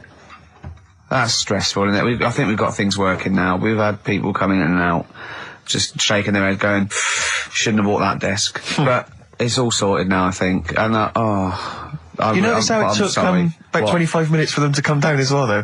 Do you feel like we're maybe quite low in the pecking order in the building? Definitely. You know, it's like Capital First, Capital Gold. They can shoot off to other sort of pirate stations. People's car radios, then they come back here. Oh, dear. Oh, I had a job at Richard Sounds. Light fitting was buzzing. Now, but we've got, thanks for staying, listening. Right, okay, educating Ricky. What have we got? Airy Chinese Kid, go on. Right, yeah. This is the, I didn't want to do this. Really? You didn't want to do it? Well, I wanted to give you 3, and I gave you one. It was like the alien man gets a beard or whatever. Yeah, which was total rubbish, so this one should be better, maybe. Hairy Chinese Kid. Right, well, we've talked about airy people in the past. True enough. Haven't we? Yeah. You know, the little kids who grew up in woods and hung around with wolves and that. Yeah, again, you're confusing it. Yeah, they're not, there were some people that were born very hirsute. They were not the people who were brought up with wolves. You just put that together in your Homer Simpson type mind. Right, well, this is like a sort of close to that sort of story. Yeah. But the weird thing is, right, Chinese people aren't that hairy as a nation. No, seriously, that's a well-known fact. They don't have that much body hair and stuff. Okay. So this little kid who was born over there, he was like covered in stuff. Was he? And it was only his nose that wasn't hairy. The rest of his body was caked in hair, right? And his hair sort of What grew. sort of hair was it? Was thick hair. No, what I mean is, was it sort of like a pony's mane, so he just looked like an Ewok? You know what I mean? Just like hanging down sort of straight, dark hair. In the picture, it looked like it grows from his eyebrow. It grows from his eyebrows quite thick, and then it just goes all the way over his head. You don't think it was just really long eyebrows that he'd done a comb over? No, it was all over his body. It had a picture of like his back and that. Yeah. And had he styled it? Had he styled it at all? Did he have it in a quiff or? No, it was just hanging all over him. Yeah. And they were like, you know, this is a bit weird happening in China, where we're not normally that airy. That was the scientist speaking there. And the local press and that were getting him down, calling him Monkey Boy and all this. Oh. And thinking Chinese press. But the doctor, yeah. Oh, they're cruel, aren't they? It's like those game shows. That's Japanese, isn't it? Yeah. That's what. Yeah. And the doctor said, I was Carl talking through all that time while we were just like talking to each other then. Because I turned round and I still saw he was talking. So anyway, the local press came in to see the hairy boy, the monkey boy. and they were like being tight, taking the mickey out of him, and the doctor said, showing him nuts. Said he's only hairy. Said he's a healthy young kid. The only faults he's got is he's got a little bit of eczema and a boil. And he said everybody should just treat him the same, and I think he grew up a healthy kid. Yeah, so that's the That's the end of the story. That's not a story. Why? But I've got nothing. I don't know what to say to that. So someone in China was born slightly hairier than the rest, and he was normal apart from eczema and a boil. That to me isn't a story. But if it is, I've got a million. I mean, it's sort of like bloke from Manchester went a bit bolder than the rest, got a job on radio. He was normal. I mean, that's not a story, is it? Do you know what I mean? Dandy Warhols and Bohemian Like You on XFM 104.9. I'm Ricky Gervais, with me Steve Merchant and Karl Pilkington. Karl, what's the story then? Right, so what did you say you're going for? You've got your 3 titles, your 3 teasers. Well, I think I'm going to go for Don't Do That to It. You know you can't live for that, Ned. I'm looking forward to this. Right. So this is educating Ricky, for those who have just tuned in. Now, something that Ricky told me about when he was educating me was that a cockroach, if you cut its head off, it lives for a week. Yeah. Right? And the only reason it dies is because it can't take on water. Sure. It doesn't have a great time in that week, though, does it? I mean, it doesn't get much done, I don't imagine. It just needs water, and because it can't find any at its eyes, it eventually dies. Yeah. Right? No. So what? No, it's not. That's not. It's anyway. You can't drink. Anyway. So have you heard that one about worms? Okay. I have. Go on. If you cut a worm in half, a lot of people have said in the past that it'll turn into 2 worms. Right. But that isn't actually true. Okay. Who said that? No, it used to be like, kids at school said it on, kids at school and stuff. So that, a lot of people think that. Don't pick him up on stuff, Steve. It's bad enough. Sure. So, but what they can do, if you get a worm, right, and you find out which end its head's at. Right. If you you've got its head there at the left-hand side, right, and if you sort of cut it in half. Right. But not in half. So there's more of its neck than the tail, if you know what I mean. Yeah. The bit that you've cut off will sort of die, and the rest of the worm will get better. So in a way, you can cut it in half, and it'll survive, but only one half will survive. Okay. Yeah? What have you learned there? I wish you hadn't chosen that one. I know, because it's not. There's nothing, is it? Yeah. You know that joke, how would you tell a worm's head from its eye? You put it in a bowl of flour and wait till it farts. Yes. Right? I told my mate that, right? And he went, what if it coughs? Yeah? Yeah. So, there is a bit of truth in that myth of cutting one in half. Where did you get this information? I don't understand where you get this information That was from the Fortean Times. It was like the myth about worms. Yeah. That was the big article that week. Did it take you as long to read that article as it took you to tell us just then? I like the fact that it starts off debunking a myth that we hadn't heard of anyway. Exactly. You know the big thing about cutting a worm in half and making 2 worms? No. Yeah. What's the other one? It's not the thing to do either, by the way. Don't go doing it. No. It's not very nice. It's cruel. But it can get by. And it's pointless. Yeah. There's no scientific worth. Yeah. In that. Well, there you go. Okay then. So the others now, you see what I do. No, I tell you the other titles. You're not having them yet. That's the whole idea of this. People will be driving or about to go out doing the shopping. They'll think about that now. What was the other 2? Well, the other 2. They won't think about that. They've forgotten that. No, they will. No, they've forgotten that already. If only it was raining. And what's tomato with you? Right, I'm looking forward to that one. Use Rooster's Pride Pop Soup as a snack with crackers or toast. Still thinking of a normal knob. An appetizer, again, or a soup base. That doesn't really work as an Indian. No, That's disappointing. We'll work on that, though. Darkness, growing on me on XFM 104.9. Going well, isn't it? I've enjoyed it so far. It's been a bit naughty and everything. Yeah, a bit smart. Nothing wrong with that.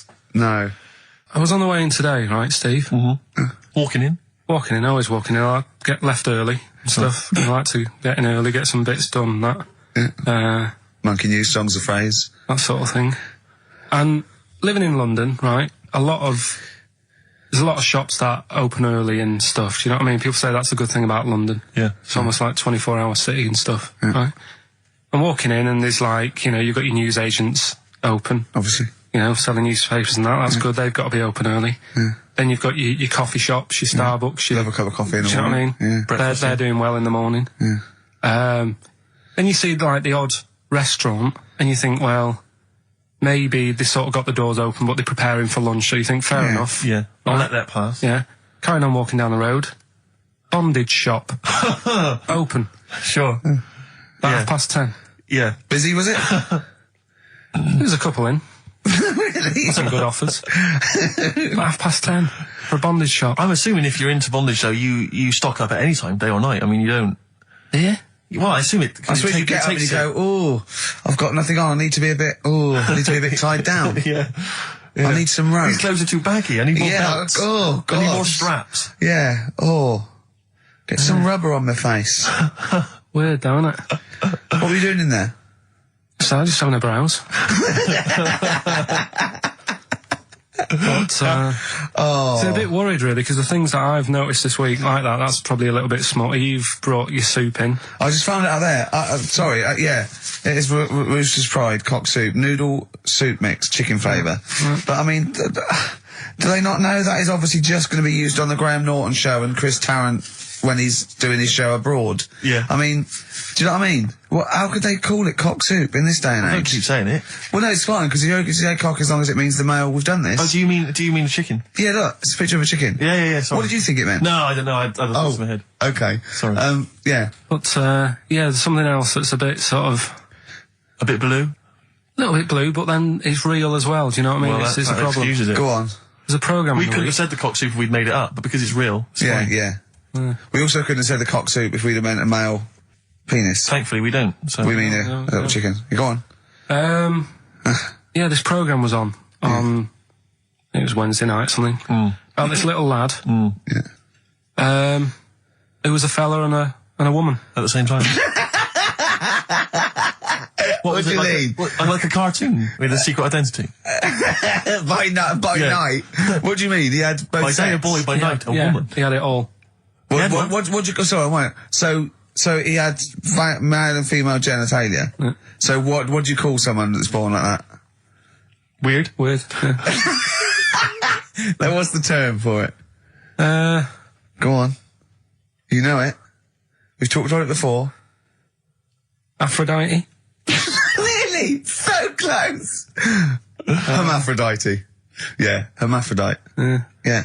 That's weird, though, isn't it? Yeah. And he had the ball. Yeah. And he had the... Well, what happened was he was born, right? Obviously. And the doctor said, there you go.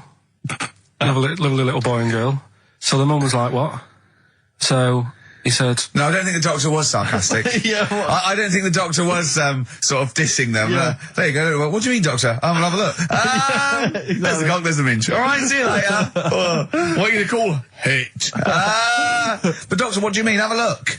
He wasn't sarcastic. He didn't give Doctor, clues. tell me what you mean. Give me a straight answer. He probably went, oh shit, she's got a cock.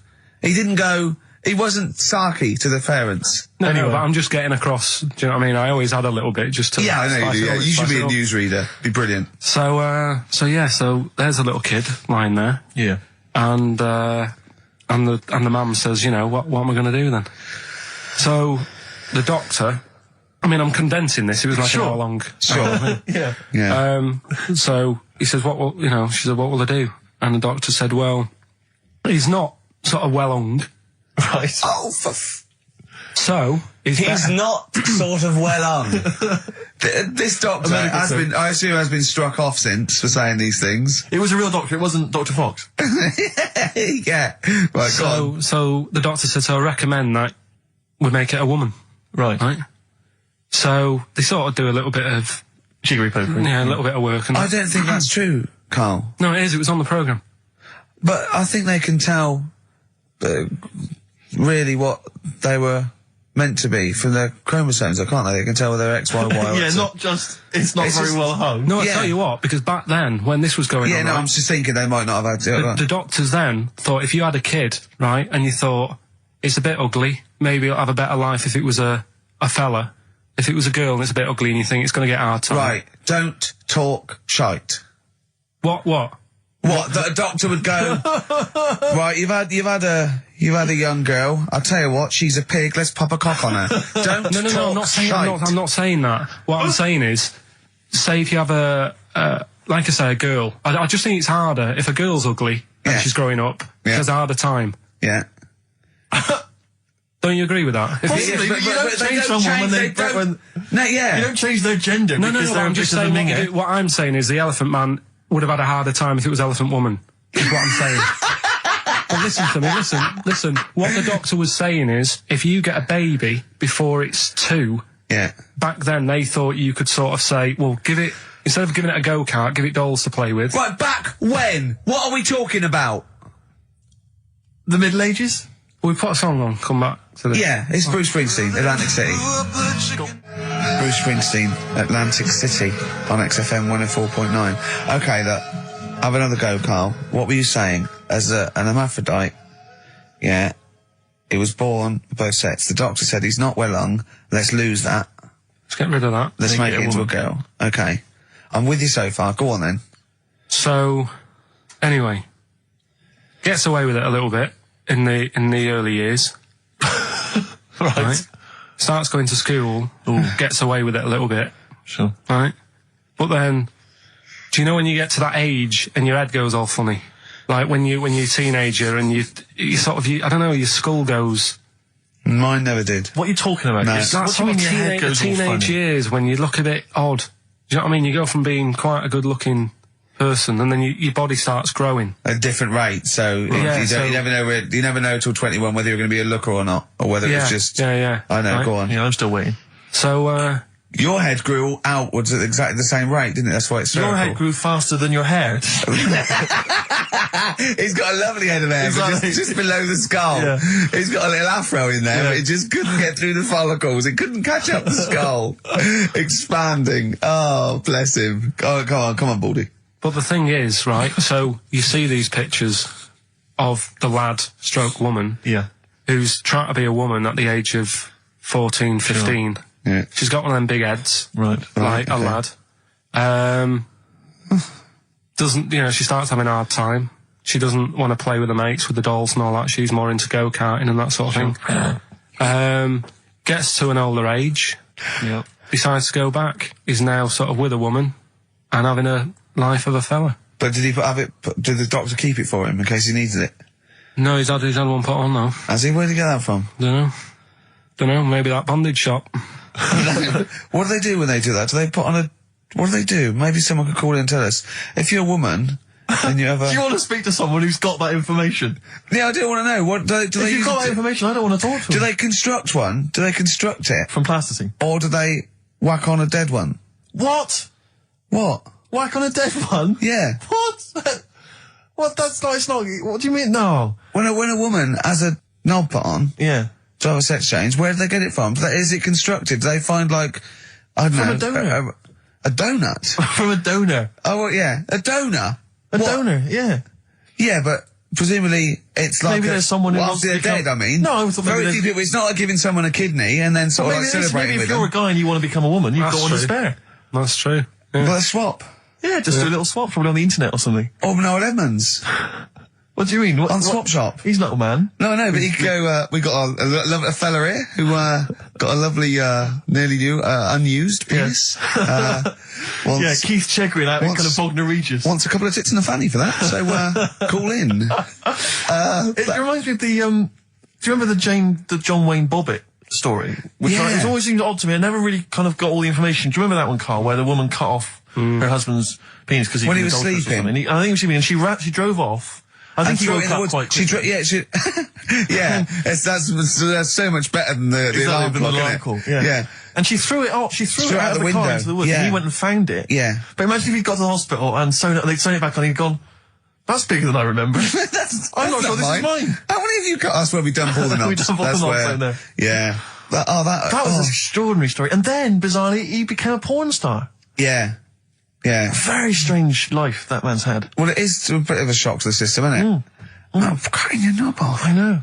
Do you remember that French bloke, the performance artist of like 1910? Do you remember him? No. He, as a performance art, he cut his, in a theatre, he cut his knob off to a crowd of people. Now, what? That's only a one-night trick, though, isn't it? Exactly. Yeah. But what if there had been a bang outside? They went encore. He went, what? Yeah. Or they looked outside because a car backfired. He went, did you see that? I go, what? I go, just cut the... Did you? Yeah. Think of that. Sacre bleu. I know. French are funny, aren't they? Cutting your knob off for your art. Weird, isn't it? Longview. Further on XFM 104.9. As we're having so much fun with penises, I thought perhaps I should just mention... That's a slogan. We should just mention this story, briefly. It's in the paper today. A Russian is selling what he claims is Hitler's mummified penis for £12,000. Yeah. Ivan Zadurprov says his ex-Red Army soldier dad hacked it off as a souvenir after storming the tyrant's Berlin bunker after his suicide in 1945. Yeah. Not. Why did he wait till now? He's found out that that might get a bit of £12,000. Which doesn't seem a great deal. Doesn't seem a great deal of money, really. Well, it's useless, isn't it? True. You're not going to be able to use it. It's not going to be able to. It's not going to be a donor. Imagine that if you walked round. Yeah, you'll never making love to a girl. You'll never believe who this is. Yeah. You never believe who's doing you, love. Exactly. This is going to freak you out. This is, just relax. Exactly. Okay, sit down now. Was that I got all a right? little surprise for It was you. brilliant. It was brilliant. Yeah, so you enjoyed it. Yeah. Right. Are you a fan of the Third Reich? Exactly. Well, no, awful racist. Okay, let's go a different tack. Yeah. You did like the sex. I love the sex. Okay then. Yeah, it's not going to be Hitler's knob, is it? But I like the idea that, I mean, you're you're in the Red Army. Yeah. You've just stormed Berlin. Yeah. 1945. You crash into the bunker. You've gone through terrible. How you've lost 20 million comrades. Unbelievable. Oppression It's been everywhere. going on for years. You're in there. You see the man. Here he is. He's dead. He's dead. The figurehead and leader of one of the most despicable. You turn to your friends. There's a tear in your eye. Yeah. And your immediate thought is, I ought to chop off his todger. Yeah. Well, no, I said Bagsy. I said Bagsy is Winkle. I said Bagsy is Winkle outside. Whoever it was. Yeah, I didn't know it was going to be Hitler. Brilliant. It's just, I can't, it just doesn't make sense. It's ludicrous. It's ludicrous. And I don't know how is he expecting to prove this? Because I want some proof. Well, I think that's why he said that. He probably started off with, I've got Hitler's face. And they went, brilliant. Oh, let's have a look at it. What do you mean let's have a look? Well, just check Hitler's face. 'Cause obviously I know what he looks like. Oh, yeah. No, it's not. You know what no, it's not his face. What wouldn't you know what it looked like? Well, I mean, no one's ever seen his genitals. That's what I've got. Yeah. I've got his. It's got a little swastika on it. Is that proof, is it? Yeah. Have you got his ball? Well, no, the Albert Hall's got one, his mother's got the other, so I don't know. See, the Albert Hall, I would have thought, would probably be paying that £12,000 because apparently they've already got his ball. Yeah, they got one of his balls. They got one of his balls in the Albert Hall, his mother's got the other. Yeah. But if they got the Todger if they can track down the one his mother's got, they would have a complete set of Hitler's. I'm just hoping it doesn't fall into the hands of some kind of crazed genetic scientist. What, I could clone it from his knob? Could clone Hitler. Back to, I don't even want to think about the future if that's the sort of way we're going. Exactly. If that's the sort of way we're going, Carl, I'd rather not know about it. What do you make of it, Carl? Weird, isn't it? It is weird. I mean, I don't want to go on for this too long. We've probably got about a minute left for the first half hour, and I reckon should can this sort of... What, 30 minutes of genital talk? Just quickly, on a Saturday afternoon? There's one in a museum, I think it's like that London Museum. What? One what? Well, do you know like how people are buying weird stuff and that to put in museums? Yeah. There's this device that, I mean, think about it, years and years ago they used to torture people, didn't they? Yeah. Really badly. Mm. And the device that they've got... There's no real good torture, but go on, I see your point. Yeah, but this device, right, think about it, you've done something really bad years ago. Yeah. Right, and you're thinking, oh, what are they going to do? Do you know what I mean? Could do anything here, it could be the end for me. The device they've got is this thing that you put on your bits, as a fella, and it's sort of metal, so it means you can't sort of you know, get excited. It puts a stop to you, sort of. That wasn't a torture device. I think it was a Victorian thing to stop adolescent boys wanking. They used to have things like wrist things as well with, like, spikes on them. It's not a torture device. Is it not? Well, not really. Imagine that being captured by, right, you're never going to get hard on again. All right. Not really a torture device, is it? And there wasn't that many nice-looking women wandering about anyway about them, was there? Didn't get excited about stuff. What are you talking about? Well, the filth, it stunk and everything back then. Right, we've covered that. No more of that talk now, right? Let's move on. Filthy. All Victorian women, filthy and stinky. Yeah. Oh, dear. Better Rolling Stones Yeah, and let's set go up for the it. old songs of phrase. Yeah. Stones, Beast of Burden. We've not played it before. It's an absolute gem. You're saying that a bit gay? No. Is that what you're saying? No, but what was... Suzanne accused me of that in the week. Why? For being a bit gay. She said, I'm sure you're gay. Why? Just because I was moaning about stuff. She said, oh, you're a drama queen. Right, well, that's What were you moaning about? Not having enough gay sex? No. She didn't have a knob. Yeah. It's going, why don't you get yourself a nice little knob? Yeah. I mean, can I call you Frank, please? Could you wear this false beard? Yeah. It was just, well, we'll talk about it later. It was about the Seven Wonders. I just wasn't that impressed. He wasn't impressed by it.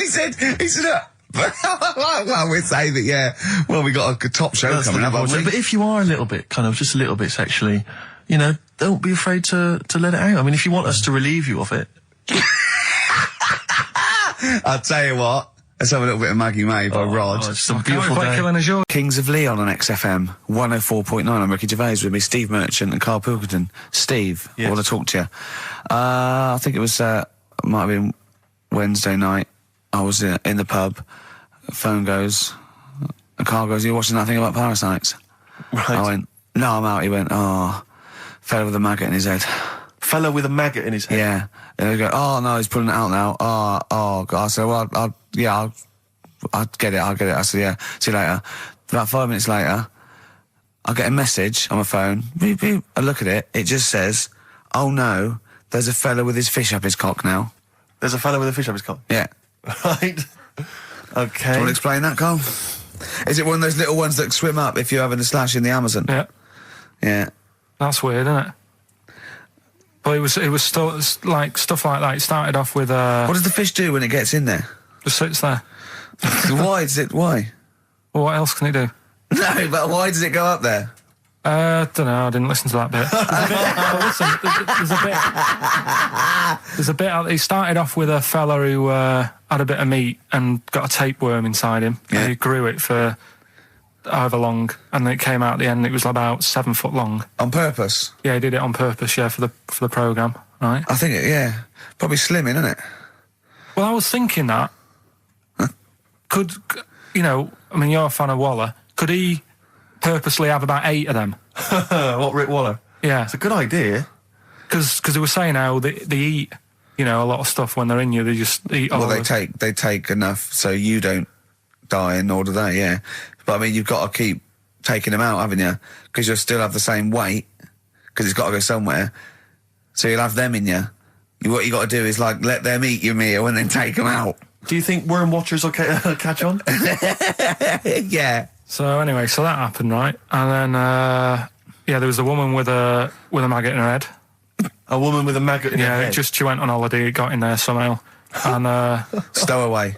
It it was massive. And the thing is, she had a hole in her head, and she's there being interviewed with the doctor, like, and you can see it just sort of sticking its head out. Like, do you know when you see a cartoon with a maggot in an apple? Yeah.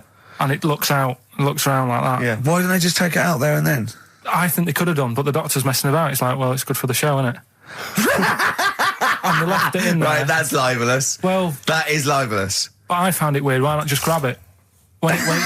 Because there must be a reason. There must be one of those medical reasons that you don't really know about, Karl. Right. And another bit, this was the best one, right? Grab it! Right, there's this fella, and he was on his bike, right, cycling to work or whatever, and he sort of sees this thing in the corner of his eye. Right? Literally in the corner of his eye. Or you mean he saw He just said he saw in his something. peripheral He vision? saw Okay, something yeah. and thought, what's that? Yeah. So he thought, oh, doesn't matter, whatever. And he stops off at a cafe, right? Get a little scone, a tea or whatever. And he goes in there and he's sat down, and the waiter comes over. He says, yeah, what do you want? He says, I'll have a scone and a tea. He goes, all right then. So he goes to get it, comes back. As he puts the tea and the scone down, his face is like, what is that? Right? Like a look of frightenedness on his face, right? Drops the tea and legs it. So the fella's going, what? So he legs it after the bloke and goes, what? And he says, oh, something came out of your nose. That was massive. Sorry, something came out of the guy. This is all true because people would have watched it, so don't start saying it didn't but hang on, happen. I just need to clarify. The guy on the bike... I don't believe he ran away. I don't believe he legged it. I don't believe he had a look of frightenedness on his face, and I don't believe he said something massive came out your nose. And I don't even believe he had a cup of tea in the scone. These are the things that I think are embellished. But who had something coming out of his nose? Was it the guy serving the scone? The one who was on the bike who ordered the scone. Yeah, but what was it? Came out of his nose. Yeah, what was it? Came out of his nose. Right. So he goes home and he thinks, I've got to sort this out because it's not good and that. So he But what? No, it was out of his nose. So you mean it poked out of his nose? It didn't come out. It just said hello and then it was like the maggot in the head. Yeah, he yeah. popped his head out, had a look around and went back in. Why did the bloke drop the tea and run? Well, it's weird, isn't it? All right, so he goes home. He goes home and he goes, oh, God, you know. So he sits in front of the mirror and he's sat there waiting. This thing comes out. Again, sort of looks round, goes back in again. So he goes, oh. No scones. Right. No, so he goes, I've got to sort this out. He goes to the doctors, says to the doctor, I've got something up my nose. It just keeps coming out and having a look round, going back in. Didn't say that. The doctor's like, oh, I haven't heard of that before. Right? Didn't say that. So sat there. He does it again. The doctor looks, frightened again. Runs away? Yeah. He's got a look of frightenedness on his face. He had a look of medical frightenedness. He dropped his stethoscope and legged it. No, he said, I know what it was. So what? So you got a leech up your nose. He had a leech about that long. What's radio? Well, how long's that? 4 inches. 4 inches coming out of his nose. Next time it stuck its head out, he grabbed it, pulled it out. That's horrible, though, isn't it? U2, the sweetest thing on XFM. Ricky Gervais, Steve Merchant, Karl Pilkington. So we're with Carl in the week. So what can we do this week? I was saying, well, don't do Rockbusters. That's dead in the water. I hope the listening public agree with me. He's going, well, I want to teach stuff again. Remember what I taught you last week? I went, no, no idea. Were you joking? I went, no. And it was, he went, Ivan the Terrible goes out a fella's eyes. Yeah. He actually said Ivan the Terrible at the time. Yeah. So I can't remember. This was a man who had built something for Ivan the Terrible, and then But his idea of education is telling someone something that knows more about the subject than him, so they can correct him when he's telling them it. And so I said, well, I don't know. And he gets annoyed that me and you are dubious against monkeys who perform bank robberies. And he goes, but you believe in Newton. He doesn't know the difference. I was trying to explain the laws of the universe, right? He was going, what do you do? And so all I come up with, I thought somewhat interesting. You know when you tell a child maths, you say you've got 3 potatoes and you've got 4 potatoes. I have to do that with science to Carl. So I ended up saying, imagine you're in a shopping trolley with loads of house bricks. If you throw the house bricks out, you'll go the other way. He loved that. Right. He upped, didn't you? Mm. Because I didn't know that would happen. And it's sort of useful to know. It sort of explained a bit to me and stuff. Yeah. Right? And that's why I like doing stuff every week. I think listeners go away going, well, I didn't know that. Do you know what I mean? Carl told me something there. They forget it instantly, just like we do. We're friends of yours and we forget it instantly. No, the annoying thing with you is, Steve, not so much, Ricky, at least he'll listen now and again, he'll just dismiss stuff straight away. I told you loads of stuff yesterday, I taught you loads of stuff. But Carl, what you consider education... hang on, what you consider education, I consider tittle-tattle. Well, it's not education. Do you know what I mean? You seem to think it's education. It's just kind of gossip, stories you've sort of half read. Right, all right. Example of yesterday. Goldfish have longer memories than people think they do. Yeah. You said no, it's rubbish. No, we didn't. We said, where'd you get that from? We said, oh, really? From? Yeah. There's not enough information there for it to be educational. Because what you've said is also longer than relative. you think. I don't know. Because that as a statement, it has no objectivity. Goldfish's memories are longer than some people think. That isn't a fact. Exactly. Because we don't know how long do people think a goldfish's memory is. Do you see what that isn't a fact? Whereas Newton's laws of physics and the universe are. Right. Yeah, but it was just a little thing.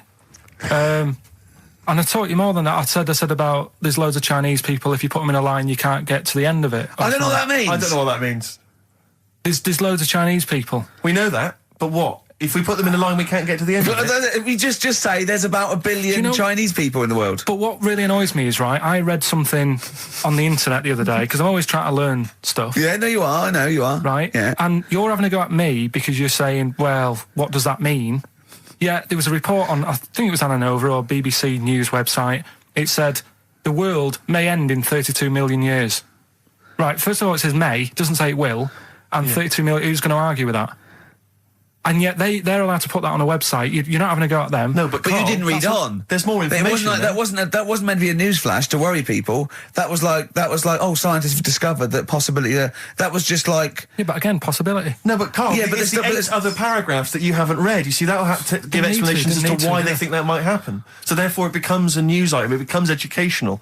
It's not just the headline, the bullet point. The headline's just supposed to draw you into the story so you read on. That's not all the information. But then I was trying to come up with things to excite him, and I realised that I was opening a can of worms.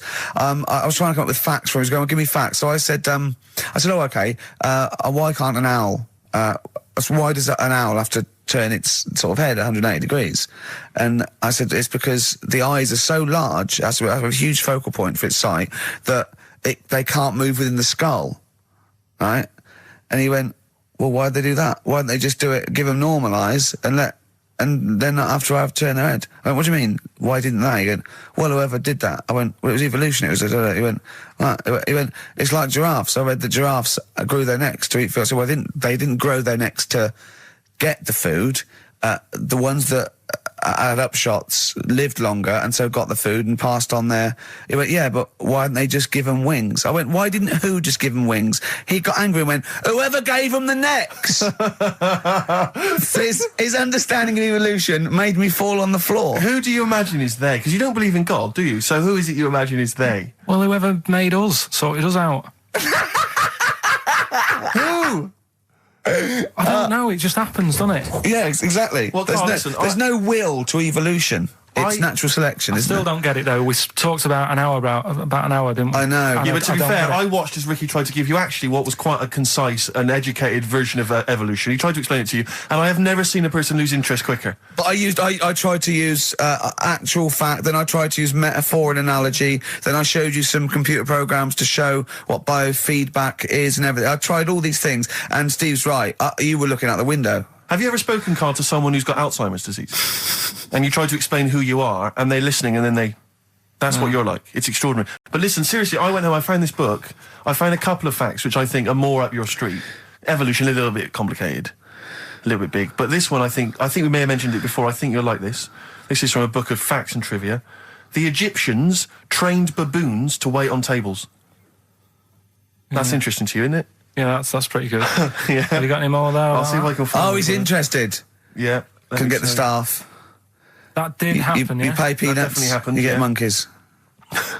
And then what did they go off and do after that? Well, it doesn't say. So I love the fact that he thinks, right, okay, so in his mind, it's now the monkey going, it's 5:30, I'm off, you know I was going early today, and they go off maybe dancing or something, or they come in late. No, I assumed what you meant there is that was their first career move, and then they went on. It's like actors waiting to be discovered. Play a record. Just one more before you play a record. Oh, man. You'll like this. Peter the Great, you ever heard of Peter the Great? No. Okay, well anyway, Peter the Great had his wife's lover executed. You'll love this, Carl. Right, so his wife had a lover, he had him executed, and he put his head into a jar of alcohol, and his wife had to keep it in her bedroom. Do you understand? That's every time every morning she'd wake up, and there was her lover's head in a jar. Who took his head off? He took his own head off. Play a record. Play a record. She had a lover, and never mind. It couldn't be any more concise.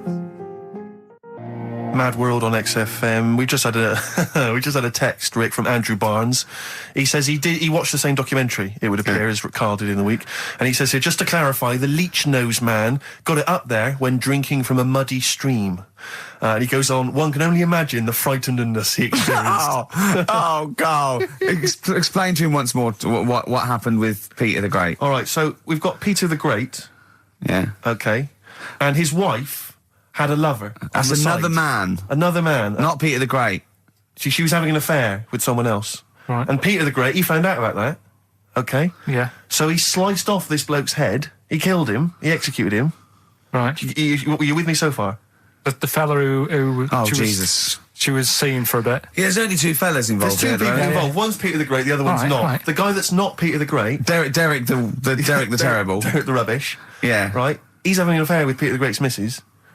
So Peter the Great slices off his head, puts it inside a jar of alcohol to preserve it, and puts it in his wife's bedroom. So every morning she wakes up, she sees her dead lover's head. You'd have thought he wouldn't have wanted to remember, wouldn't you? Oh. Best bury the head so she don't remember. Well, it was a reminder so as not to put it about. And did it work? Oh, I don't know. I love that. Again, that to me is an amazing thing to do. And you go, did it work? I mean, you've got quite an interesting mind, actually. I mean, you are, in some ways, really, really bright and intelligent. I love the way you think. You're one of the cleverest blokes in some ways that I know. Hello, it says I've got common sense. Well, yeah. And that's more important than knowing about, But it's what it's like you follow the subplot, which is quite an interesting thing. Do you know what I mean? It's like you tell you a story, you'll always pick up on something that I didn't even think was an important bit. It's like you're looking out of the window all the time. So what's important about that head thing? What do you mean? The head in a jar. It's a grotesque thing to do. It shows ego, power, cruelty, and revenge. Although I think it probably did work because he is called Peter the Great. Yeah. So you'd assume he got it right.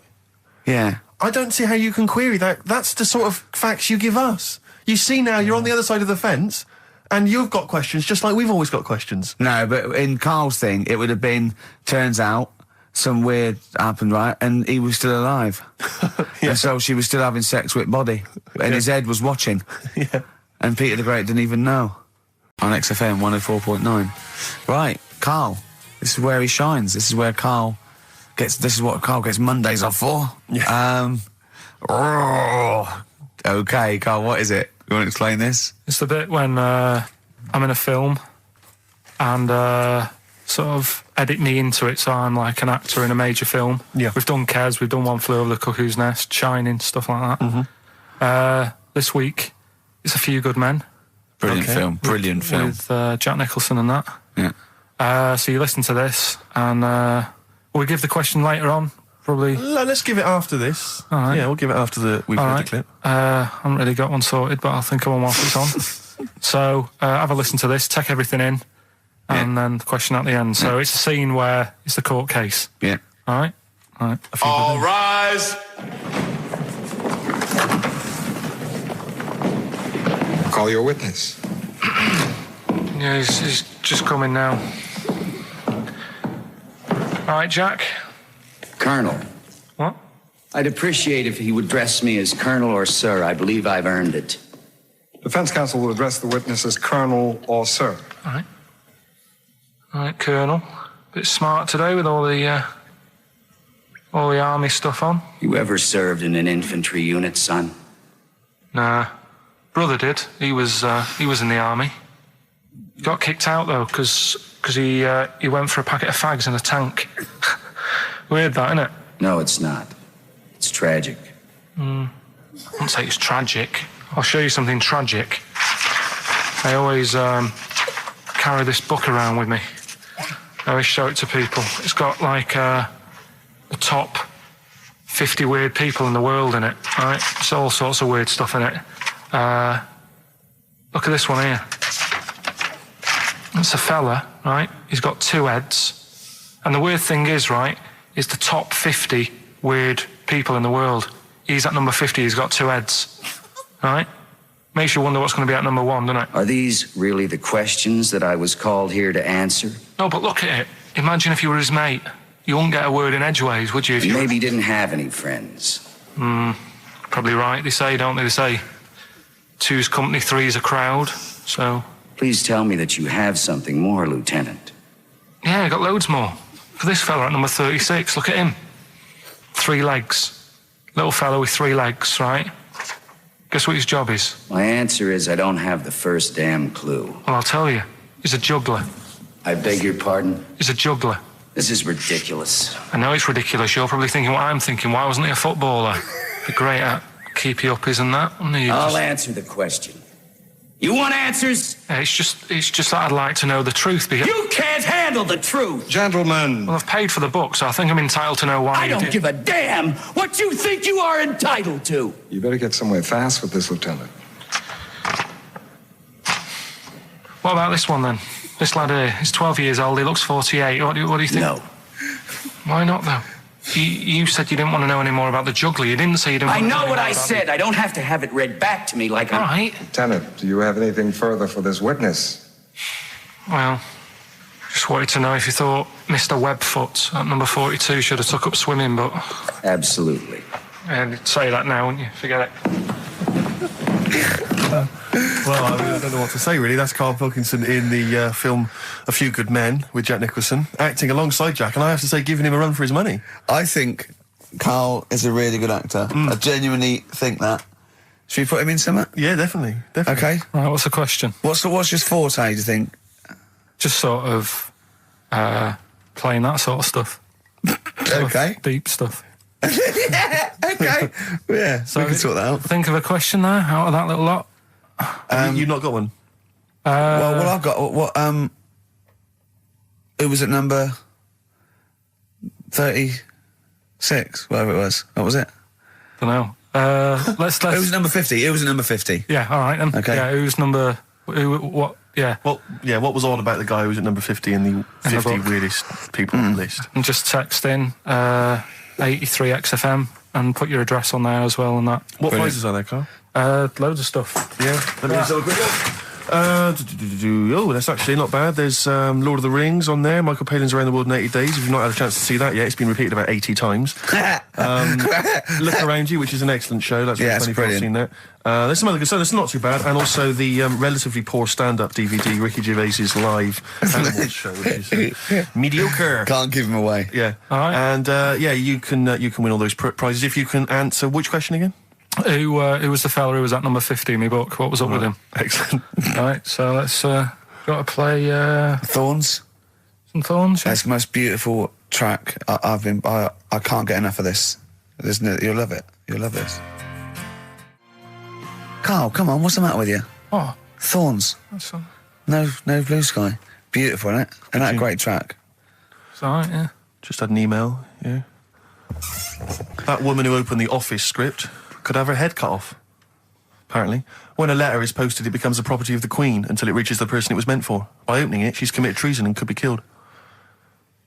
I don't know if you're familiar with this story, Karl, are you? Go on.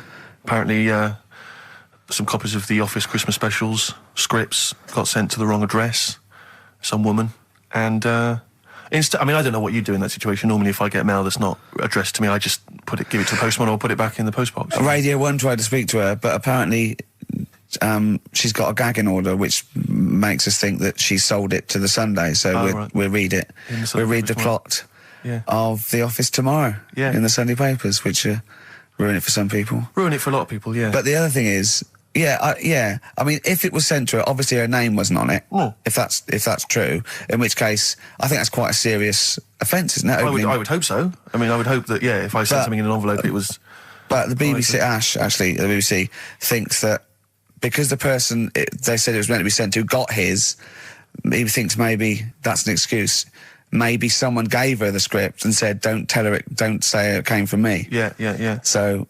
I don't know, maybe she's protecting someone, I don't know. Yeah, well, I mean, if that is well, either way, don't sell it to a newspaper. Well, It's just the kind of mercenary nature of it that I loathe, it's the fact that it's only just now makes me wonder if she had it there lying around in her house and someone said to her, Well, why don't you go to the papers? Yeah. Try and flog it.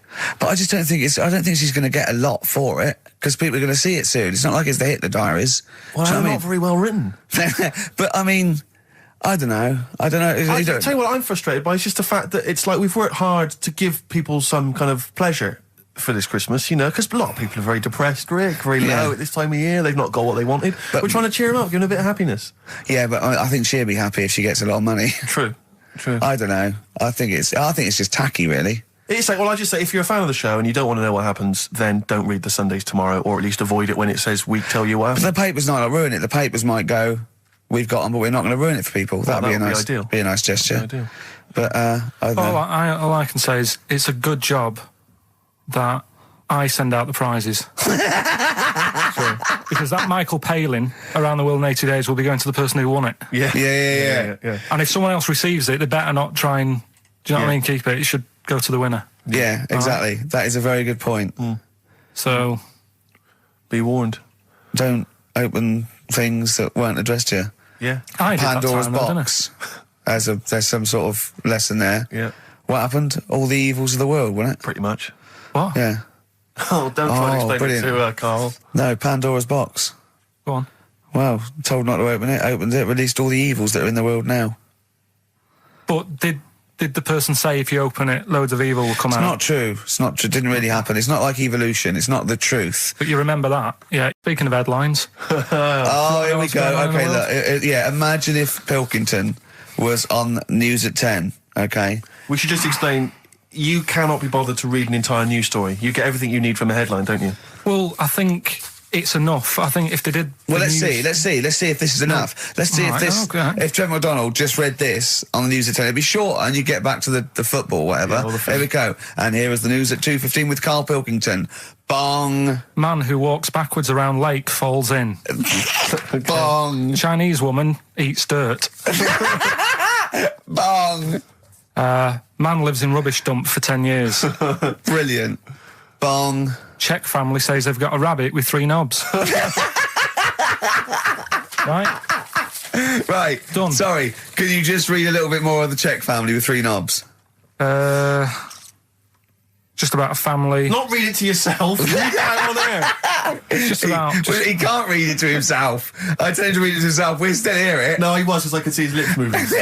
Go on. Just this fella who had 3 rabbits. Right, just think of this is Trevor McDonald. Yeah. Okay, carry on, Carl. Okay, well, here's the news. Right, good, brilliant. Go on. There's a fella. He's got 3 rabbits and that, and then he checks them out. Right. Yeah. 2 of the rabbits have got 2 knobs each. Right. And he goes, that's a bit weird, isn't it? Sure. And they're throwing them around, sort of chucking, showing them around the family and stuff, saying, look at that, that's weird.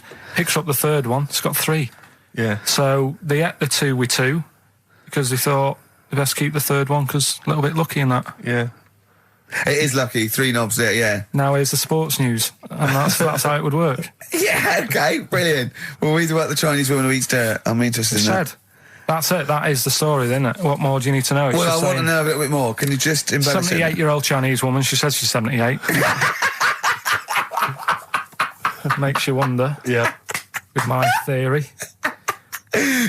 Carl's theory is that Chinese people don't age well. And so those Chinese people that are saying they're 112 are really only 33. That's why he doesn't want to be recognised, because he doesn't want to walk out from here into Chinatown. Yeah.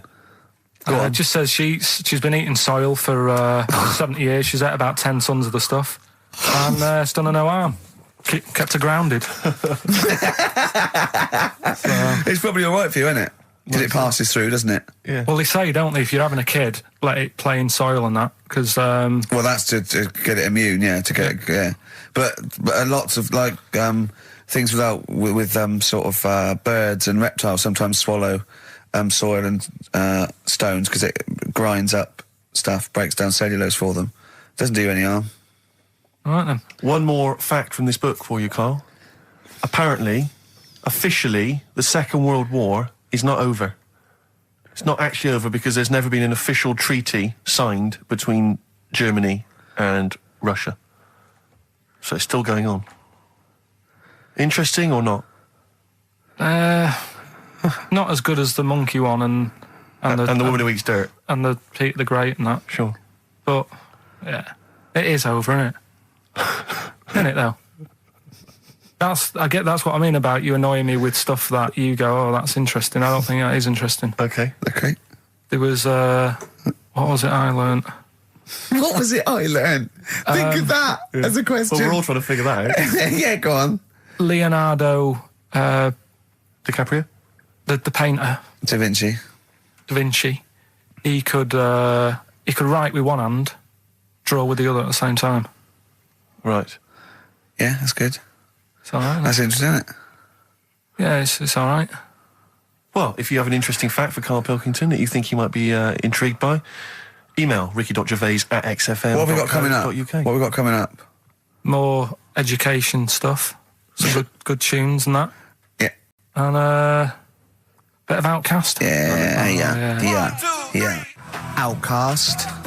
Hey Ya on XFM 104.9. I'm Ricky Gervais. With me, Steve Merchant. And over there, Karl Pilkington. Now we've got a new feature. Well, I don't know if it should become a feature every week, Rick. I'm not sure it's got legs for that. But maybe in the absence of Rockbusters. Basically, I was looking through the pigeonhole, and we got a lot of stuff sent to us, a lot of junk, stuff we don't really want. Yeah. And a lot of people, for some reason, they send us... Begging letters, a lot of that. We get sent a lot of CDs by people, bands, artists, who have not yet been signed. Maybe they've knocked something together in their bedroom. They got a band... And they just, for some reason, they want our feedback. They want us to sort of give them some thoughts on what they think, where they're going wrong, stuff like that. And I just thought, I was having a clear out, and I thought, why not just give them a little chance, Yeah. Just throw them a bone, Rick. Honest critique? Honest critique of some of the artists that sent us stuff. Okay, go on. These are bands that have not been, they've not got a record contract. This is exciting. Okay, name the 3 bands first. Well, I'll tell you, we'll go through them individually, and I'll hear a little snatch, and then I'll get your opinions, both from you, Rick. I know you've been in the music business, you've got a good general knowledge of music, you've got a good taste. Big time, and also Karl Pilkington's views as well. Yeah. We know what to think of them. So this first band is called Kellerton Road. I'm sure they're very excited. As I said their name then, they probably can't believe it. They're phoning each other now. They're getting so excited. All friends are phoning them now. Yeah, Turn your phone off. They can't people in this band. You don't want to... Yeah. Well, okay, then Kellerton Road. Kellerton Road. Play a track from them. So that's Kellerton Road. I think that's a track called Secretly. And looking on the back here, there's 6 of them in the band. They all pretty much look the same. They've got the long hair, the usual sort of look. What do you make of them, Rick? All right. Yeah? Quite like that? Good, yeah. I mean, bit generic. The chorus was a little bit simplistic. But I like good production, good musicianship. Reminds you of something maybe like the Thrills, that sort of thing? Yeah. I mean, yeah, good. Jukebox or junk box? What's a junk box? It's just, I'm just trying to make it sound snappy. Jukebox or junk box? Don't, because you haven't got it. Don't ever stick to what you're good at. Okay. What, being sexy? Just sort of watching Doctor Who and stuff. You like that, don't you? Yeah, I love it. Okay, then, right, what's the next one? So, well, let's just ask Karl Pilkington's opinion. Karl, what were your thoughts? Yeah, it's all right. Yeah? That's it, is it? Yep. Is that why you're no longer right for the enemy? Go on. So what's this next one you've got for us then, Karl? Toffee. Toffee? It's called Born Depressed. Oh, dear. Brilliant. Is it back? I quite like that. Yeah? That's sort of a bit glammy, bit underground. Yeah. What do you make of the name, Toffee? I don't like the name. It's not great, is it? No, but I quite like that track. Quite like the track. I'm just looking at the CD, they've made it themselves, and basically the band feature on there completely nude. Oh. What do you... Well, we know what we think of that. What do you think of that, Karl? Let's have a look, though. Have a look there. Well, that's no point, is it? There's quite a lot of blokes and there's one naked lady. Oh, just having a look, though, Yeah. What are you looking at the blokes? What are you looking at? Why are you looking at the blokes? That's knob. Just having a look. But you look at their knob. I can see by the way your eyes are looking. I'm looking at the woman's knob, though. Well, she won't be happy with that. No, that's a bloke, Karl. Yeah, that's where you've been going wrong. Yeah, that's the woman. Yeah, that's what I was looking at, that one. The woman's knob, so that's all right. Yeah, good. So Rick, hit parade or shit parade? I don't know if it's going to be... I don't think it's going to be a hit yet, because I haven't got backup, but I think we're looking more about whether they get... A record deal. Do you think they deserve one? Yeah, I like, thumbs up for both of them. Okay, excellent. Well done. All right, well done. And Karl, play the last one then. What did you make of it? Sorry, we didn't ask your opinion. We weren't interested. Like to see him on CD UK. Just like that on the CD cover. Okay. And this last act, I think, is this right? Picture Centre? Yeah. Picture Centre. Picture Centre. My favourite. You like that? Yeah, that's my favourite out of all of them. Good, there's a bit of Amy Mann in there. A little bit Cocteau Twins. Yeah, no, really good. Really good, really intriguing, that. Karl Pilkington? Yeah, it's all right. If you didn't like it, what would you say? It's weird, though, isn't it, music? No, do you know what I mean? It's like, it depends what you're doing. Do you know what I mean? That's all right. If you're just having a game of crib or whatever, it's just on in the background. That's the thing with music. I don't think you can sort of slag any of it off.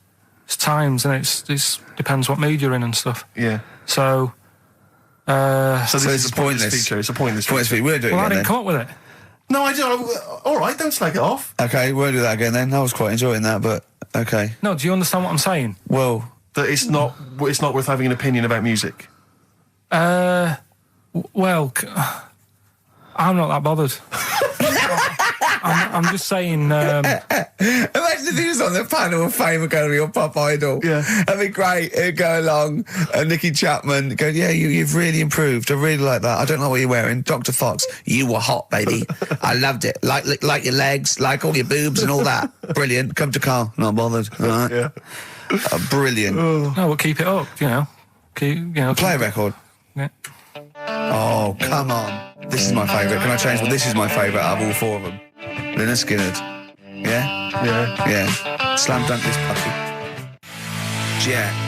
And roll over DJ on XFM 104.9. All right? Carl, just an email. A question for you. Can you please let me know which school Carl went to? What school do you go to? Cessav. What? Cessav. Cessav? Yeah. What does that mean? It was on Cecil Avenue. Cecil Avenue in Manchester? Yeah. It's just he says, I'd like to know so that I don't send my kids to the same place. He also says, he says, P.S., does Carl look like Gollum in Lord of the Rings? Yes. He does, doesn't he? Yeah. Yeah, that's very good. Yeah, in fact, I was just putting a little bald wig on you, wasn't I? Like he needs one. Yeah. So, if you want some of the fun and games we have when the songs are on. Yeah, did it hurt? Just a little bit. The bit that worried me is when you said, let me just staple it. Yeah, well, I was trying to get it under your chin because it looked funnier, and he was scared. Oh, I remember. Do you remember I did that thing with the tea towel? Have you told Steve about that? I don't think I have. It's not something I'd shout about, to be honest. Go on. Went round his place, and he said, before you go, I must try something. Because I couldn't get squeezing hard enough. I can't, because I'm not strong enough to hurt him anymore now, or am I? I think I can take it a bit more than I could at the start. Yeah, so I wanted to squeeze his head more. So what did I do? So he said, just hang on, I've got a tea towel. He brought a tea towel in now. I need something sort of long and thin.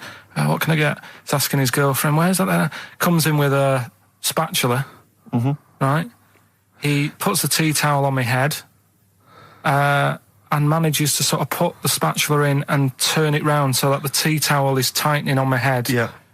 Using little pressure, would you say, from you? Yeah, just little. It's brilliant. It was like a tourniquet, and I just turned it a little bit, and he screamed almost straight away, didn't you? It hurts. But But why did you think that was good? When would you need to use that tool?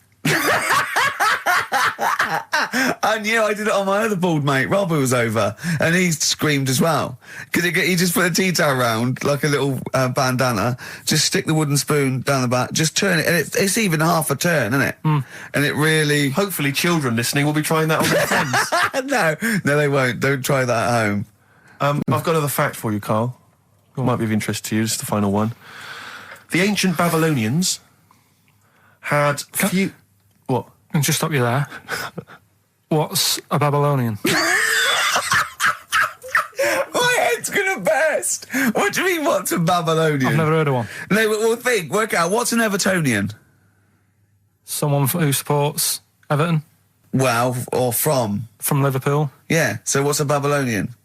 It's from Baba. Yeah, well, anyway, some people from Baba, ancient Baba, they didn't have very many doctors in those days, all right? Because they felt that illnesses should be left to the wisdom of the public, right? So if you were sick, okay, you were placed in the city centre, right? And then a passerby... Outside Baba. Outside Baba. And a passerby who had suffered from the same ailment or who had seen it treated in the past, they would pass by, they would give them advice on how to be cured. Do you understand? So there'd be no doctors, just people passing by would see, they'd say, what's wrong with you? And they'd say, well, blah, blah, blah, I've had the same thing, here's some advice. And pedestrians were forbidden to pass such an individual without inquiring about the complaint and prescribing for it if they knew how to. So hang on, so there's someone ill. Yeah. It's outside the town hall. Yeah. people walk past, go, "What's up with you?" They go, "Oh, my foot hurts," and they go, "Oh, you've got to do this to get rid of that." Yeah. And were they ever right? Well, what do you mean? Were they ever right? Well, how do we know? What are you telling me? What? What have you just told me? What am I meant to take from that? You just said strangers sort of say, "You've got that wrong with you." I think he's sulking. I don't think he's ever going to take anything we tell him again because we don't. No, but I don't like the fact that he goes, monkeys can do armed robberies, and we go, no, they can't. I don't understand what the problem is. But how is that different from telling me that a Chinese woman ate dirt? How is that not the same sort of thing? Because that's weird. Someone sat in Trafalgar Square going, "I've got a headache, and I go take some Nurofen," isn't shocking. I'm not a doctor. I've given him a bit of advice. But neither is the dirt lady. She's not particularly interesting. Neither of them are particularly interesting. I'm just trying to give you an example of the same sort of drivel you feed us every week. Would you sort of have tea round at her house? It's weird. The Chinese woman. Right, so it's weird. Okay, now we're getting somewhere. It's weirdness that you're interested in. See, I thought that you were actually interested in sort of interesting sort of stuff. But if it's weird, it helps. If it's weird, it helps. Yeah, I mean, it doesn't have to be major news. The other day there was something about this fella who I think he wanted to be an actor, right?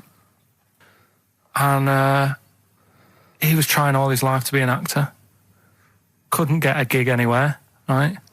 So when he died, he said, "Right, I'm going to leave all my money to the theatre as long as that theatre uses my skull in that play they do with the head."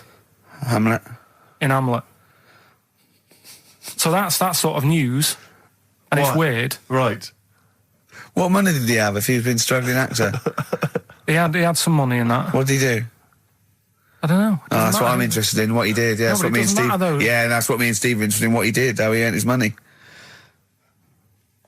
So, because you were going to educate us this week with some interesting facts. Oh, yeah, come on then. Is that it, or have you got more? Well, that's weird. But that's not educational. You didn't give me his name, you didn't give me when, you didn't give me what theatre. No, but also to take from it. Do you know what I mean? If people listening and go, "Well, I'm a bit like that," it's like if you've got to be dead and have your skull on stage, that isn't the job for you. That's what I'm saying. If it takes that much, give it up, do something else, right? What else have I taught you? I don't know. You haven't taught us. You've never taught me anything. See, we'll just have to sort of... What, agree to disagree? Right. I don't know what you can sort of learn from this. Go on 7 Up, the drink. Yeah. Right. This is... We're actually on air now, aren't we? Yeah, this is right, it. Okay. This is it, baby. This is a radio show that we're paid Forget for. That, then. Forget no, come on, 7 Up.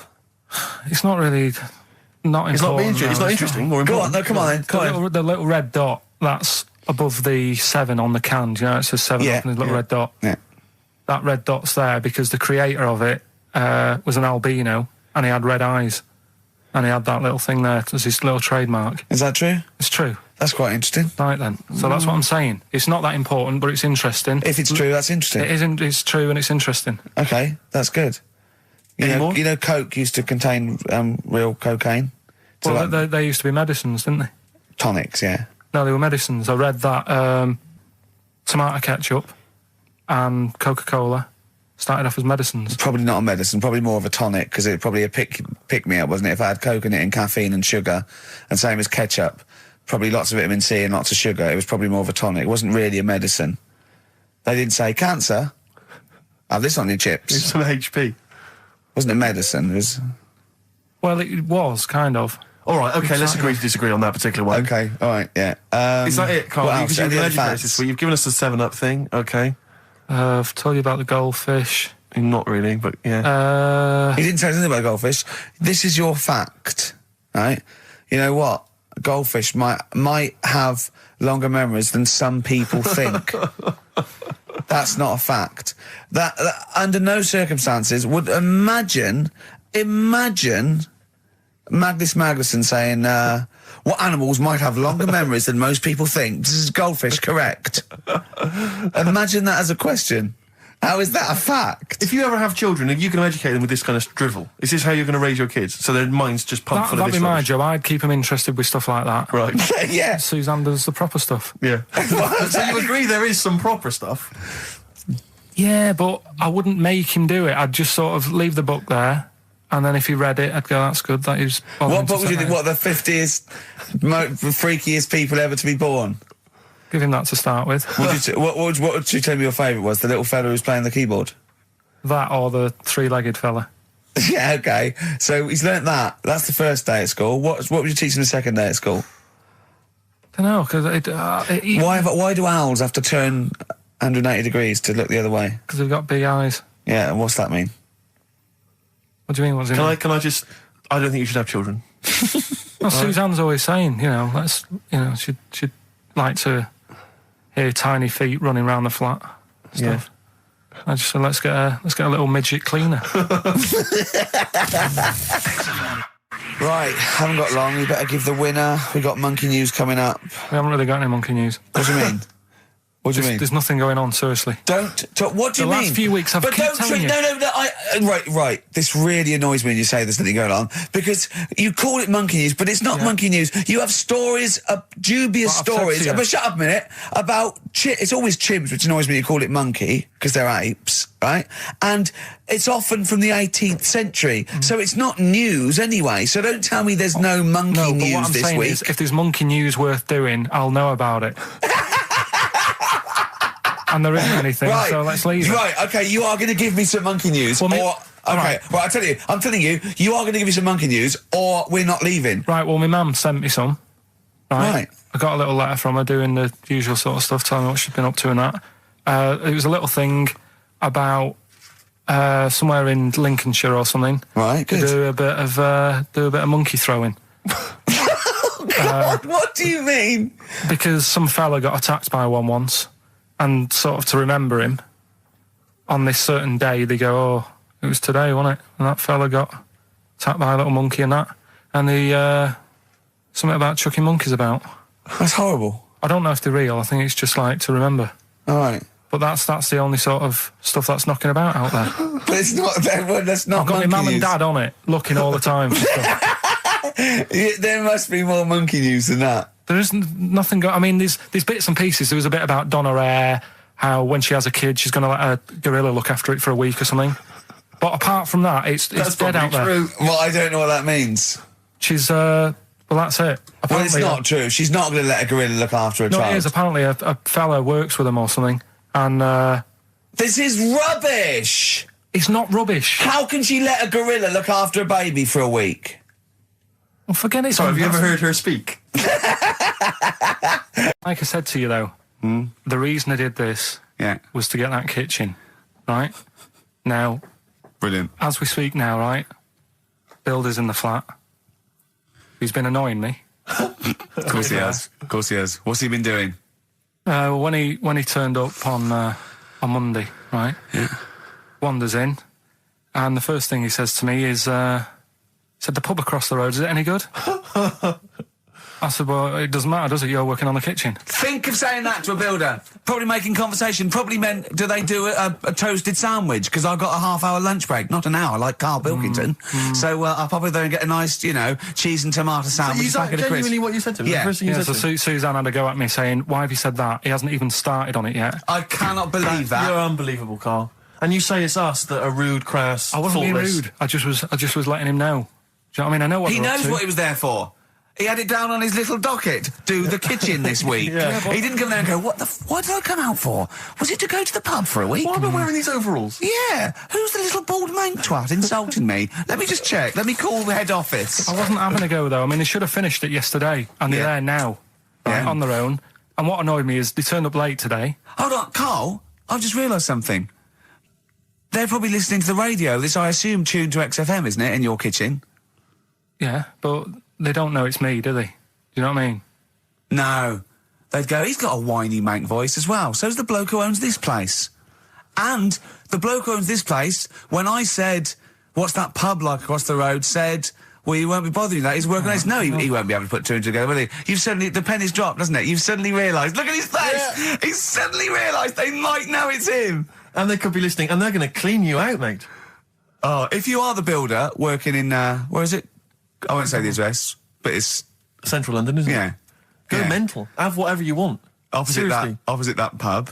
that you like? That you're... He'll probably be in there now, so he won't be listening. Or insulting. You know what I mean? Insulting a British workman. He should have been in today. Mental. He should have been in at 8 this morning, Just which annoyed me anyway. mental. Why? I really don't understand why they've got to start so early, right? Yeah. But he said he'll be there for 8, turned up at 9:30, right?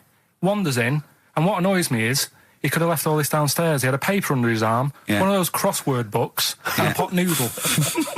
Now, I'm not being funny, but most of them take up quite a bit of time. A crossword book, he's not happy with just the one that's in the paper.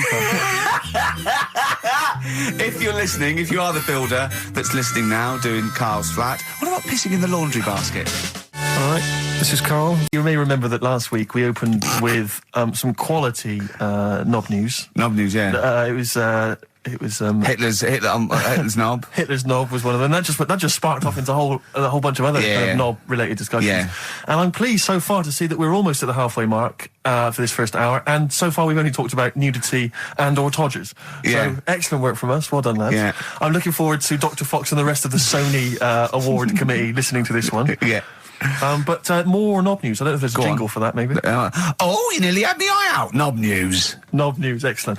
This is an extraordinary story. A woman tried to sue her bosses for £210,000 after finding a cooked penis in a canteen stew. Hospital cleaner Sophie, something, I can't quite pronounce that name, was eating goulash for lunch and could not cut one of the lumps of meat. You can see where it's going. I've got so many questions already. I know. She picked it up and tried to chew it, but it was too tough. Then she inspected it with workmates, who all agreed it was a penis. Imagine that discussion. Yeah. Miss McLata said she vomited for the rest of the day, instantly became a vegetarian, and had to have psychiatric help. It's not known whether the organ was from a human. The case continues. Well, it can be found out, so that's one thing. Obviously, the doctors aren't confused. They're not going, I don't know, I've never seen one like it. Yeah. Also, why is she eating goulash? I know. I mean, that's my first question. Why? You got lunch. What do you want? I fancy some goulash. Yeah. Some gooly lash. Gooly lash, Thanks very much indeed. Lancashire cockpot.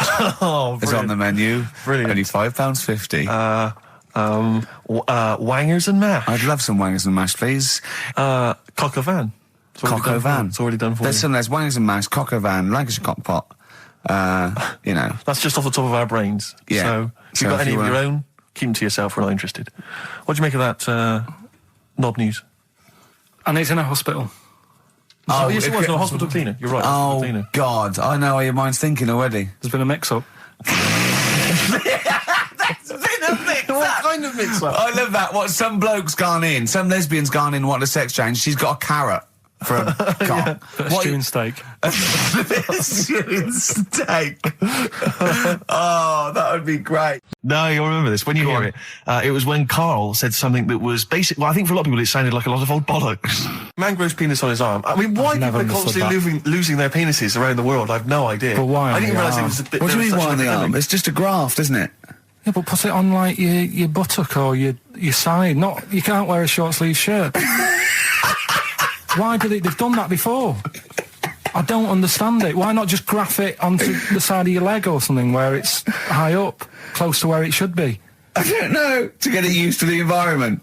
Like when you were released a duck into the wild. I've never understood that. If there's a doctor, again, we had a doctor last time, there's someone who can let us know why they put it on the arm. So they can keep an eye on it, presumably. He's not going to work with this knob on his arm. He's probably in a hospital bed and under examination. Right. So what do you think? They pop the knob on the arm, say, come back in 3 weeks. What do you do, by the way? I'm a mechanic. Keep the long sleeve shirt, because the blokes go, why have you got a knob on your arm, mate? What are you talking about? He doesn't go back to normal as a teacher. Sir, what is it, Simpkins? You got a knob on your arm. No, don't worry about that. Do your maths. What do you think this bloke's walking around with a big knob coming out of his arm? Why on the arm? So they can keep an eye on it. So it's not... But if he's in bed, just get him to not put any undies on or whatever and just have a little sly look at how it's going. Even in hospital, if you're in a shared, little hospital room, people going, I've had heart problems, what's your problem? He's there with his arm out. He's got his knob out! Yeah, but I don't think it counts as indecent exposure when they're grafting a knob on your arm, sticking that up the bed. Imagine if he's driving, he's just got it out the window. people driving by. Yeah. I like the fact that at the end of the... Is that bloke giving me the finger? At the end of the man grows penis on his arm story, it says, a Moscow surgeon said the man will be able to have sex in a few months. He said, women will never suspect. But what kind of a doctor talks like that? Yeah. I'll tell you, it's his cock now, seriously. The birds will never know. He'll be able to go berserk. Yeah. They'll never realise we grew it on his arm. That is unbelievable. Will he have a little scar on his arm, do you think? Yeah. I don't get it. Like I say, 83936 if there's a doctor out there. Or indeed if you've ever grown... Or a tailor. Making you a shirt. What side do you wear your cock on, sir? It's on my left arm. But what's the name? I tell you what is interesting, Steve. I didn't know that much about it. Autism. Okay. Oh, good. With some more entertaining stuff on XFM 104.9. Just to cheer up people. Go on, End. What? Go on. No, right. Have you heard about it, Steve? What autism. It scares me to death when he comes up, when he touches on a serious subject. We've been talking about wheeling a dead Pope round, the Chinese don't age well, and ginger people are hated. And now we're going to touch on a really... I mean, my heart's in my throat. Go on, Carl, then. Tell me your insights to autism. Right, well, there was this, again, Channel 4 coming up with some good stuff at the moment, right? It might have been Channel 5. But what's the name? It's the attention span I like! These people who, they've got like this autism thing going on. Yeah. And they sort of take in a lot of information, they get sort of they get so into it that they know everything about that subject and what have you, right? And there was this lad who, he knew everything, right, about EastEnders. Right. He sort of, the cameraman was saying to him, so, you know, why EastEnders and that? And he said, I don't know, I just like it. And he said, I remember when I first watched it was a Thursday, it was 5 to 8, Pauline Fowler walked in, she had a pink jumper on, she said, all right, love. And he remembers everything from that moment on. Yeah. Right, and everything, which is great, but then the way the programme was making out, it was almost like they were saying it's a disability. Right. When in a way, it's more like a superpower. Sure. Like Rain Man. But if you can take it's Rain Man. No, he has special autistic powers. Oh God! We must send for Rain Man. I don't know what to do. So he would be a great contestant mastermind, sort of autistic mastermind. He'd be what I'm dynamite. saying is, don't be watching EastEnders though. Sort of, why didn't they give him an encyclopedia and say, get into that? Sure. That'll be useful. Yeah. Keep him away from EastEnders. Wasting his time there. But I don't think it is a disability. No. Yeah, there are other things, and they're not. It's also autism is a matter of degrees. From what I know, and I'm sorry to have to do this, but I feel that I have to at least be the voice of reason, as ill-educated as I am on the subject. But I think there's degrees of autism. I think some are higher performance than others. There's other issues with it. It's not they're just got good memories. They don't go around doing tricks for people because they can remember stuff. There are other issues with it. Do you know what I mean? Right, well, I mean, they seemed a bit... But you watched the programme, what did you learn? That he knows when Pauline Fowler came in? Yeah, I mean, there was other bits where they couldn't control their emotions and stuff. Oh, that other little bit, yeah. But the main bit of it was he can soak up information and stuff, and I'm just saying, it didn't seem really bad. Do you know what I mean? There's disabilities where people say that's a bad disability. It's like how people say about... This is brilliant. This is just like this is amazing to be in a room with this man. It's incredible. You just wind him up and listen to what comes out. And I'm going to sit back now. I'm not going to defend you or explain anything. Just go on and tell me about the other disabilities that are worse. What I mean is how people can sometimes easily get mixed up. How people are scared of like a cyclop. When at the end of the day, he's got a disability. A bloke Who's scared of a cyclop? No, it's apart just from like Jason and his Argonauts. Where's this cyclop that you're scared of? No, I'm just saying in history and in books and that. No, not in history. History happened. Yeah. What are you thinking of? You're mixing history with Greek mythology and Roman mythology and every other type of mythology. What do you mean? There wasn't really a giant cyclop that went round picking up ships and throwing them around. That's not history, Carl. Do you think Batman's history? No, but it was ages ago, wasn't it, when we were sort of... No, I'm not saying it didn't happen ages ago. I'm saying it didn't happen. Well, it might have done. I mean, what's so ridiculous about a fellow with one eye? In the middle of his head, and he's big and scary and lives in a cave. Why is he scary? Because what if he had 8 eyes, I'd be scared of him. I'd At the end of the day, they've got a disability. We'll talk about it in a bit. So could we bring back just for one night only, Educating Ricky? Oh, I'm excited. Yeah. Do you think it warrants that? I don't know enough about it. Do you know what I mean? About what? It sounds perfect. Play the jingle. Educating Ricky. He's getting smarter. A couple of things happened in the week that I read about. Okay. Keeping up on what's going on in that. Sure. Yeah. One was about that Galileo fella. Okay. Was it about 1636? Was it? I think it might have been earlier. Bad. Go on. Did some stuff with light and that. He did lots of physical experiments, yeah. Is that it then, Carl, is it? He did some stuff with light and that. What did he do with light? What was that? Well, I think he invented the first... Telescope? Telescope. So I think it's a particular lens, though, and he did experiments where he dropped famously two different weighted balls from Pisa, and they hit the ground at the same time, showing that it doesn't matter, the weight doesn't matter, but air resistance does, and stuff like that. I think he probably explained it a bit better than that. Yeah, but I'm talking to Carl. Sure. Did they need to know He's stuff? just thinking about pizza. Yeah. Did they need to know stuff like that back then? What do you mean, did they need to know stuff like that? It's just... There weren't people going around going, I've got to drop these two things off the Leaning Tower of Pizza. I just don't know which one's going to land first. Yeah, I need to know. Why do you need to know that? Bring me Galileo. Yeah. It's for a bet. Yeah.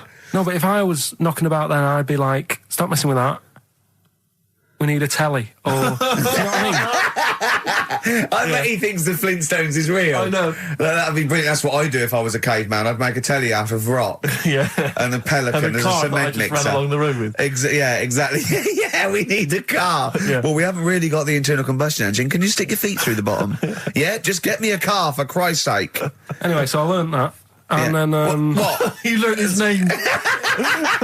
Yeah. Other people I learned the name of this week. Oh, if a chimp could watch telly. Go on, Carl, go on. Right. He said one today, he saw my salamander. It's not a euphemism. He saw my salamander and it's just sitting there in the tank. Your exotic pet. Yeah, and he's worried about there not being a lid on. And he said... I went, what are we worried about? He said, wow. He said it sits there for 24 hours a day, obviously planning to get out. Well, it's got nothing else on its mind, and it's, the daft thing is, he has actually got the lid ripped up a little bit. And I'll be looking up there, and it's going to get out. But what's the worst that could happen? What's it thinking? What do you think it's thinking, this salamander? It's got its eye on the DVD player. Here's an email from Scott Coomer. He says, Carl is actually right. I've got an A-level in statistics and probability. It doesn't matter how long they have and how many monkeys you have. You cannot guarantee they would type the complete works of Shakespeare. Infinity makes it probable they would get it right, but not definite. Yeah. Well, yeah. Yeah. That's what I was saying. No, you weren't saying, Carl. You don't understand it. Infinity sort of sorts it out. That if they do anything, they nearly do everything, won't they? No, I mean, they'll give it a good shot. No, that's not the point. But the I'd point be is surprised if they did one page right. Right, listen, it's not to do with consciousness. It's not to do with them aiming. They are just bashing away at the keyboard. It's like they're used to show that there isn't consciousness. They chose the chimpanzee because it can type, presumably, hit the keyboard. It's because they hadn't come across you at the time. Yeah. It's to take out thought out of it. It's to take out reason and trying, right? It's just random. They're saying that if you typed enough things, if a computer was left typing everything, if you left it for an infinite amount of time, and they chose Shakespeare because there is meaning behind it, and it's difficult to get it exactly right, to show you that Infinity would come up with it's not just Shakespeare, it's every novel. It's everything. Fairly eloquent there from Gervais. A quick riposte, please, from Karl Pilkington. No, I'm just saying, what I don't understand, if it hasn't read it, then how does it know where it's going? Listen, right, listen, right, Can I just explain to people, right? Some people have said, why are you cruel to Carl? He drives me mental with things like that. What do you mean, well? Let me just take a breather for a How do I do your editing? He keeps coming in the week. You know that I work here properly, in the week, don't I? Yeah. I've got a proper job, Yeah. Should be 9 to 5, but I normally get in at about 8 o'clock and work A lot till of people about getting 8. 8 o'clock. Working hard, trying to do my job. 3 times this week, I've been rushing around. I walked past my little studio. He's sat in there, all right? Now, because I've got this sort of job, I can get away with it. I said to him, if I was a doctor, would he keep coming to me practice? If you were a doctor, there'd be severe problems with the NHS. Oh, imagine that. The standards would have lowered so much if you can arrive at the hospital, you're a doctor. Pop in, I'll go to lunch, don't we? We have a little lunch break, don't we? I go, come on, let's go now. He goes, I'm busy. I go, come on, let's go now. He's going, oh, you're doing me head in. Well, when I was talking about the monkey conundrum with Karl, he said to me, right, if I had a day off work, and I was, say, watching the TV, and with one hand I was typing a typewriter, would I type Shakespeare? I mean... Yeah, but you see, there's certain things. We were talking a little bit about this stuff the other week, weren't we, when we said, you were going on about Einstein, and I said he's not that good. You know, E equals MC squared. You know, it sounds good, but I've never used it and that. I've never used it! You haven't used 2 and 2 equals 4, Karl! The fella with an apple fell on his head. You know, it could have been anyone sat under that tree. Do you know what I mean? It's just annoying. Lucky. And it just happened to be a genius. Newton gets all the credit for his laws of the universe. Well, other people were working whilst he was having a lunch break under the tree. So in a way, it's like he didn't deserve to have that success story. Again, forget the apple and the tree and whether he was sitting down having a lunch break. It's totally irrelevant. Yeah, but what I'm saying is there's certain things that will just happen. You know, it's like, I think we were talking, when we were out eating the other week, we were talking about Noel Gallagher. Well, this is the reason the monkey discussion came up, right? Noel Gallagher... I don't know what to say. I don't know what to say. Rick, I don't want to misquote Noel. I'll be like Herbert Lom in Clouseau. I'm going to get a twitch whenever he opens his mouth. I don't know where to start with some of his statements. Well, as I say, this discussion began because we were talking about a quote that Noel Gallagher supposedly gave. Now, I don't want to misquote Gallagher, but the gist of it was that he said, had I... written Wonderwall or whatever, instead of the Beatles writing Strawberry Fields or whatever, I'd be the one that was considered the great songwriter and it wouldn't be the Beatles. You know, it's just the fact that they came first that meant that they get all the credit as being the greatest band. I don't know where to start with that statement either. I mean, that's Gallagher's thing and he's, you know, well, whatever. We know what we think of that. What was your point, Karl? You agreed with him, didn't you? Yeah, I reckon, right? Do you know we've talked about putting a baby in a room before and it'll know what colour it is and stuff? If you got a room that's painted red, right, but forget that because that's going to confuse him. Hear him out. Listen to me. Say if they did some new TV show, right? Like, what's that film with Jim Carrey in where The Truman Show. The Truman Show, right? So they make up a little room and some woman has some kids and you say, right, let's put the kids in this room, and they don't know what's going on outside. They don't know anything about, like, EastEnders and that. It's like their little world, right? They don't know anything that's gone on. How could a child survive without EastEnders? Right, listen. So, you sat in the room, right? And then, when they're all asleep... Right, wait for this bit. Someone Have you heard this bit? Wait for this bit. They're all in a room. Yeah. They're asleep. Yeah. Someone pops in, puts a guitar next to the bed. Right? Nips off out again. They wake up in the morning... And one of them goes, what's this? They don't even know it's a guitar because they've never seen one, right? They're talking English, though. Yeah. We just left guitar out of the vocabulary. Right, so... There's plenty more to come. So, one of them will pick it up, and they'll go, I don't know what it is, and they'll start strumming, they'll go, that sounds good, doesn't it? Give them a few weeks, they could come up with Hey Jude. Whereas, typing Shakespeare... A monkey that can't even spell. I see that. My friends lived in Texas for a while, and they once were in a kind of diner, and there was you know those kind of benches that are attached to the table itself, like a kind of picnic bench. Yeah. And this huge fat guy came in, he came wobbling, he ordered like this kind of everything you can eat meal, and his fat kind of sort of, you know, kind of... His big fatty fat, and it's fatted on the fat table, It wrapped itself around the table and everything. Oh, he was chowing down, and when he tried to leave, the table came up with him. Oh no! Imagine that! I mean, they are fat, aren't they? They're big people. They're huge people. But it was that thing we were talking about before, that bloke on Jerry Springer Show who was like 80 stone, right? Now, I felt quite sorry for him. He was really sad and he was crying. It is rad, but my point is this, right? When he got to say 50 stones, didn't he go, that's too much, that's not enough. For a land animal. Exactly. Do you know what I mean? Yeah. That's big, isn't it? I mean, I'm getting worried. I'm 13 stone, and I'm genuinely getting worried. I'm thinking, oh, yeah, God. When you've got that big, when you've actually got your own mare. yeah. When you have to get in helpers to look what the scale says. Yeah. Like 4 or 5 people lift up your belly and go, it's 52 stone. You go, that's too much. Exactly.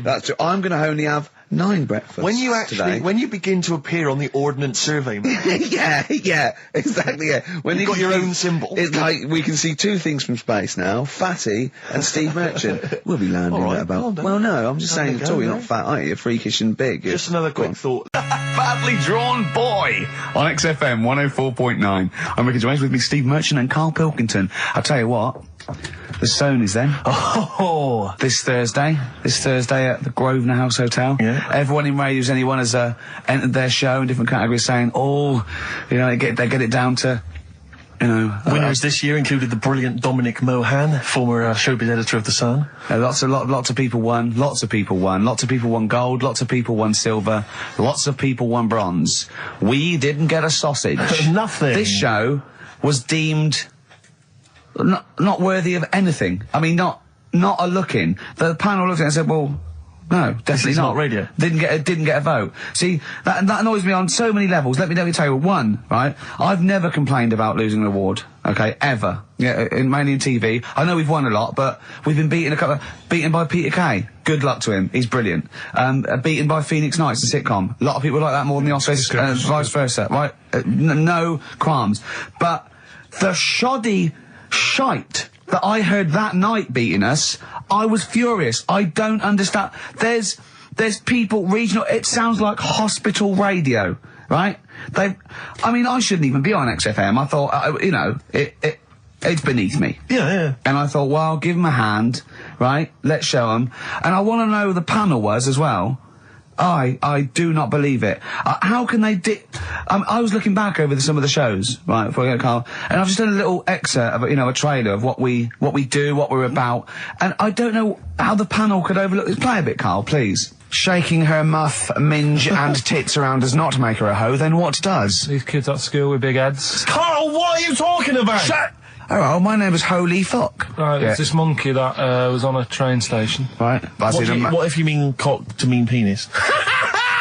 It was my Down syndrome son. Oh, chimpanzee, that monkey news. So we've still got monkey news coming up. You're an idiot!